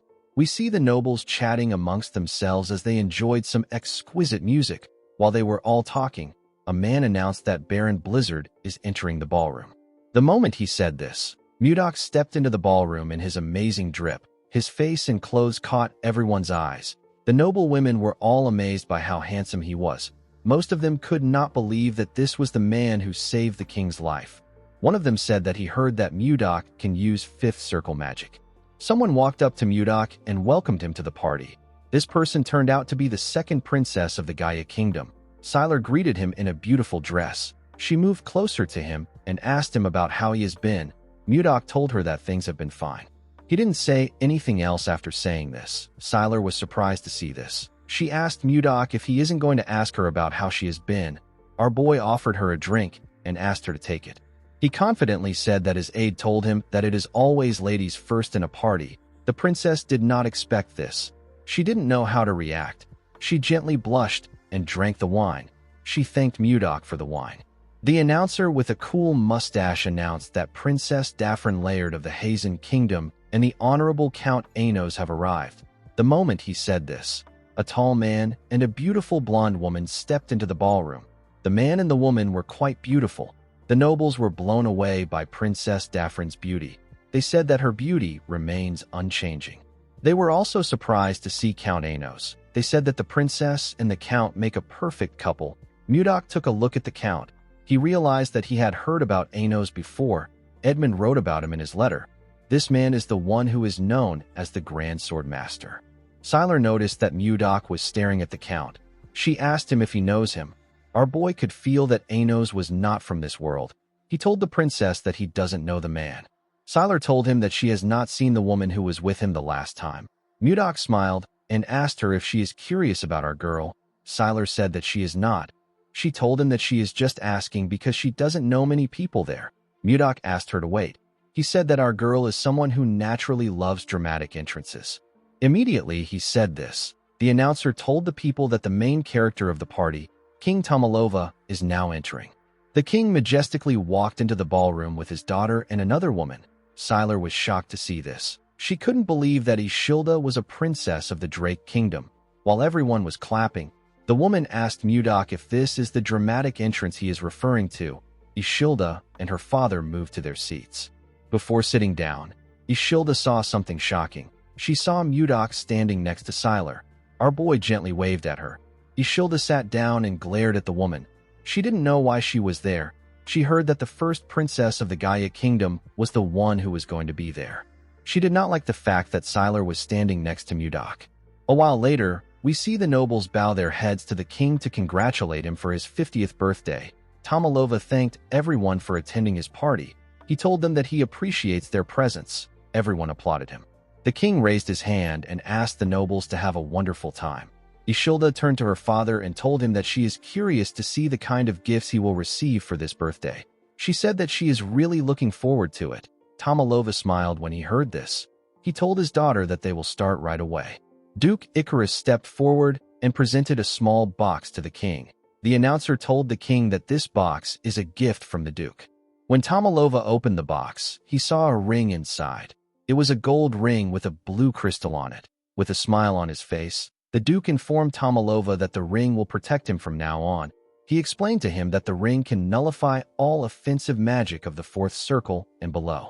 The king and the people were shocked to hear this. They realized that this was an artifact. They couldn't believe that such valuable things still existed.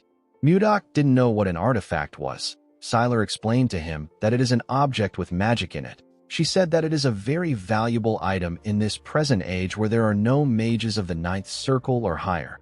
The value of an artifact with high nullification magic on it is immeasurable. The king thanked Duke Icarus for his valuable gift. The duke congratulated the king on his birthday again. He turned around and slowly walked away. The nobles in the ballroom were amazed by the duke. They couldn't believe that he brought something so valuable for the king. Some of them wondered if there was any gift that could even surpass that of Duke Icarus. After the duke presented his gift, other nobles presented their expensive gifts to Tomalova, but they were all overshadowed by the duke's gift. The last noble to present a gift was Mudok. Our boy placed a box in front of the king and knelt before him. He asked Tomalova if he has been well. The king told him that he is relieved to see that he is healthy. Mudok told him that it is all thanks to his grace. The announcer opened the box to show the king what Mudok brought. The king took out a long leather material from the box. Our boy told Tomalova that he brought the leather of an ice ogre that he personally hunted. The king smiled when he heard this. He asked our boy if he is talking about the savage monster that lives in the northern lands. Our boy told him that he is correct. He asked Tomalova to accept his sincerity, even though it is lacking. Tomalova thanked him for the gift. He said that he will make a winter coat from the hide and wear it in winter. The duke could not believe that Mudok offered this kind of gift to the king. He said that a pathetic gift is expected from someone of commoner origins. With a smile on his face, our boy told the king that he brought another gift because the leather alone seemed lacking. A man carried a box into the ballroom and gave it to the king. When Tomalova opened the box, he saw some eggs inside. He asked Mudok to tell him what he is looking at. With a smile on his face, Mudok told the king that they are eggs from a monster. Tomalova and the people were shocked to hear this. They couldn't believe that our boy brought something like this to a party. The duke told Mudok that he is an insolent bastard. He pointed at him and said that this is an insult to the royal family. He turned to the knights and asked them about why they are just standing. He ordered them to drag the baron out. The knights quickly walked towards Mudok. Tomalova ordered them to stop. Everyone quickly became silent. With a scary look on his face, Tomalova asked Mudok to clarify his intentions. With a confident smile on his face, our boy revealed to the king that he is holding an ice wyvern's eggs. The king and the duke were shocked to hear this. An ice wyvern is a wyvern that can only be found in Caroline. It is 1.5 times larger than a normal wyvern. Since ancient times, there have been constant attempts to tame ice wyverns, but their fierce nature made it hard to obtain their eggs, and raising them was extremely difficult. Taming this monsters has long been considered impossible. Just ordinary wyverns would provide tremendous military power if they are tamed well. The small nation of the Zeba Kingdom led its wyvern knights to conquer surrounding countries and rose to become the Great Zeba Empire. This story is well known on the continent. Taming an ice wyvern would mean that the military power of the Drake Kingdom would skyrocket. Tomalova completely understood this.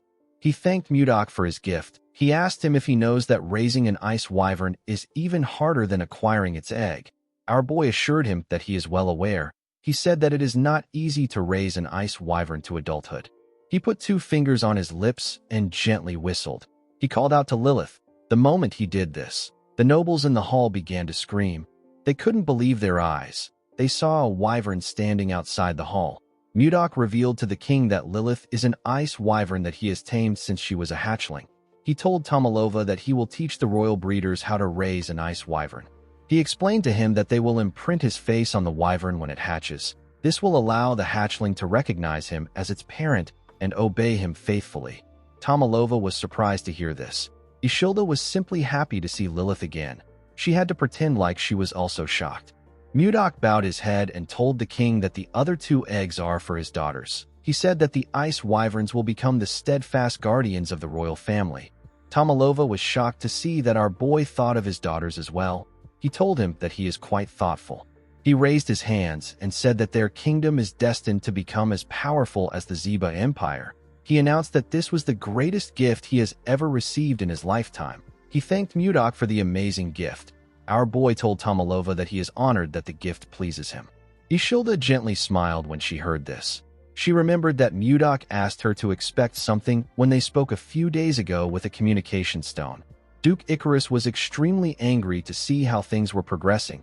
He wondered about how Mudok got his hands on an ice wyvern's eggs. He decided to drag Mudok down with his plan. He called out to the king and told him that he has something urgent to report. He moved close to the king and asked him if he knows that Mudok sent troops into Viscount Roxland's territory 2 days ago.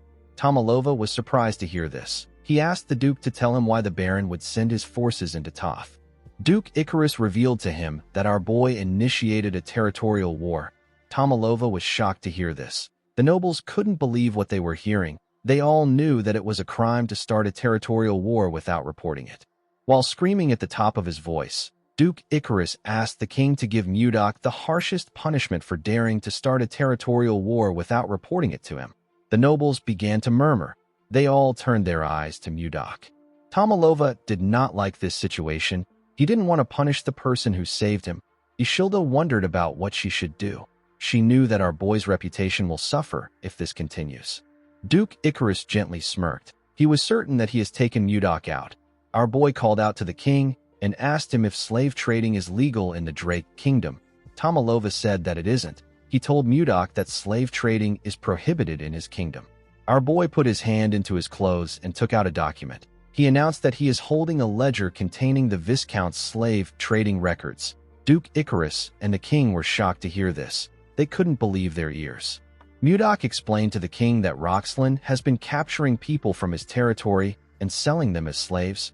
He threw the document to the ground and asked the king to tell him if there is any lord who wouldn't be enraged when his own subjects are being sold as slaves. The nobles could not believe that the Viscount engaged in slavery. They were all shocked. Duke Icarus couldn't believe that Roxland got involved in slavery behind his back. He called him a filthy, greedy pig. Ishilda reminded her father that those who violate the royal laws can be challenged to a territorial war without reporting it to the king. She smiled and asked him if she is correct. Since Mudok had a valid reason, Tomalova decided to grant him a special exception and not hold him accountable for the territorial war. With a smile on his face, he announced that Toth will now become part of Carolyn's territory. Everyone began to cheer when they heard this. Count Slave suggested that Mudok should get a new title now that his territory has expanded. The king told him that he is right. He asked Mudok to move closer. Our boy moved close to him and went on his knees. Tomalova placed a golden scarf on his neck and appointed him as Viscount of Carolyn. Mudok stood up and thanked the king for his new position. Duke Icarus watched them as they spoke. He glared at our boy with eyes filled with hate. He promised himself that he will bring him down no matter what it takes. He turned around and walked forward. On the way out, we see Count Anos resting on the wall. He seemed to be annoyed about something. In the next scene, we see Mudok in the balcony. He seemed tired. He felt bad that he couldn't talk to Ishilda because of the nobles swarming him. He smiled when he realized that he had finally gotten this far. He remembered the things that happened when he first came to this world. He remembered how he fought, how he took over Carolyn, and how he got a kiss from the princess. He believed that he and the princess will soon be together. Immediately, he thought of this. Someone came to the balcony. Mudok turned around and asked the person to tell him who he is. He saw that the person was Count Anos. Count Anos referred to our boy as Seol Mudok and told him that he has finally found him. Mudok was shocked to hear his name. He couldn't believe that the man was speaking to him with the language of the Central Plains. The Count closed the door and referred to Mudok as the enemy of his master and his sect. He carefully drew his sword. His sword released a pink energy. Anos told our boy that he has been looking for him for a long time. He placed his hand on his sword hilt. His sword released a scent. Mudok immediately knew that this was the plum blossom fragrance. He now knew who this man was. He remembered the conversation he had with the Mount Hua sect leader. While breathing heavily, Zhang Pengjin told him that the outcome of their fight would have been different if his disciple was there. Our boy realized that this was the disciple the man spoke of before his death. This man was known as the greatest prodigy in the Central Plains. His name is Li Jinxing. Jinxing covered his sword with his energy and took a step forward. Jinxing charged at Mudok at a crazy speed. Our boy easily matched his speed and blocked his sword strikes. Jinxing made his attacks faster, but Mudok was still able to match his speed. The two men grit their teeth out of anger. Jinxing made a huge swing and pushed our boy back. He gathered his energy in his hand and charged at Mudok. He hit Mudok with his palm. His energy pushed our boy back even more. He hit his back on the wall. When he raised his head up, he saw Jinxing in front of him. The man swung his sword at him with a large amount of force. Mudok dodged it and appeared in the air. He carefully landed behind the man. Jinxing turned around to see him. Our boy said that the rumors about him being the greatest disciple in the Central Plains weren't a complete lie. The man was annoyed to hear this. He asked Mudok not to get cocky. With a look of anger on his face, Jinxing revealed to Mudok that he has been searching for him for 3 years. He was successfully able to get on the same boat as him after he found Mudok's location. He watched Mudok's movements on the boat and waited for an opportunity to kill him. Before he could get the chance, a fierce storm appeared out of nowhere and a bright flash of light appeared in the sky. When Jinxing opened his eyes, he found himself in this strange world. With a darker and menacing look in his eyes, Jinxing told our boy that he has never forgotten about his revenge for even one day. Mudok noticed that the aura around the man has changed. Jinxing added more energy to his sword. He said that he will be able to resolve the grudge of the Mount Hua sect by severing Mudok's head. He raised his sword and took a step forward. Mudok could tell that the man's next attack was going to be different. He wasn't certain if he will be able to dodge it. Before Jinxing could swing his sword, someone stepped into the balcony. Mudok and the man quickly turned to the door. The person turned out to be Sylar. The girl told Mudok that she has been looking for him. She asked the men about what they were doing there. Our boy told her that he just met someone from his hometown for the first time in a while. He said that they were talking and reminiscing about the past. Jinxing quickly recognized the girl. He realized that she is the second princess of the Gaia Kingdom. He wondered if she is close to Mudok. When our boy moved close to the girl, she asked him about where his hometown is. Jinxing watched them as they spoke. He knew that things will become complicated if he kills Mudok in front of a princess. Although he didn't like it, the man decided to back off. He bowed his head to the princess and told her that he will excuse himself first. He asked them to continue their conversation. Sylar gently thanked him. Jinxing walked towards the door. Before he left the balcony, he called out to Mudok in his head. Our boy was able to hear the man's voice in his own head. He immediately knew that Jinxing was using the frequency whispering technique. Jinxing told Mudok that he will destroy everything he cherishes the same way he destroyed everything that was precious to him. He stepped out of the balcony and smiled like a lunatic. He told our boy that he will take his possessions, loved ones, and everything he values without exception. He said that he will first start with the one who is always looking at him with loving eyes. He said that he will start with the princess of the Drake Kingdom. Mudok was shocked to hear this. He called the man a bastard and asked him not to touch Ishilda. He told him that the girl has nothing to do with them. The man said that this depends on how he responds. After saying this, he bid Mudok farewell. Our boy asked the man to wait. While he was talking to Jinxing in his head, Sylar was trying to get his attention. She asked him if he is listening to her. She told him that he looks like he was having a serious conversation with the Count. She asked him if he has something to do with the Count. Mudok walked past her and told her that something urgent has come up. He said that he needs to excuse himself. Sylar was surprised to hear this. She turned around and grabbed Mudok's jacket. Our boy did not expect this. He quickly turned to her. He asked her if she still has something she wants to say. Sylar said that it is not very important. She felt a bit embarrassed that she grabbed his clothes. She wondered about what she is supposed to say. She told Mudok that it is quite rude for him to leave when she came to the balcony herself to see him in person. She gently winked at him and asked him to learn some party manners. Mudok moved close to her. With a cold gaze in his eyes, he asked the woman if she doesn't have anything to do. He reminded her that dignitaries from different nations have come to celebrate the king's birthday. He asked her if it isn't her responsibility, as Gaia's representative, to entertain this people and chat with them. With a serious tone in his voice, our boy asked the woman to tell him why she keeps bothering him. Sylar was shocked to hear this. She couldn't believe that someone like her was being bothersome. Most men desperately try to get her attention with everything they have, but the princess always blows them off. They always try to get close to her to get something, but the princess always turns them down. Sylar wondered why Mudok was different.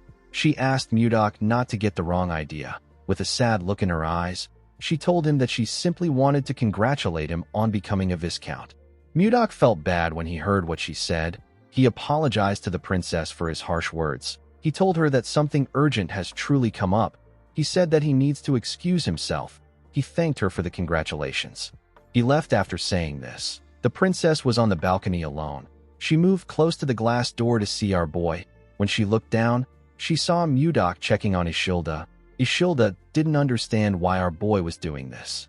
Sylar watched Mudok worry about the princess. She wondered if our boy would have liked her if she met him first.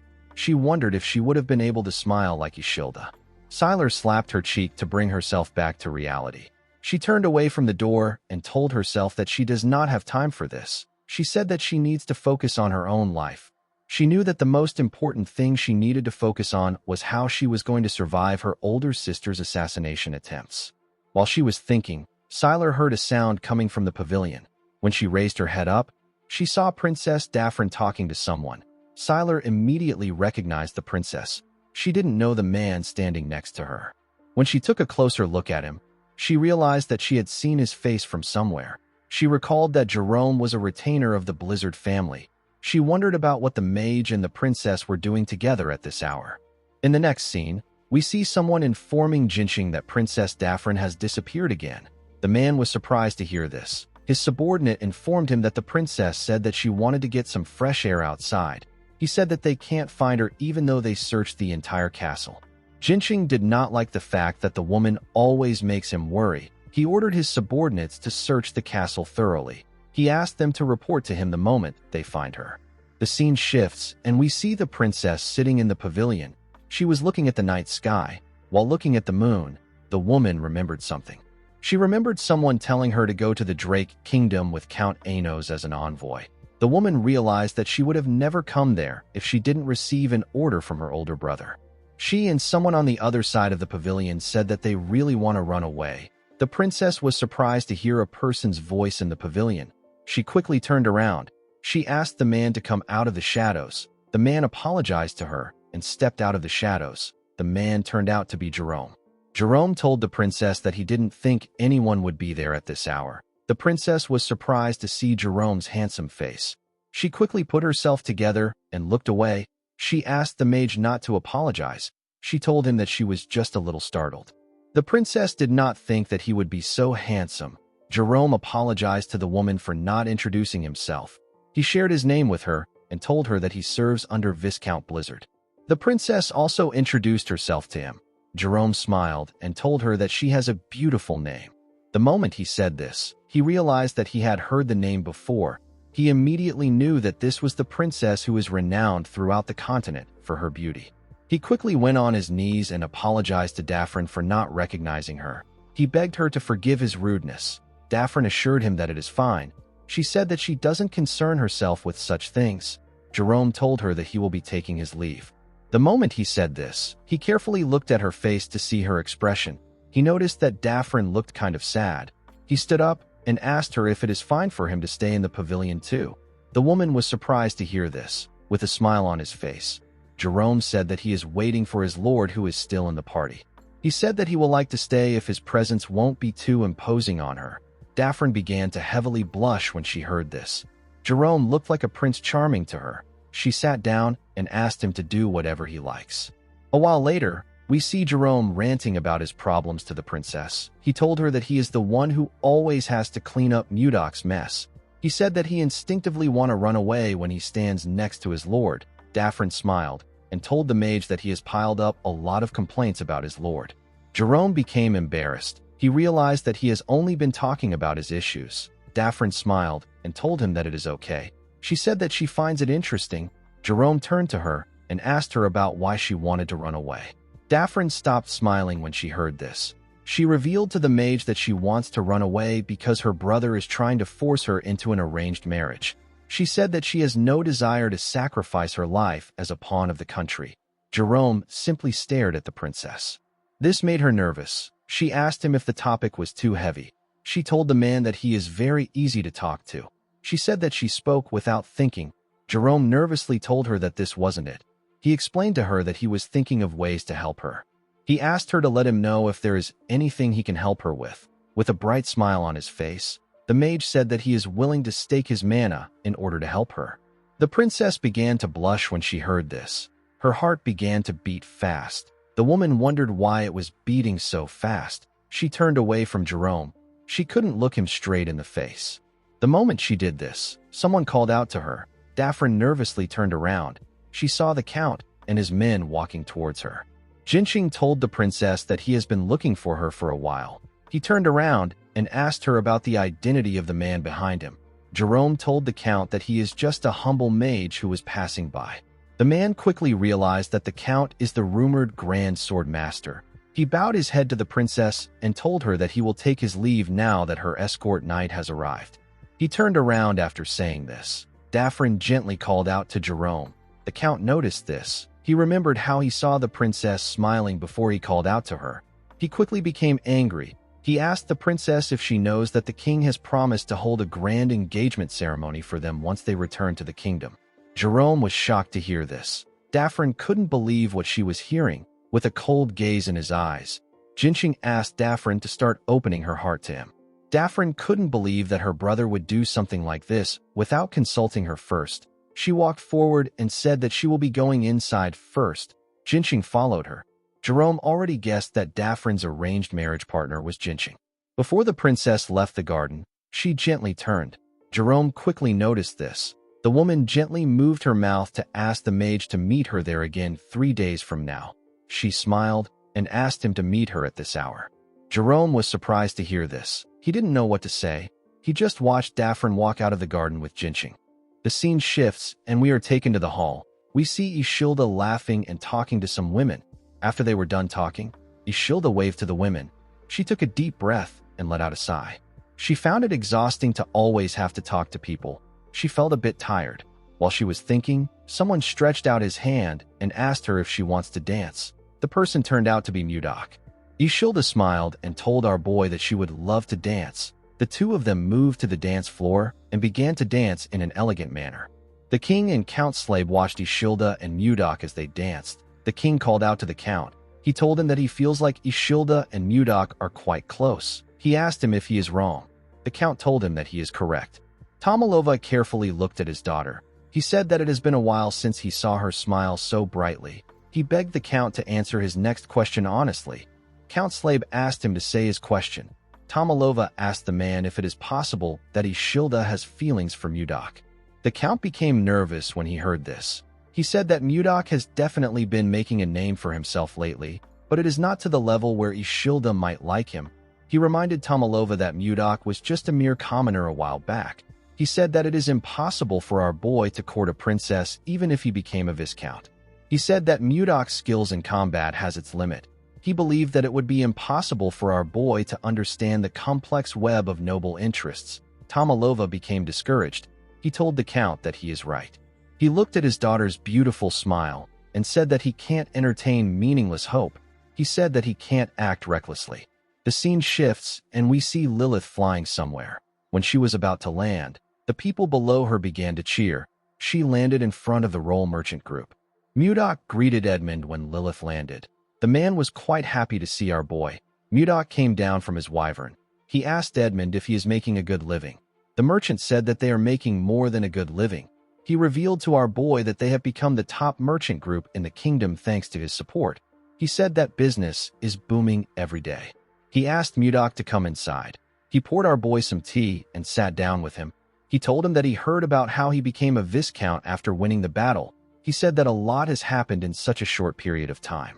Mudok revealed to Edmund that he came to visit him in order to ask him for a favor. The man asked him to tell him what he wants. He told him that he is ready to do anything. Mudok told the man that he needs a mansion. Edmund did not expect to hear this. Our boy told him that he wants a mansion that will be much more grandeur than Duke Icarus's mansion. He said that he wants something that is on a whole other level. Edmund smiled and said that he understands. He said that he will prepare it as soon as possible. The man was happy to see that Mudok was finally making a move against the Duke. He believed that it was time for him to get revenge against the Akasa merchant group and Duke Icarus. Edmund was certain that he could defeat the Duke with Mudok's help and even rise to a higher position.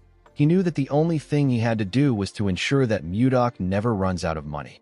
The moment he thought of this, Edmund realized something. He asked our boy about where his retainer is. He asked him about why he came alone. Mudok smiled and said that he has him walking on a special assignment. The scene shifts and we see Jerome in another location. He was wearing a hood that covered his face. While looking around, Jerome remembered that his lord asked him to find out who was behind the massacre of the Kramer family. The man was annoyed that he got this assignment. He felt like Mudok was giving him too much work. He let out a sigh and decided not to think about it. He wondered if Princess Daphne is okay. He did not understand why she wanted to meet him again in 3 days. While he was thinking, someone appeared behind him and told him that he thought he went missing. He did not think that Jerome would still be alive. Jerome turned around to see the dark-haired man. The man whose name is Leon greeted him with a smile on his face. Jerome stood up and shook the man's hand. He told him that he is still too handsome to die. The man laughed when he heard this. He told Jerome that his prince syndrome is still a problem even though he went missing. He sat down and asked the mage about the kind of information he wants to get. Jerome threw a bag containing a large amount of gold and valuable jewels on the table. The man felt like the money was a bit too much for a simple background check. He asked the mage if it is someone important. Jerome explained to him that he was just asked to look into the person. He said that he is not aware of the details behind it.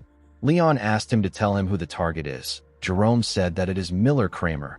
Leon's expression became grim. He was quite shocked to hear the name. He now understood why the payment was so high. He stood up and said that someone must want him dead. Jerome stood up and asked Leon about what he means. The man asked him if he doesn't know that everyone who looked into the death of the Kramer family always ended up dead. He walked forward and told Jerome that he hasn't heard a thing about the family. He said that he is not interested in the job. The mage placed another bag on the table and told the man that he will double his pay if he gets him the information he needs. Leon stopped walking when he heard this. He said that it has been over 10 years since the incident took place. He told himself that things are probably fine now. He asked Jerome to wait for him. The mage sat down back. He wondered about what happened to the Kramer family. He couldn't believe that even Leon, who is the master of the Information Guild, is scared to get involved in the case. He realized that someone very dangerous is involved in this case. In the next scene, we see Jerome in a room with Mudok and Edmund. He took out a file containing information on the Kramer family. He told his lord that the Kramer family was a count household.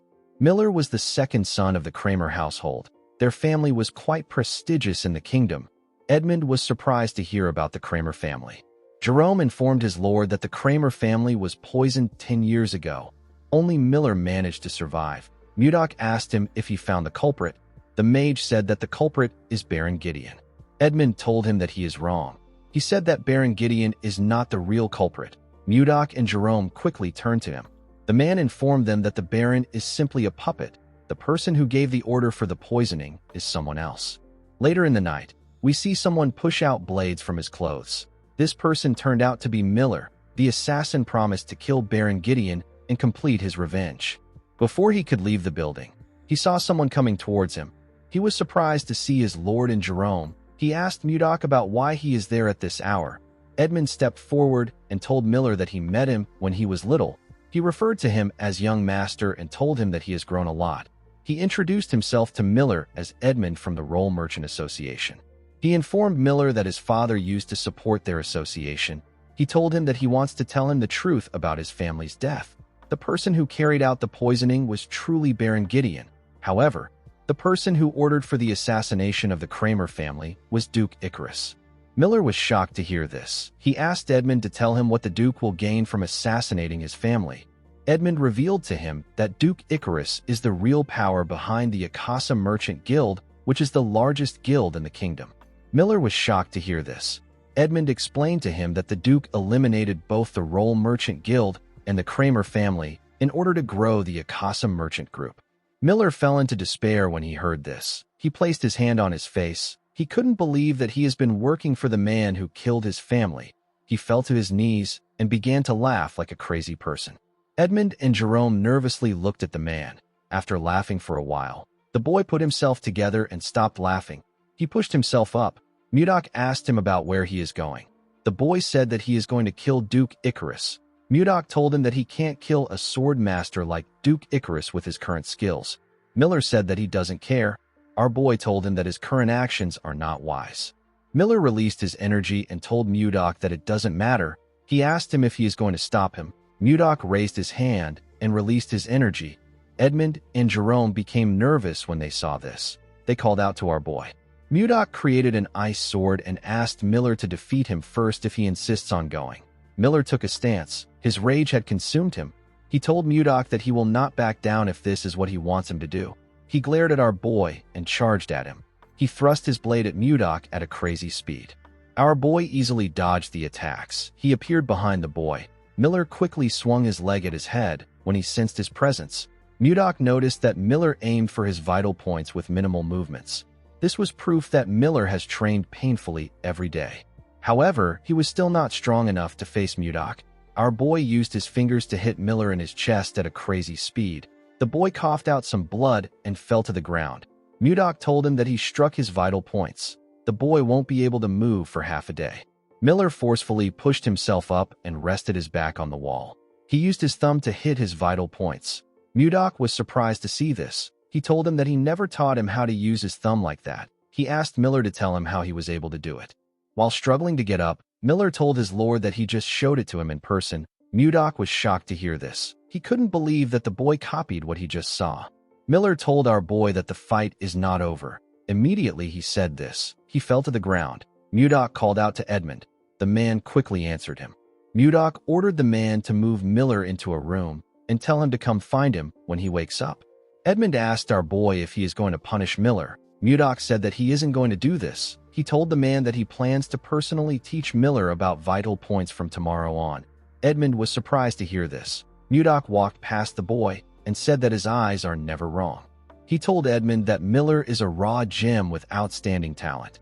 If he is taught well, the boy could be a top-tier assassin. Mudok said that he is still a long way from this.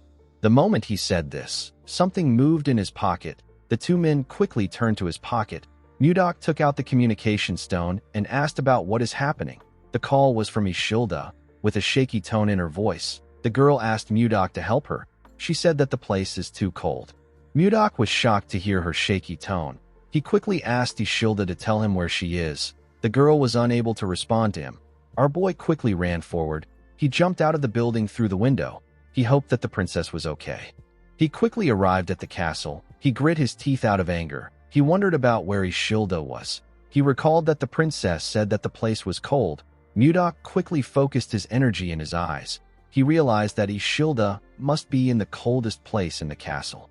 He used his eyes to examine the castle. He found a building that released a cold energy. Mudok quickly entered the building and called out to Ishilda. To his surprise, he found Ishilda shaking in the building. She had a blanket around her. He took the princess out of the building and asked her about how she got trapped in there. Ishilda revealed to him that she went inside to check on the ice wyvern eggs that he gave to them. She accidentally locked the door on herself when she stepped in. Mudok reminded her that he mentioned that the ice wyvern's tray was enchanted to keep the temperature low. He asked her about why she would act so carelessly. Ishilda apologized to him. She told him that she was able to reach out to him with the communication stone. Mudok let out a sigh. He quickly hugged the princess. While shaking like a scared child, our boy begged the princess to never do this again. He told her that he can't lose her again. Ishilda was surprised to hear this. She gently placed her hand on his back. The moment she did this, they heard a cracking sound come from an egg. Ishilda and Mudok quickly turned to the egg. They stood up and went inside. They saw a baby ice wyvern raise its head up. Its body was covered in mucus. Mudok asked the princess to remove the mucus from the wyvern's body. Ishilda was shocked to hear this. Mudok explained to her that the hatchling will recognize her as its mother if she does this. The princess gladly used her blanket to clean the mucus. She told Mudok that the hatchling's body is so soft. She asked him if he thinks that the imprinting worked properly. The hatchling carefully opened its eyes when she asked her question. Mudok asked the princess to try greeting it. Ishilda greeted the wyvern with a smile on her face.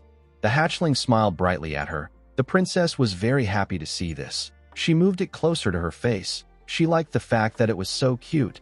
Mudok told her that this wyvern is a female. Ishilda asked him about how he could tell just by looking at it. Mudok explained to her that a person can distinguish the gender of a wyvern through its cloaca. He smiled and told her that the hatchling looks healthy. He asked her to raise it well.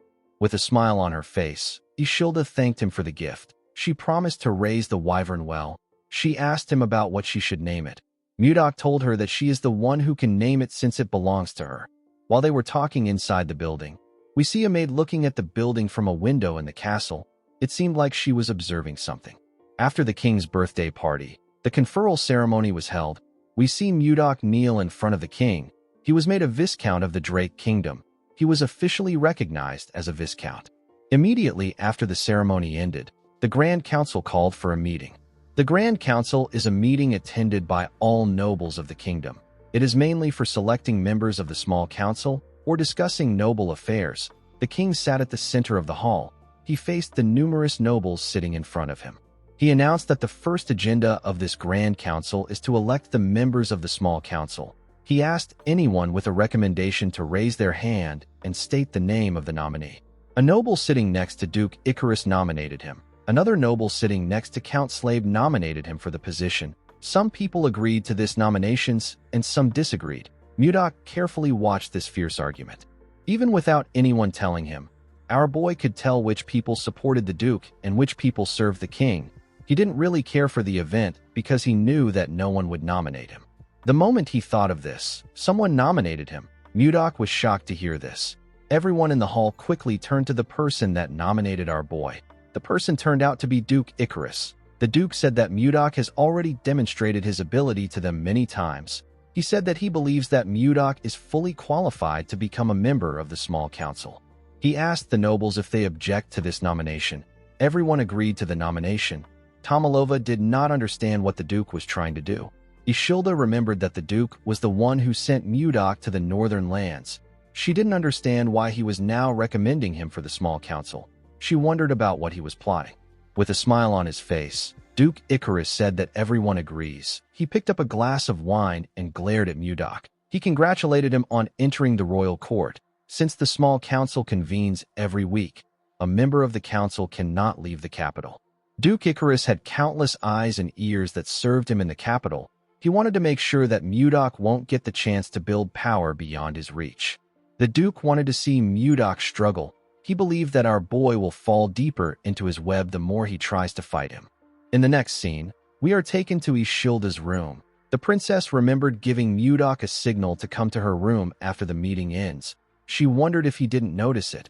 Immediately she thought of this. Our boy appeared on her window. He told her that it is impossible for him not to notice the signal.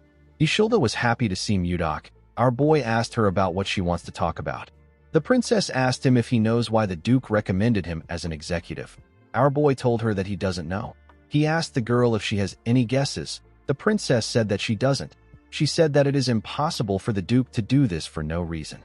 Duke Icarus openly sent assassins to kill the king and even sent Mudok to the faraway northern lands. Ishilda was certain that the Duke was plotting something behind the scenes. Mudok wasn't completely against the idea of becoming an executive. He told Ishilda that he will now be able to see her more often. He said that he needs to thank the Duke for helping him. Ishilda warned him that Duke Icarus is a man who will do anything to get what he wants. She told him that things might not work if he is not careful. Mudok called out to the princess. He assured her that he will handle things as he always does. He asked her not to worry too much. Ishilda was surprised to hear this. She gently smiled. The moment she did this, a maid knocked on her door. and asked her if she can come in. Ishilda quickly turned to Mudok and asked him to hide somewhere for a moment. Immediately she said this, she noticed that our boy was no longer in the room. The scene shifts, and we are taken back to the past. 10 days ago, we see Princess Daphne and Jerome talking under the pavilion. The princess informed Jerome that she wanted to run away. Jerome was shocked to hear this. He asked her if she is serious. He asked her about where she wants to go. Daphne said that the place doesn't matter. She asked him if he can take her somewhere that no one will recognize her. The mage reminded her that he is a vassal for the Lord of Caroline. He said that he can start a war between nations if it is revealed that he helped her run away. The princess asked him if the vow he made to her was a lie. Jerome was surprised to hear this. Daphne reminded him that he swore on his mana that he would help her. With a sad look on her face, she said that this is the first time she has actually been outside the castle of the Hazel Kingdom. It was her first time talking to people outside the castle. After her father passed away, her brother locked her in her room. He only let her out during national events. No matter how beautiful the clothes were or how delicious the food was, it didn't matter to the princess. All she wanted was freedom. When the princess got into a political marriage with the count, she tried to like him, but he was nothing more than her brother's loyal dog. The count is a man who doesn't care about her feelings or thoughts. The princess noticed that the count looked at her the same way her brother did. He had cold eyes that saw her only as a tool. Princess Daphne told Jerome that he is the only person who doesn't look at her with his cold eyes. Jerome didn't know what to say to her. The princess stood up and apologized to the mage for making him uncomfortable.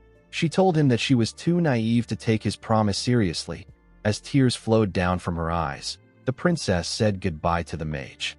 Jerome clenched his fist. He summoned his courage and called out to the princess. He asked her to wait. Daphne quickly turned around. Jerome became nervous. He told himself that he can't do anything. He told the princess that he really can't do anything. He called her again and tried to change his words. Daphne became angry with his indecisive nature. She turned around and walked up to him. Jerome was still nervously thinking about it. With a look of anger on her face, Daphne asked the mage if he will help her or not. Jerome told her that he will do it. He wondered why her personality suddenly changed. The princess was happy to see that he agreed to her request. She gently smiled at him and thanked him for his help. Jerome told her that he will share the meeting place with her. He asked her to go to the tavern at the castle's main gates. He said that he will wait on the 3rd floor of the Russian Blue until sunset. He told her that no one must know about this. He advised her to act as if she didn't speak to him today. Daphne smiled at him and told him that she understands. The scene shifts, and we are taken to the present. We see Jerome standing in front of a door. He was thinking about the promise he made. While he was thinking, Mudok asked him to come in. When the mage stepped inside, our boy asked him if something is wrong. Jerome said that he wanted to go to Toth for an inspection. Mudok asked him if he is going alone. With a nervous look on his face, the mage said that it is necessary for them to check if Volmer is managing things properly. Mudok agreed that maintenance checks are important. He asked Jerome to go ahead. He told him that he will join him after his next meeting. Jerome explained to his lord that the journey is a 5-day ride on a horse. He told him that it will be difficult for him to attend the small council meeting. He said that he will go by himself and report back immediately. Mudok asked him about what he means. He reminded him that it only takes a day to reach Toth on a wyvern. Jerome nervously laughed. He said that he has completely forgotten about the wyverns. Mudok noticed that he was acting weird. He asked his vassal if something is wrong. He told him that he has been distracted all week. With a shaky tone in his voice, the mage said that this is ridiculous. Mudok was still suspicious of the man. He told him that he will leave Toth in his hands. Jerome thanked him and walked towards the door. Mudok watched him as he walked out of his room. After leaving Mudok's office, Jerome thought about how tomorrow is the day of the operation. He wondered why he was doing this. He would normally refuse this request. He knew that this was a crazy request. He told himself that he needs to stop while he can. The moment he said this, he remembered how the princess looked when she cried. Jerome began to smile like an idiot.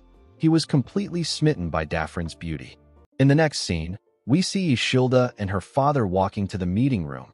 On her way there, Ishilda wondered about what Duke Icarus was planning.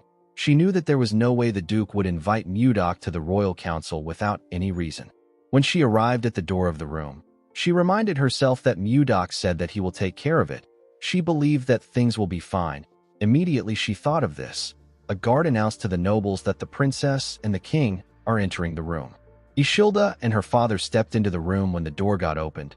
Ishilda quickly turned to the side to see Mudok. Our boy smiled and nodded at her. The princess also did the same thing. After the princess and the king got seated, Count Slabe stood up and announced that the royal council meeting will begin now. He said that the first agenda will be presented by Duke Icarus. The duke stood up and greeted the king, the princess, and his fellow nobles. With a smile on his face, he announced that he would like to discuss the princess's marriage.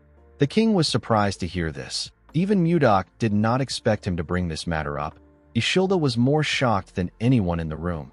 The nobles became silent when they heard what the duke said. Ishilda stood up and asked him about what he is talking about. The duke bowed his head and apologized to the princess for bringing up a proposal that startled her. He reminded her that she turned 20 this year, and yet she doesn't have any marriage plans or even a fiancé. He said that such a thing is unheard of in the royal family. He explained to Ishilda that the royal bloodline could be severed if things go wrong. The duke proposed that Ishilda's wedding should be hastened. A noble stood up and told the duke that he is going too far. He asked him if he has no respect for the royal family. Another noble asked the man to watch his mouth. He said that the duke merely spoke out of concern for the kingdom's future. A noble belonging to the duke's faction asked the first noble if he is not concerned for the kingdom's future. Ishilda couldn't say anything. She could only watch the men argue. Count Slabe stood up and slammed his hammer on his table. He ordered the nobles to keep quiet. Ishilda grabbed the hammer and slammed it on the table with a large amount of force. She broke the hammer when she hit it on the table. She ordered everyone to calm down. The room quickly became silent. The princess apologized to the count and gave him the broken hammer. She asked the man to resume the meeting. The count nervously collected the broken hammer. Ishilda asked her father about why he isn't saying anything. The king placed his hand on his head and asked his daughter to sit down. Ishilda did not expect to hear this answer. She asked her father if he agrees with the duke. She reminded him that he promised to allow her choose her fiancé. With a look of anger on his face, Tomalova told his daughter that a child of the royal family must accept their fate. He asked her to stop her foolish talk. Ishilda couldn't believe that her own father was saying this to her. She turned around and walked forward. Count Slabe informed her that the meeting is still in progress. Ishilda didn't listen to the count. She walked out of the hall. Mudok could only watch her walk away. The scene shifts, and we are taken to Ishilda's room. We see the princess asking her maid about what she should do. She said that the only person she likes is Viscount Blizzard.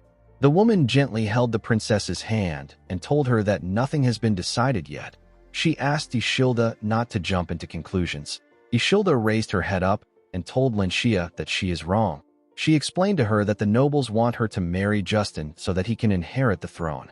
The Tomalova royal family has only 3 princesses, and by law, a princess cannot inherit the throne. The princess told the woman that Duke Icarus will be able to achieve his goal if he can get her to marry his son. With a crazy look in her eyes, Ishilda stood up and said that she will just tell everyone that the only person she will marry is Mudok. Lenshia was shocked to hear this. She begged her mistress to maintain her dignity. While screaming at the top of her voice, the princess asked the woman to tell her how long she needs to keep this dignity. She said that she can't take it anymore. Lenshia grabbed the princess and begged her to wait.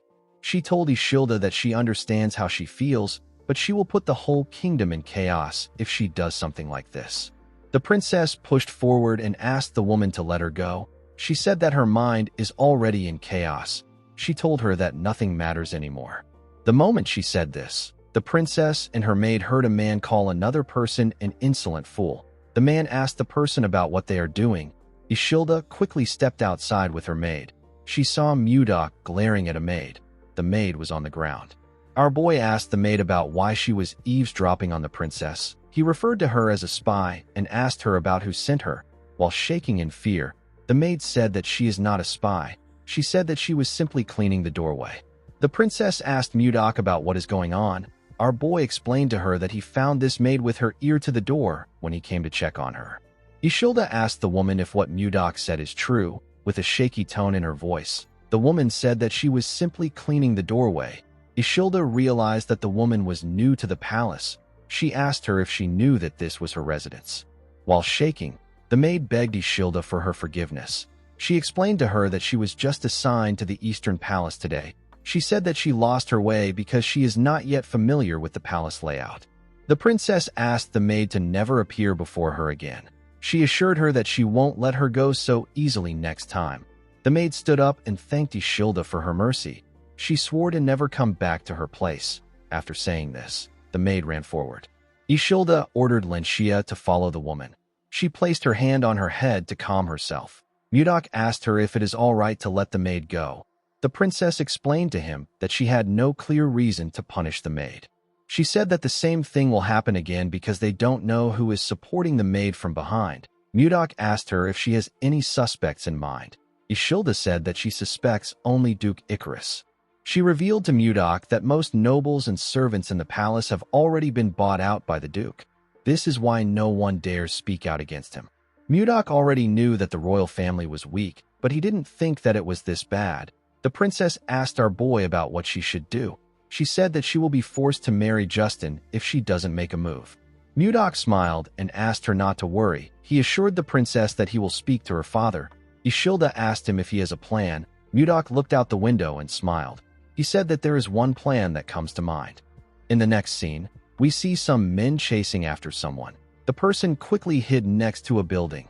The leader of the men ordered his subordinates to search the whole area. The person the men were chasing after was Daphne. The princess covered her head with a hood. The scene shifts, and we see Jerome waiting in the promised location. The mage seemed to be panicking. He remembered how the princess cried when she begged him to save her. He looked outside and noticed that they were already in the evening.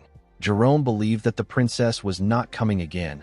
The moment he thought of this, Daphne barged into the room and called out to the mage. Jerome was shocked to hear her voice. While breathing heavily, the princess asked him if he waited for a long time. Jerome quickly raised his head to see the princess. Before he could say anything, he heard some men talking outside the inn. The leader ordered his subordinates to search every building. He said that they can't let Daphne escape. The princess grabbed the mage's hand and asked him about what they should do. She said that they will be caught soon. Jerome quickly blocked the door with the table and chair. Daphne explained to him that the soldiers will still be able to break in even if he blocks the door. The mage said that he brought something for this situation. Immediately he said this. The soldiers hit the door and asked them to open it. The princess became scared when she heard their voice. She told Jerome that the men are already there. She asked him about what they should do. Jerome took out a scroll and asked the princess to hold on to him tightly. He made the scroll float and began to cast the spell written on it. When the paper began to tear, Jerome told the princess that they are going to Toth. Immediately he said this. He teleported with the princess. The scene shifts, and we are taken to the king's office. We see Tomalova thinking about what happened. He couldn't believe that he was swayed by a single noble. He realized that the previous king would have been furious if he saw what was happening. Tomalova knew that he was wrong for taking his anger out on his daughter. He clenched his fist out of anger. He called himself a pathetic father. Immediately he thought of this. Mudok knocked on his door. The king asked his guards to let our boy in. He put himself together and picked up some papers. Mudok entered the king's office and bowed his head to him. He asked Tomalova if he has been well. The king let out a sigh and told Mudok that he must already know that he is not at peace. Our boy asked the king if he will hand over the princess and the kingdom to Duke Icarus. Tomalova glared at Mudok and asked him to watch his words. He told him that he won't forgive everything he does just because he saved his life. Mudok informed the king that he has a solution for him. Tomalova stood up when he heard this. Our boy gently signaled the king to tell his guards to leave the room. Tomalova waved his hand at the men when he saw Mudok's signal. After his guards left the room, he asked Mudok to tell him the solution. Our boy gave the king a scroll and explained to him that he only needs to announce the statement that he prepared as an official decree. Tomalova quickly opened the scroll. He realized that his daughter will be able to avoid the marriage with Justin if he announces what is written in the scroll. He told Mudok that this decree will only buy them time. It will not solve the problem. Mudok assured him that he knows. With a smile on his face, he told Tomalova that it is a trap. He said that the hunter needs to only wait for the prey to step into the trap he set. The scene shifts, and we are taken to Toth. We see Mudok entered the castle. Jerome nervously welcomed him. Princess Daphne was hiding behind him. Mudok was surprised to see the princess with his vassal. Jerome nervously told his lord that he can explain. A while later, we see the group sitting together. Jerome explained everything to his lord. The princess told our boy that she doesn't want to trouble him. She begged him to let her stay there. Mudok explained to his advisor that the princess is an envoy of the Hazen Kingdom. He asked him if he knows what this means. Jerome apologized to Mudok and told him that he will ensure that nothing harmful happens. He begged his lord to allow the princess to stay. Mudok didn't really like this arrangement. Jerome and Daphne could tell that our boy was not really in favor of this arrangement. To their surprise, Mudok asked them to do as they wish. Jerome and Daphne couldn't believe what they were hearing. Our boy told Jerome that the princess can stay as long as she wants. Daphne asked him if he is certain. She told him that she will repay his kindness. Mudok asked her to forget about it. He told her that he is not so poor that he will demand payment from a runaway princess. He explained to her that he cannot drive her out so coldly since Jerome risked his life to help her. He assured Jerome that their relationship will be kept a secret. He asked him not to worry about it. Jerome and the princess began to blush when they heard this. Jerome stood up and told his lord that he is being rude to the princess. Mudok asked the mage about why he is angry. He asked him to just admit it. The princess turned to him when she heard this. It seemed as if she wanted Jerome to tell her that he likes her. Mudok told the princess that he needs to speak with Jerome alone. He asked her if she can step out for a bit. Daphne accepted his request and thanked him for his consideration. After the princess left, Jerome followed his lord to his office. He apologized to Mudok and told him that he made a promise to the princess due to a slip of tongue. He placed his hand on his chest and told his lord that he will personally escort the princess back to her kingdom. Mudok asked him about why he wants to do this. Jerome was surprised to hear this question. He explained to his lord that a war could take place if the Hazen Kingdom find out that their princess is there. Mudok raised his hand and told Jerome that he is not talking to him as his vassal. He asked him to answer him like a man.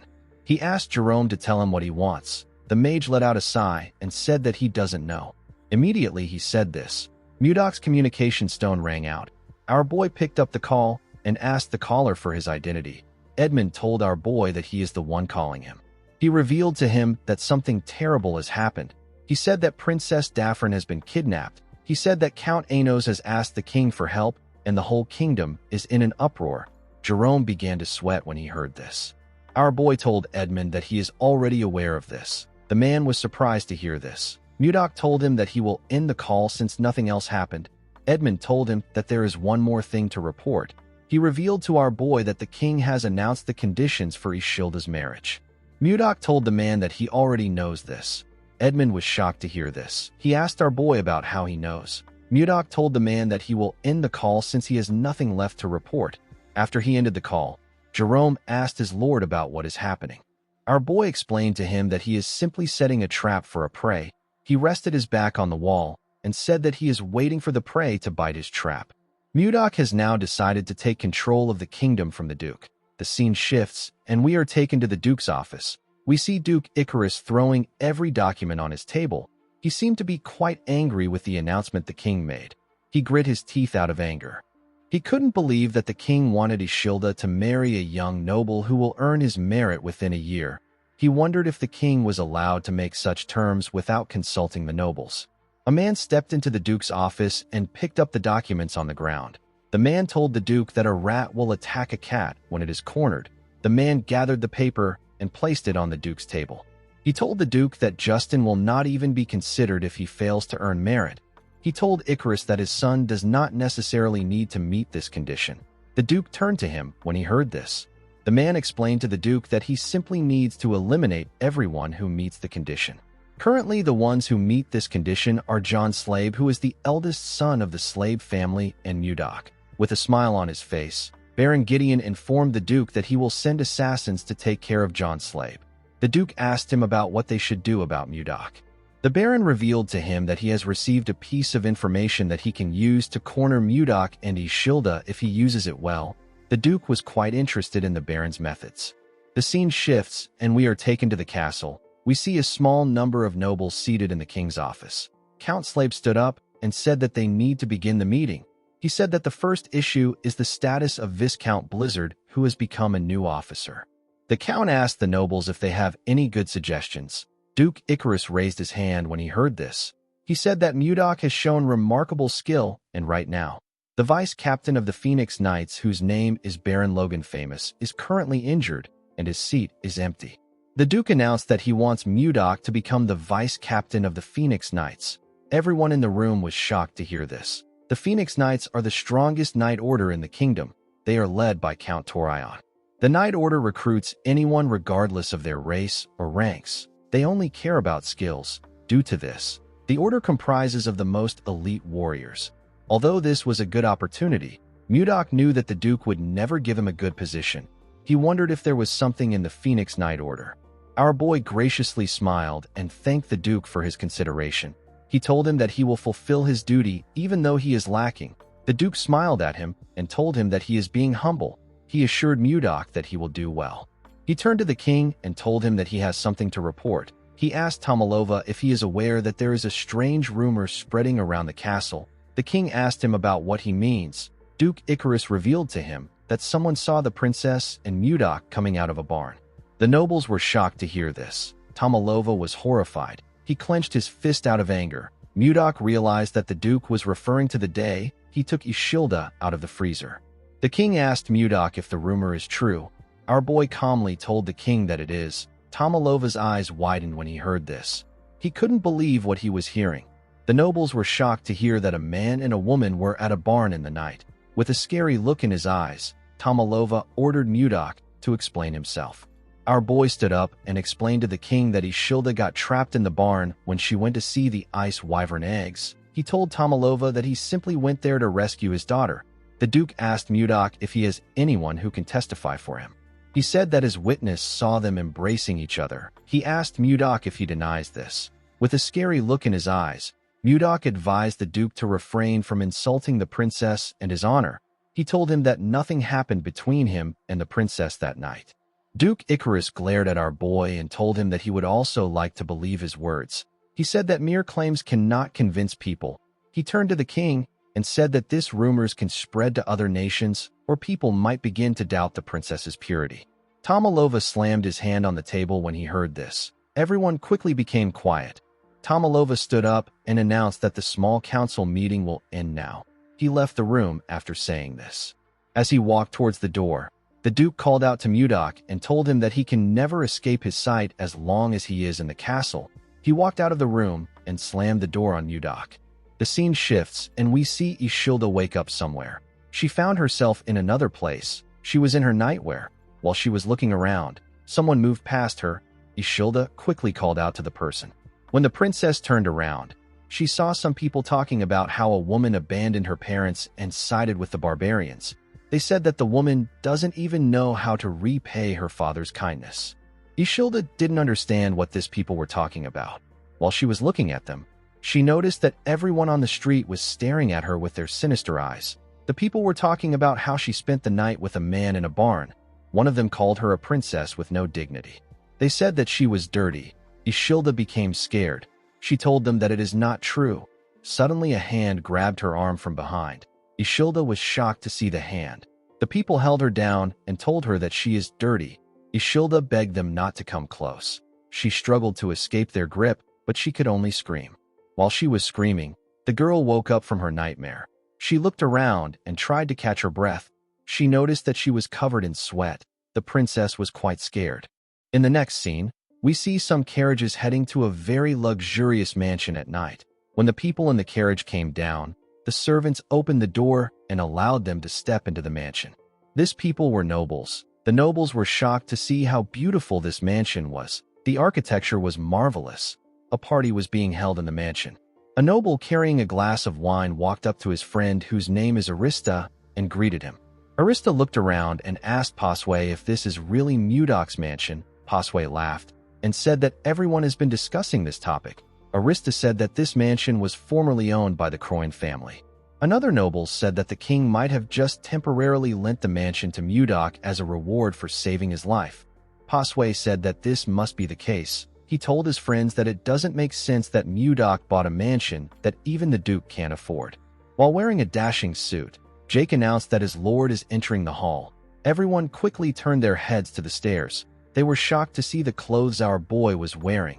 Mudok wore a Western suit that matched the fashion of the Central Plains and wore the ornament that people in the Central Plains wear. He referred to the nobles as distinguished guests and thanked them for coming to his party. He said that this event was held to celebrate him becoming a viscount. He said that he also organized it to introduce himself as a member of the kingdom's small council. He raised his glass and introduced himself as the Lord of Caroline, the vice captain of the Phoenix Knights and the master of this mansion.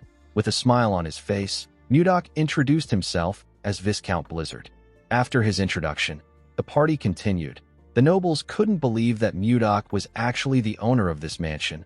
They wondered about how someone who was formerly a commoner was able to achieve this. One of them said that Mudok is the sponsor of the Roll Merchant Guild. Our boy gently smiled at his guests. He realized that he made the right decision by leaving his housing issue to Edmund. The nobles changed their attitude towards Mudok after seeing his mansion. It didn't matter if they belonged to the royalist faction or the noble faction. Mudok knew that he needed to show that his wealth is superior if he wants to change the minds of the noble faction, which is centered around the Duke. This is because power, wealth, and authority is what moves them. A noble known as Rowan walked up to Mudok with his friend and thanked him for inviting him to the party. Our boy thanked him for attending. Rowan told him that he hasn't seen the princess in the party. Mudok explained to him that the princess informed him that she will be unable to attend the party because she is unwell. With a smile on his face, Rowan said that something might have happened yesterday for her to be unwell. His friend laughed when he heard this. Mudok glared at the man when he heard this. Rowan told him that there has been some rumors about him and the princess. With a disgusting smile on his face, the man asked Mudok if the rumor is true. Our boy crushed his cup with his hand when he heard this question. Before he could do anything, a huge man appeared in front of him and asked Rowan to take back what he said. With a scary look in the man's eyes, he told Rowan that he is mocking the royal family by insulting the princess. He told him that he won't get a light punishment if this news reaches the king's ears. Rowan and his friend became scared when they heard this. He turned around and said that the man should mind his business and focus on taking care of his territory. The man explained to Mudok that Rowan acts this way because he hangs out with Duke Icarus and he thinks that he is someone important. He asked our boy not to worry about the idiot. Mudok took a look at his hand and thanked Baron Vincent. He told him that he would have lost his temper and shot the men if he didn't interfere. Baron Vincent laughed and told Mudok that he is an amusing person. He believed that our boy was joking. Mudok didn't understand why he was laughing. Baron Vincent explained to him that he cannot stand idly by and listen to words that insult the princess as a member of the kingdom. Mudok smiled when he heard this. He asked the Baron if something happened in his territory. The Baron realized that Mudok was referring to the comment Rowan made. He revealed to Mudok that monsters have been attacking his territory for several months now. Even with the fences and the preparations made, the damage has not stopped. Baron Vincent said that he can only feel bad for his people. Mudok asked him if he has tried requesting for help. The Baron smiled and said that even the kingdom's soldiers can't defeat the monsters. He said that he is the one who should solve the problem since it concerns his territory. Mudok told the man that his first mission as the vice captain of the Phoenix Knights has been decided. He informed the Baron that he will help him subjugate the monsters in his territory. Vincent was shocked to hear this. He couldn't believe that Mudok wanted to help with the monster subjugation of a small territory. He believed that our boy might be able to do it with the support of the Phoenix Knights. Vincent bowed his head and thanked Mudok. Our boy told him that it was his goodwill that moved him. The moment he said this, something in his clothes began to blink. Mudok turned around when he saw the thing. He told the Baron that he has to leave since something urgent has come up. He told him that he will see him later when it is time to leave. Mudok moved to a corner and took out a communication stone. He asked his subordinate about what is happening. Jerome informed him that they have captured someone. He said that the first target was truly the eldest son of the slave family. Mudok asked the mage to tell him where they kept the assassin. Jerome revealed to him that the assassin is in the basement of the annex building behind the mansion. In the next scene, we see Mudok walking down the basement. When he arrived there, he saw Miller and the assassin. The assassin was tied to a chair. Mudok removed the sack on the assassin's head. Miller informed his master that he has paralyzed the man with the technique he taught him. He assured Mudok that the assassin has been properly restrained. Our boy asked him if he removed the assassin's poison sac. Miller told him that they took out the man's suicide poison from his molar. Mudok covered his hand with a unique energy when he heard this. He placed his hand on the assassin's head. The man began to shake. He looked like he wanted to scream. A minute later, our boy let go of him. The man's eyes turned red. He went on his knees and referred to Mudok as master. He asked our boy to give him his command. Miller was shocked to hear this. He asked his lord about what just happened. Mudok let out a sigh and asked the assassin to tell him his name, the name of the person he served, and any useful information he possesses. The man introduced himself as Sis. He said that he received orders from Duke Icarus to kill John Slade. Mudok let out a sigh. He already expected this. He released a dark energy and ordered the man to tell the Duke that he successfully assassinated John. He ordered him to report the Duke's every move. The man accepted his orders. Miller asked his lord if he is using brainwashing magic. Mudok revealed to him that he used the demon's soul arts. He said that it is a soul-controlling technique. Miller was surprised to hear this. He begged his lord to teach him the technique. Mudok told him that he can't teach him. He explained to the boy that the demon's soul arts is a brainwashing technique used by the demon cult to recruit new members. If the user isn't at an overwhelmingly stronger level than the target, the technique won't work. Mudok told Miller that he won't be able to use the technique on anyone even if he learns to use it. Miller was sad to hear this. Mudok turned to Sis and asked him to leave. The man disappeared the moment he heard the order. Our boy decided to start his counterattack against the Duke. In the next scene, we are taken to the Duke's mansion. We see a man enter the Duke's office. He asked Icarus if he wanted to see him. The person who entered the room was Sis. The Duke asked him if he finished the job well. Sis assured him that he dealt with John Slade. Upon hearing this, Duke Icarus asked the man to leave. Sis bowed his head and turned around. Before he could leave the room, Duke Icarus asked him to wait. He asked someone known as Curson to check whether the brainwashing spell has been undone. A masked man came out of the wall when he heard this. He told the Duke that he understands. He turned to Sis and carefully looked at him. He informed Duke Icarus that the brainwashing spell is still active. Icarus asked him if he is certain. He drank his wine and smiled. He looked outside his window and told himself that he will take care of Mudok next. The next day, news of John Slade's death spread through the capital. The people were told that John died from falling from a horse. This type of death is very common in this era. However, the timing was far too convenient. It didn't take time for rumors to spread like wildfire. Unfortunately, no one knew the truth. They didn't know that John was alive, and everything that was happening was Mudok's plan. The scene shifts, and we see Mudok and Miller walking through a snowy forest. Miller told his lord that the capital will be in chaos right now. Mudok smiled and agreed with him. He said that the only candidate who could challenge him has been killed. He told Miller that this is what everyone will be thinking. He said that everyone will be wary of the Duke. Miller told his lord that there is something he is curious about. He asked him about why he isn't announcing the truth right away. He explained to Mudok that he can get the Duke arrested right away since he has evidence of his crime. Mudok told him that he can't do this. He explained to Miller that they need to make sure that they are able to completely take the Duke out. He told him that Duke Icarus is a meticulous man, so they need to prepare more thoroughly in order to stop him from escaping. He revealed to Miller that there is an even more important reason why he allows the rumors to spread. With a smile on his face, Mudok told his subordinate that rumors about Ishilda have completely disappeared. Miller was shocked to hear this. Mudok explained to him that fire is always suppressed with a bigger fire. Now the one who will get caught up in a scandal is Duke Icarus. Miller nervously looked at his lord. He couldn't believe that his lord was looking into the future while he was only thinking about the Duke. Some minutes later, Mudok and Miller found a house in the middle of the snowy forest. Our boy told his subordinate that they have arrived at Vice Captain Logan's house. Miller asked his lord if he took Logan's position in the Phoenix Knight Order after he injured his leg. Mudok told him that he is correct. Miller found Logan's residence to be quite modest. He expected the former vice captain of the kingdom's top knight order to be living in a better place. Mudok agreed with him.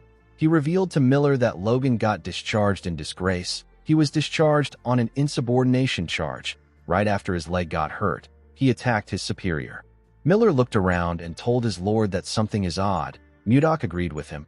He told him that the story is definitely weird. Miller told his lord that this is not what he is talking about. He asked our boy to look at the ground. He told him that the place was too clean. It was as if no one had been around there. Mudok reminded Miller that he also doesn't leave any traces or footprints. Miller told his lord that he does this because he is an assassin. He explained to him that he would leave a trace on the ground if he had an injured leg. Mudok asked Miller if he is saying that Logan is flying. Immediately he asked this question, we see someone point an arrow at Mudok from above. The person's arrow was a long feather. The person fired his arrow at our boy. Mudok quickly turned around when he heard something coming towards him. He and Miller quickly jumped back. The feather hit the ground and destroyed it.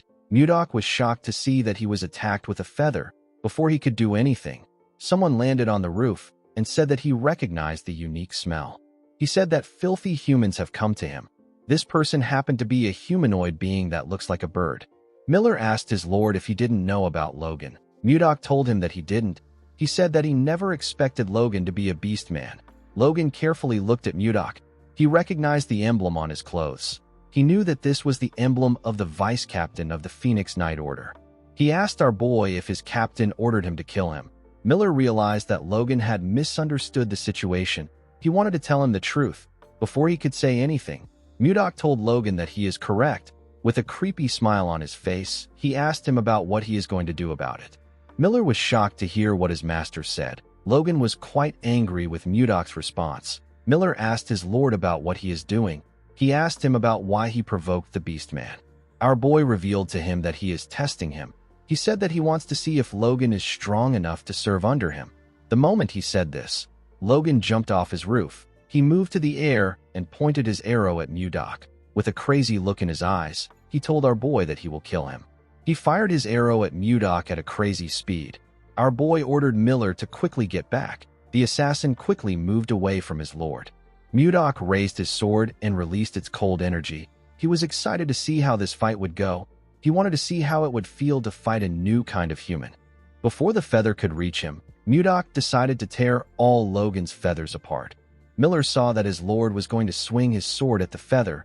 He quickly asked him not to do this. He said that a beastman's feather has a very strong elasticity. He told him that his sword will bounce off the feather. Unfortunately, Mudok already swung his sword at the feather. Just as Miller stated, our boy's sword bounced off the feather. Our boy was shocked to see this. He quickly bent his head to dodge the feather. Logan didn't expect him to dodge the attack. He took out 2 feathers and fired them at Mudok. Mudok recalled that the recoil he experienced just now was insane. He decided to do something else. He carefully tapped the feather with his sword and changed its trajectory.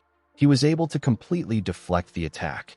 One of the arrows got fired at Miller. The assassin was shocked to see the feather coming towards him. He quickly jumped out of the way. The feather pierced through the forest and destroyed everything it touched. Miller stood up and asked his lord to inform him beforehand if he plans to deflect the attacks. Immediately he said this. Logan fired 2 more feathers at Mudok. Our boy realized that the beast man didn't want to give him time to rest. The moment he thought of this, he noticed something odd. He saw that 1 arrow has disappeared. He was certain that he heard Logan fire 2 shots. He wondered about where the other shot went. Immediately he thought of this. The arrow appeared next to his head. Before it could pierce his eye, Mudok caught it with his hand. The powerful arrow left a huge cut on his hand. Our boy quickly threw it aside. He fired an attack at the second arrow and used it to change its trajectory. He couldn't believe that his pure snow blade couldn't cut the feathers. He never expected Logan to use a strategy that takes advantage of his blind spot. He smiled and told Logan that his combat ability gets a pass. Logan asked him about what he just said. With a look of anger on his face, he asked Mudok if he was evaluating him. Our boy put his sword away and told him that the evaluation is over. He disappeared in front of Logan when he said this. Miller and Logan were shocked to see this. Mudok reappeared in the air and smiled. He told the beast man that it is time they sort their hierarchy. Logan was shocked to hear our boy's voice behind him. He quickly turned around. Before he could do anything, Mudok gave him a punch that shattered his longbow and pushed him down. He charged at Logan while he was falling. He charged at him with the light air void foot arts. It is a light step art that lets him freely move in midair. He moved close to Logan and told him that his longbow is gone. He clenched his fist and asked him about what he will do now. Logan became nervous. He quickly used his leg to block Mudok's attack. He released a unique energy from his leg when he blocked our boy's attack. he felt a large amount of pain in his leg. Mudok was surprised to feel the unique energy Logan released. He watched the Beast Man fall to the ground. He took a look at the odd energy in his hand. He said that something feels off. He asked Logan to tell him how he got his leg injured. Logan was annoyed to hear this. He said that he would never share this information with a human. He swung his claws at Mudok. Our boy easily dodged his attack. He covered his hand with his energy. He used it to hit Logan in his injured leg. The Beast Man called him a bastard. He swung his fist at Mudok and told him that it is cowardly to attack an injured leg. Our boy dodged his attack and clenched his fist. He hit Logan in his injured leg with a large amount of energy. The Beast Man screamed when this happened. He asked Mudok if he is truly a warrior. Our boy ignored him and hit his feet. He also used his energy to hit Logan's thigh. The Beast Man told him that a warrior should fight fair and square. He screamed and begged Mudok to stop. He swung his injured leg at our boy. Although Mudok was able to block the attack, it blew away the things around him. Our boy smiled when he saw this. Logan couldn't comprehend what was happening. He removed the bandage on his leg and raised it up. He couldn't believe that his leg was healed. He wondered about how it happened. He knew that his injury was something no doctor on the continent could cure. Mudok told him that it would have been impossible for a doctor to resolve his problem since he wasn't injured. He revealed to Logan that he was cursed. The Beast Man was shocked to hear this. Our boy explained to him that there was some ominous mana wrapped around his leg. He told him that he used his energy to disperse it. Logan couldn't believe what he was hearing. He asked Mudok about the kind of human he is. Our boy told him that he is the human who he will follow and trust. The scene shifts, and we are taken inside Logan's house. We see a well-roasted boar placed in front of Mudok and Miller. Logan asked Mudok to dig in. He revealed to him that the dish is a traditional dish in his tribe. Miller was very excited to eat the boar. He said that he has been starving for some time. He stretched out his hand and said that he will enjoy the meal. Before he could grab a piece of meat, Logan hit his hand. With a look of anger on his face, he asked Miller to tell him why he wants to eat the food. He told him that the dish is only for his benefactor. Mudok grabbed a piece of meat and told Logan that Miller is one of his people. He asked him to treat Miller well. Logan reluctantly accepted our boy's request. Miller smiled when he heard what his lord said. Logan gave him a dead rat and asked him to get lost. Miller was annoyed to see this. He told Logan that he is so mean. He asked him about why he is treating him and Mudok differently. Logan told him that this is the best he can offer a mere human. He asked Miller to go hunt for his own meal if he doesn't like the dish. While they were arguing, Mudok was enjoying his meal. He didn't expect the meat to be so delicious. Before Logan and Miller could start fighting, Mudok called out to Logan. He asked the Beast Man to tell him how his left leg got hurt. He revealed to him that he heard he confronted the captain of the Phoenix Knights about the cause of his injury. He asked Logan about why he confronted his captain. The Beast Man told Mudok that he will explain everything. He said that he will tell him about the day he lost everything. According to him, Torion secretly came to see him on the day he got promoted as vice captain. The captain was acting friendly that day. Logan found this strange because Torion is a race supremacist. He had always seen Logan as a thorn by his side. The captain made a shocking proposal to Logan. The Beast Man couldn't believe what he was hearing. He threw his glass of wine at the wall.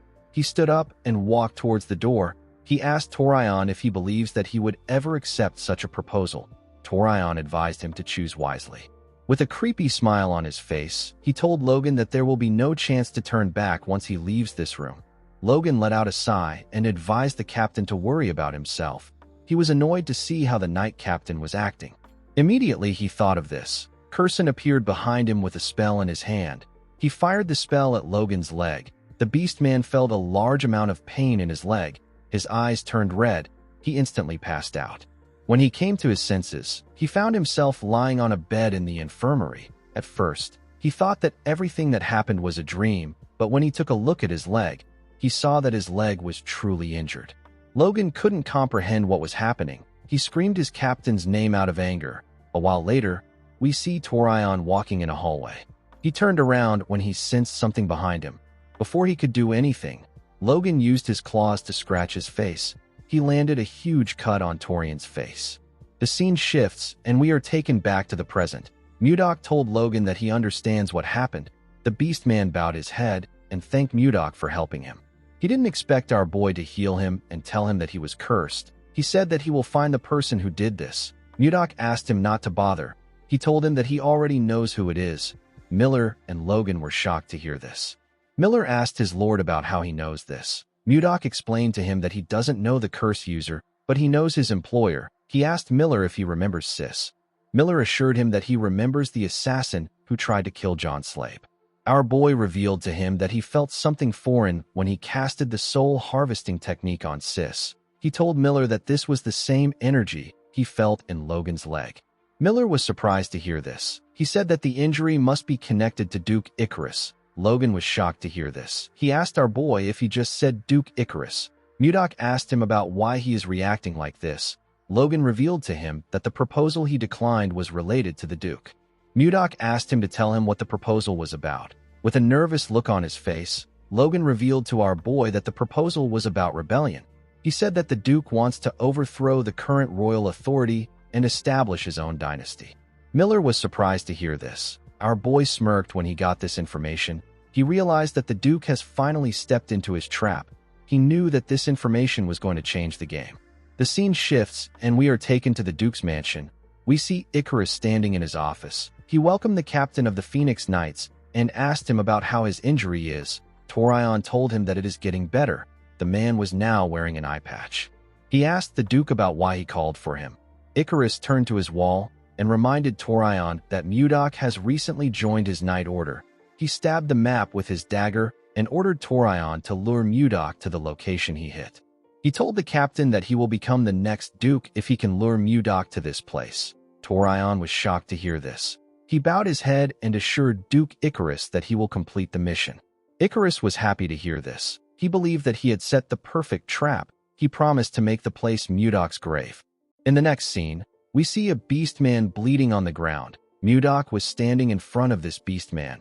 His fist was covered in blood. Torion stepped out of the shadows when he saw this. He smiled and asked Mudok about what he is doing. Our boy turned around and glared at him. An hour ago, we see Baron Vincent welcome Mudok to his territory in his armor. He thanked him for coming. Our boy told him that there is no need for him to thank him.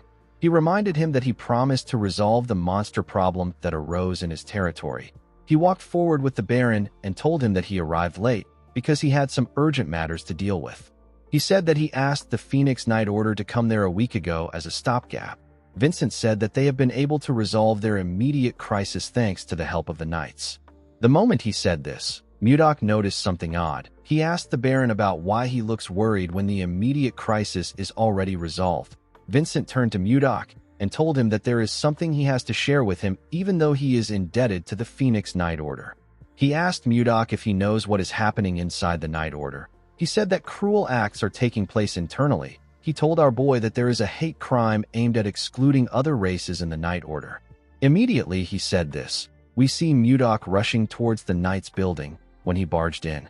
He saw something awful. He saw a beastman receiving a beating. His body was covered in blood. Two other beastmen faced their heads to the ground. Their bodies were covered in blood. These beastmen were getting bullied by the humans. Mudok watched the humans laugh at their fellow knights. He noticed that Torion was looking at him. He charged at the knight, beating the beastman. He used his palm to hit the man in his head.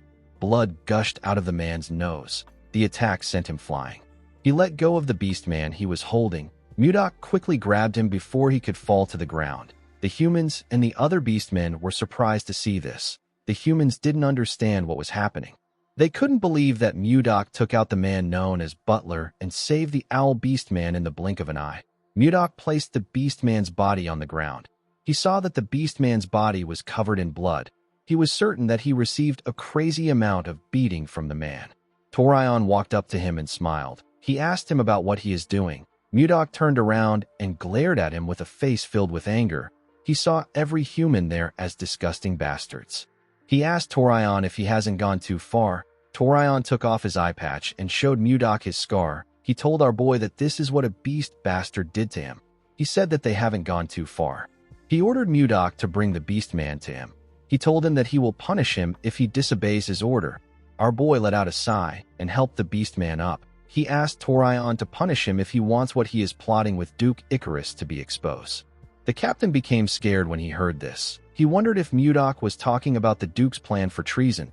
He didn't understand how Mudok knew about this. He asked our boy about how he knows about the plan.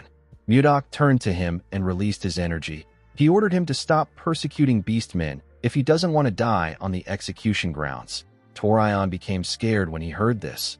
He watched the door as it slowly closed. While walking through the hallway, the man asked our boy about why he helped him. Mudok revealed to him that he has also experienced discrimination before. He remembered how he was treated by the leader of the Murim Alliance. He told the man that he was scorned and called a barbarian in his homeland. He said that he was never acknowledged by others because of this, and he couldn't be with the one he loved. He told the beast man that he stepped in because he knew the pain of discrimination. He asked him about why he chose to just endure it. He knew that he could crush the humans with his strength. He asked him about why he did not do this. The man agreed that he could easily defeat the humans. He told our boy that any room for talks and negotiations would forever disappear if he does this. Mudok recalled that Wayan once said something similar to him. He told the man that his path seems difficult. He stretched out his hand and told him that he will support his dream. The beast man smiled and grabbed his hand. He assured him that his dream won't take long to achieve. Mudok gently smiled and told himself that he hopes so. He said that he wants to see a future that Wayan would be proud of. The next evening, we see the Night Order marching into an eerie forest. Mudok rode his horse in front of the knights. Butler stared at him as they marched forward. He was annoyed with the fact that our boy humiliated him in front of his subordinates. He remembered going to meet his captain. He asked Torion if he is just going to let Mudok run wild. He told him that they need to do something. Torion opened a map and said that they do not need to get their hands dirty. He pointed at a location in the map and told his subordinate that they simply need to lure Mudok there. Butler asked his captain about what is in the location. Torion smiled and said that they don't need to know. He told Butler that they simply need to lure Mudok there. As he walked forward, Butler realized that they will soon arrive at the location. He remembered hearing that Mudok is a sword master. He wondered if there was something that could actually threaten our boy in this place. While Butler was thinking, Mudok looked around the eerie forest. He could feel an unusual energy in the air. He was certain that he has felt this energy before. The moment he thought of this, Torion raised his hand and asked the knights to stop. He said that there is a group of monsters ahead of them. He turned to Mudok and told him that he has heard rumors that he is a grand sword master. He smiled and asked our boy if he can show them some of his skills. Mudok declined his request. Torion wondered if our boy sensed something. He wondered if Mudok knew that the place where the monsters are is the place that Duke Icarus mentioned. Butler laughed and said that the great grand sword master is scared of something like this. He took out his sword and asked Mudok to watch closely. He used his sword to tear the wolf monsters in front of them apart in an instant. He asked Mudok if he likes his sword skills. He asked him if he is shocked. The moment he said this, a monster bit him in his neck. Torion and the other knights were shocked to see this. He watched the monster sink its teeth deeper into Butler's neck. It released a unique energy from its body. Its body began to regenerate. Mudok was shocked to see this. He couldn't believe that the monster's severed body parts were regenerating. As Butler fell to the ground, more wolf monsters came out of hiding. Mudok wondered if these monsters were Jiangshis. Torion became scared. He didn't understand what was going on. He watched the wolves chew on his knights. Some of them called for help. They said that the monsters keep coming to life no matter how many times they kill them. Torion knew that there would be something in this location, but he never thought that it would be undead monsters. He turned his horse around. Before he could do anything, someone called out to him. When the captain turned around, he saw some monsters coming towards him. Mudok appeared in front of him. He raised his sword and thrust it at the monsters. He fired ice shards from his sword. The shards pierced through the monsters' bodies. Mudok said that Duke Icarus is a cruel bastard. He said that he did not expect the Duke to abandon an entire Night Order just to take him out. Torion was annoyed to hear this. He couldn't accept the fact that he was abandoned. He hated the fact that he and the Beastmen were in the same situation.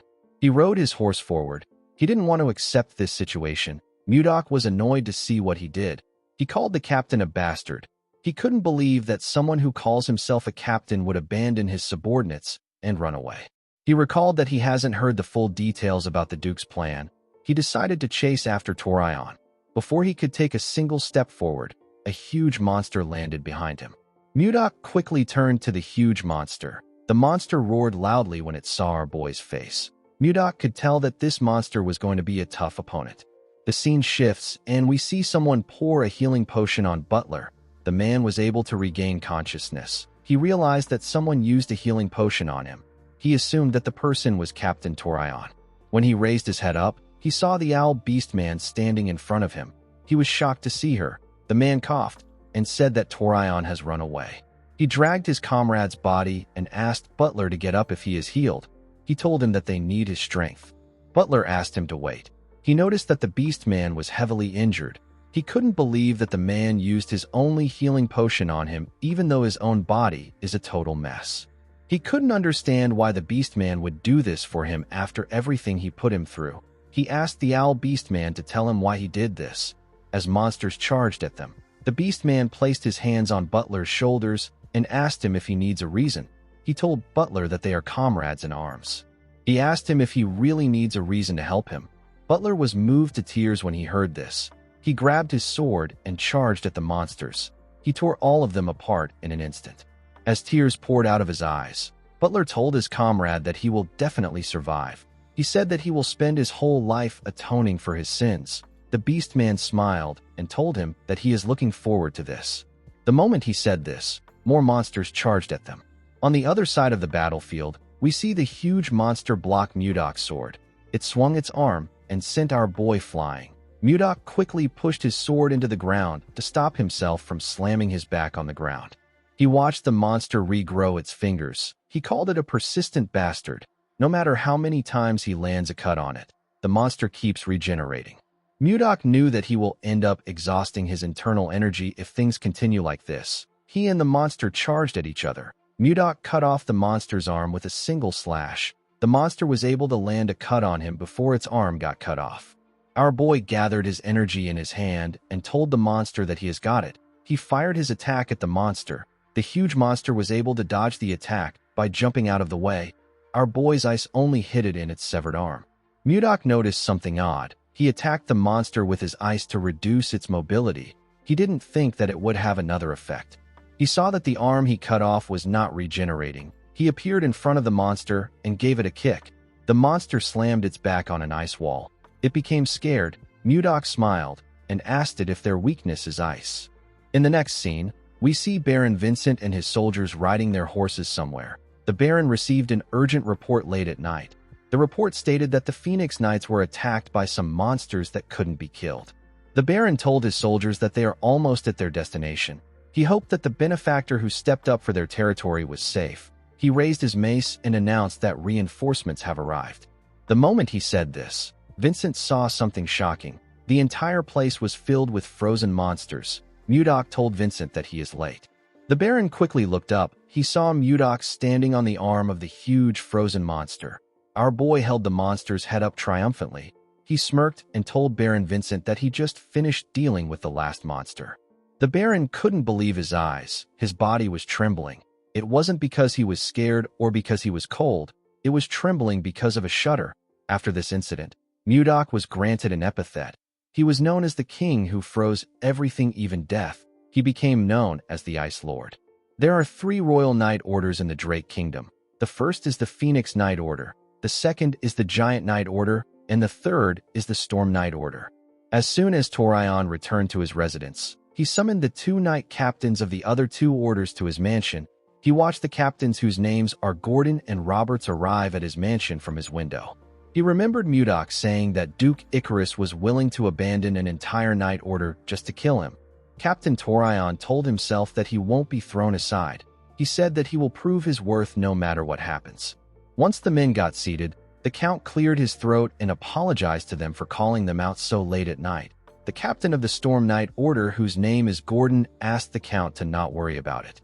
He told Torion that they will come anytime he calls. Baron Roberts, who is the captain of the Giant Knight Order, asked the Count to quickly tell them the reason he called for them. The Count was not surprised to see how cold Roberts was. He knew that the Baron was a royalist who swore loyalty to the king. Torion told himself that Roberts will become one of the Duke's people from today onwards. He took out a bottle of wine and smiled at the Baron. He asked him not to be so tense. Torion planned to make Roberts an offer that he can't refuse. He asked the two captains if they have heard about John Slabe. The two men flinched when they heard this. Torion filled his cup up and said that Count Slabe is so pitiful. He said that the Count ended up losing his beloved son after covering for the incompetent king for so long. He told the men that this wouldn't have happened if the Count had followed Duke Icarus. Gordon and Roberts were shocked to hear this. Gordon lowered his voice and asked Count Torion if it is okay to speak so bluntly. The Count also lowered his voice and asked him to calm down. He said that he already thought this through. Baron Roberts clenched his fist out of anger. He asked the Count about the trick he is trying to pull. He asked him if he is threatening him. He asked Torion if he is saying that he will die if he doesn't obey the Duke. Torion smirked and said that he never said anything like that. He told the Baron that he is the one assuming. He said that he would have normally brushed this off by saying something like this. He poured his wine on the table and told the Baron that he is right. He told him that he is threatening him. He revealed to Roberts that a rebellion will break out soon and the current royal dynasty will be overthrown. He said that Duke Icarus will take the throne. He revealed to Roberts that the Duke has already promised him and Gordon positions. He asked Roberts to choose wisely. He asked him if he doesn't already know that the current king has no power. Count Torion already knew that Baron Roberts holds a considerable amount of influence within the royalist faction.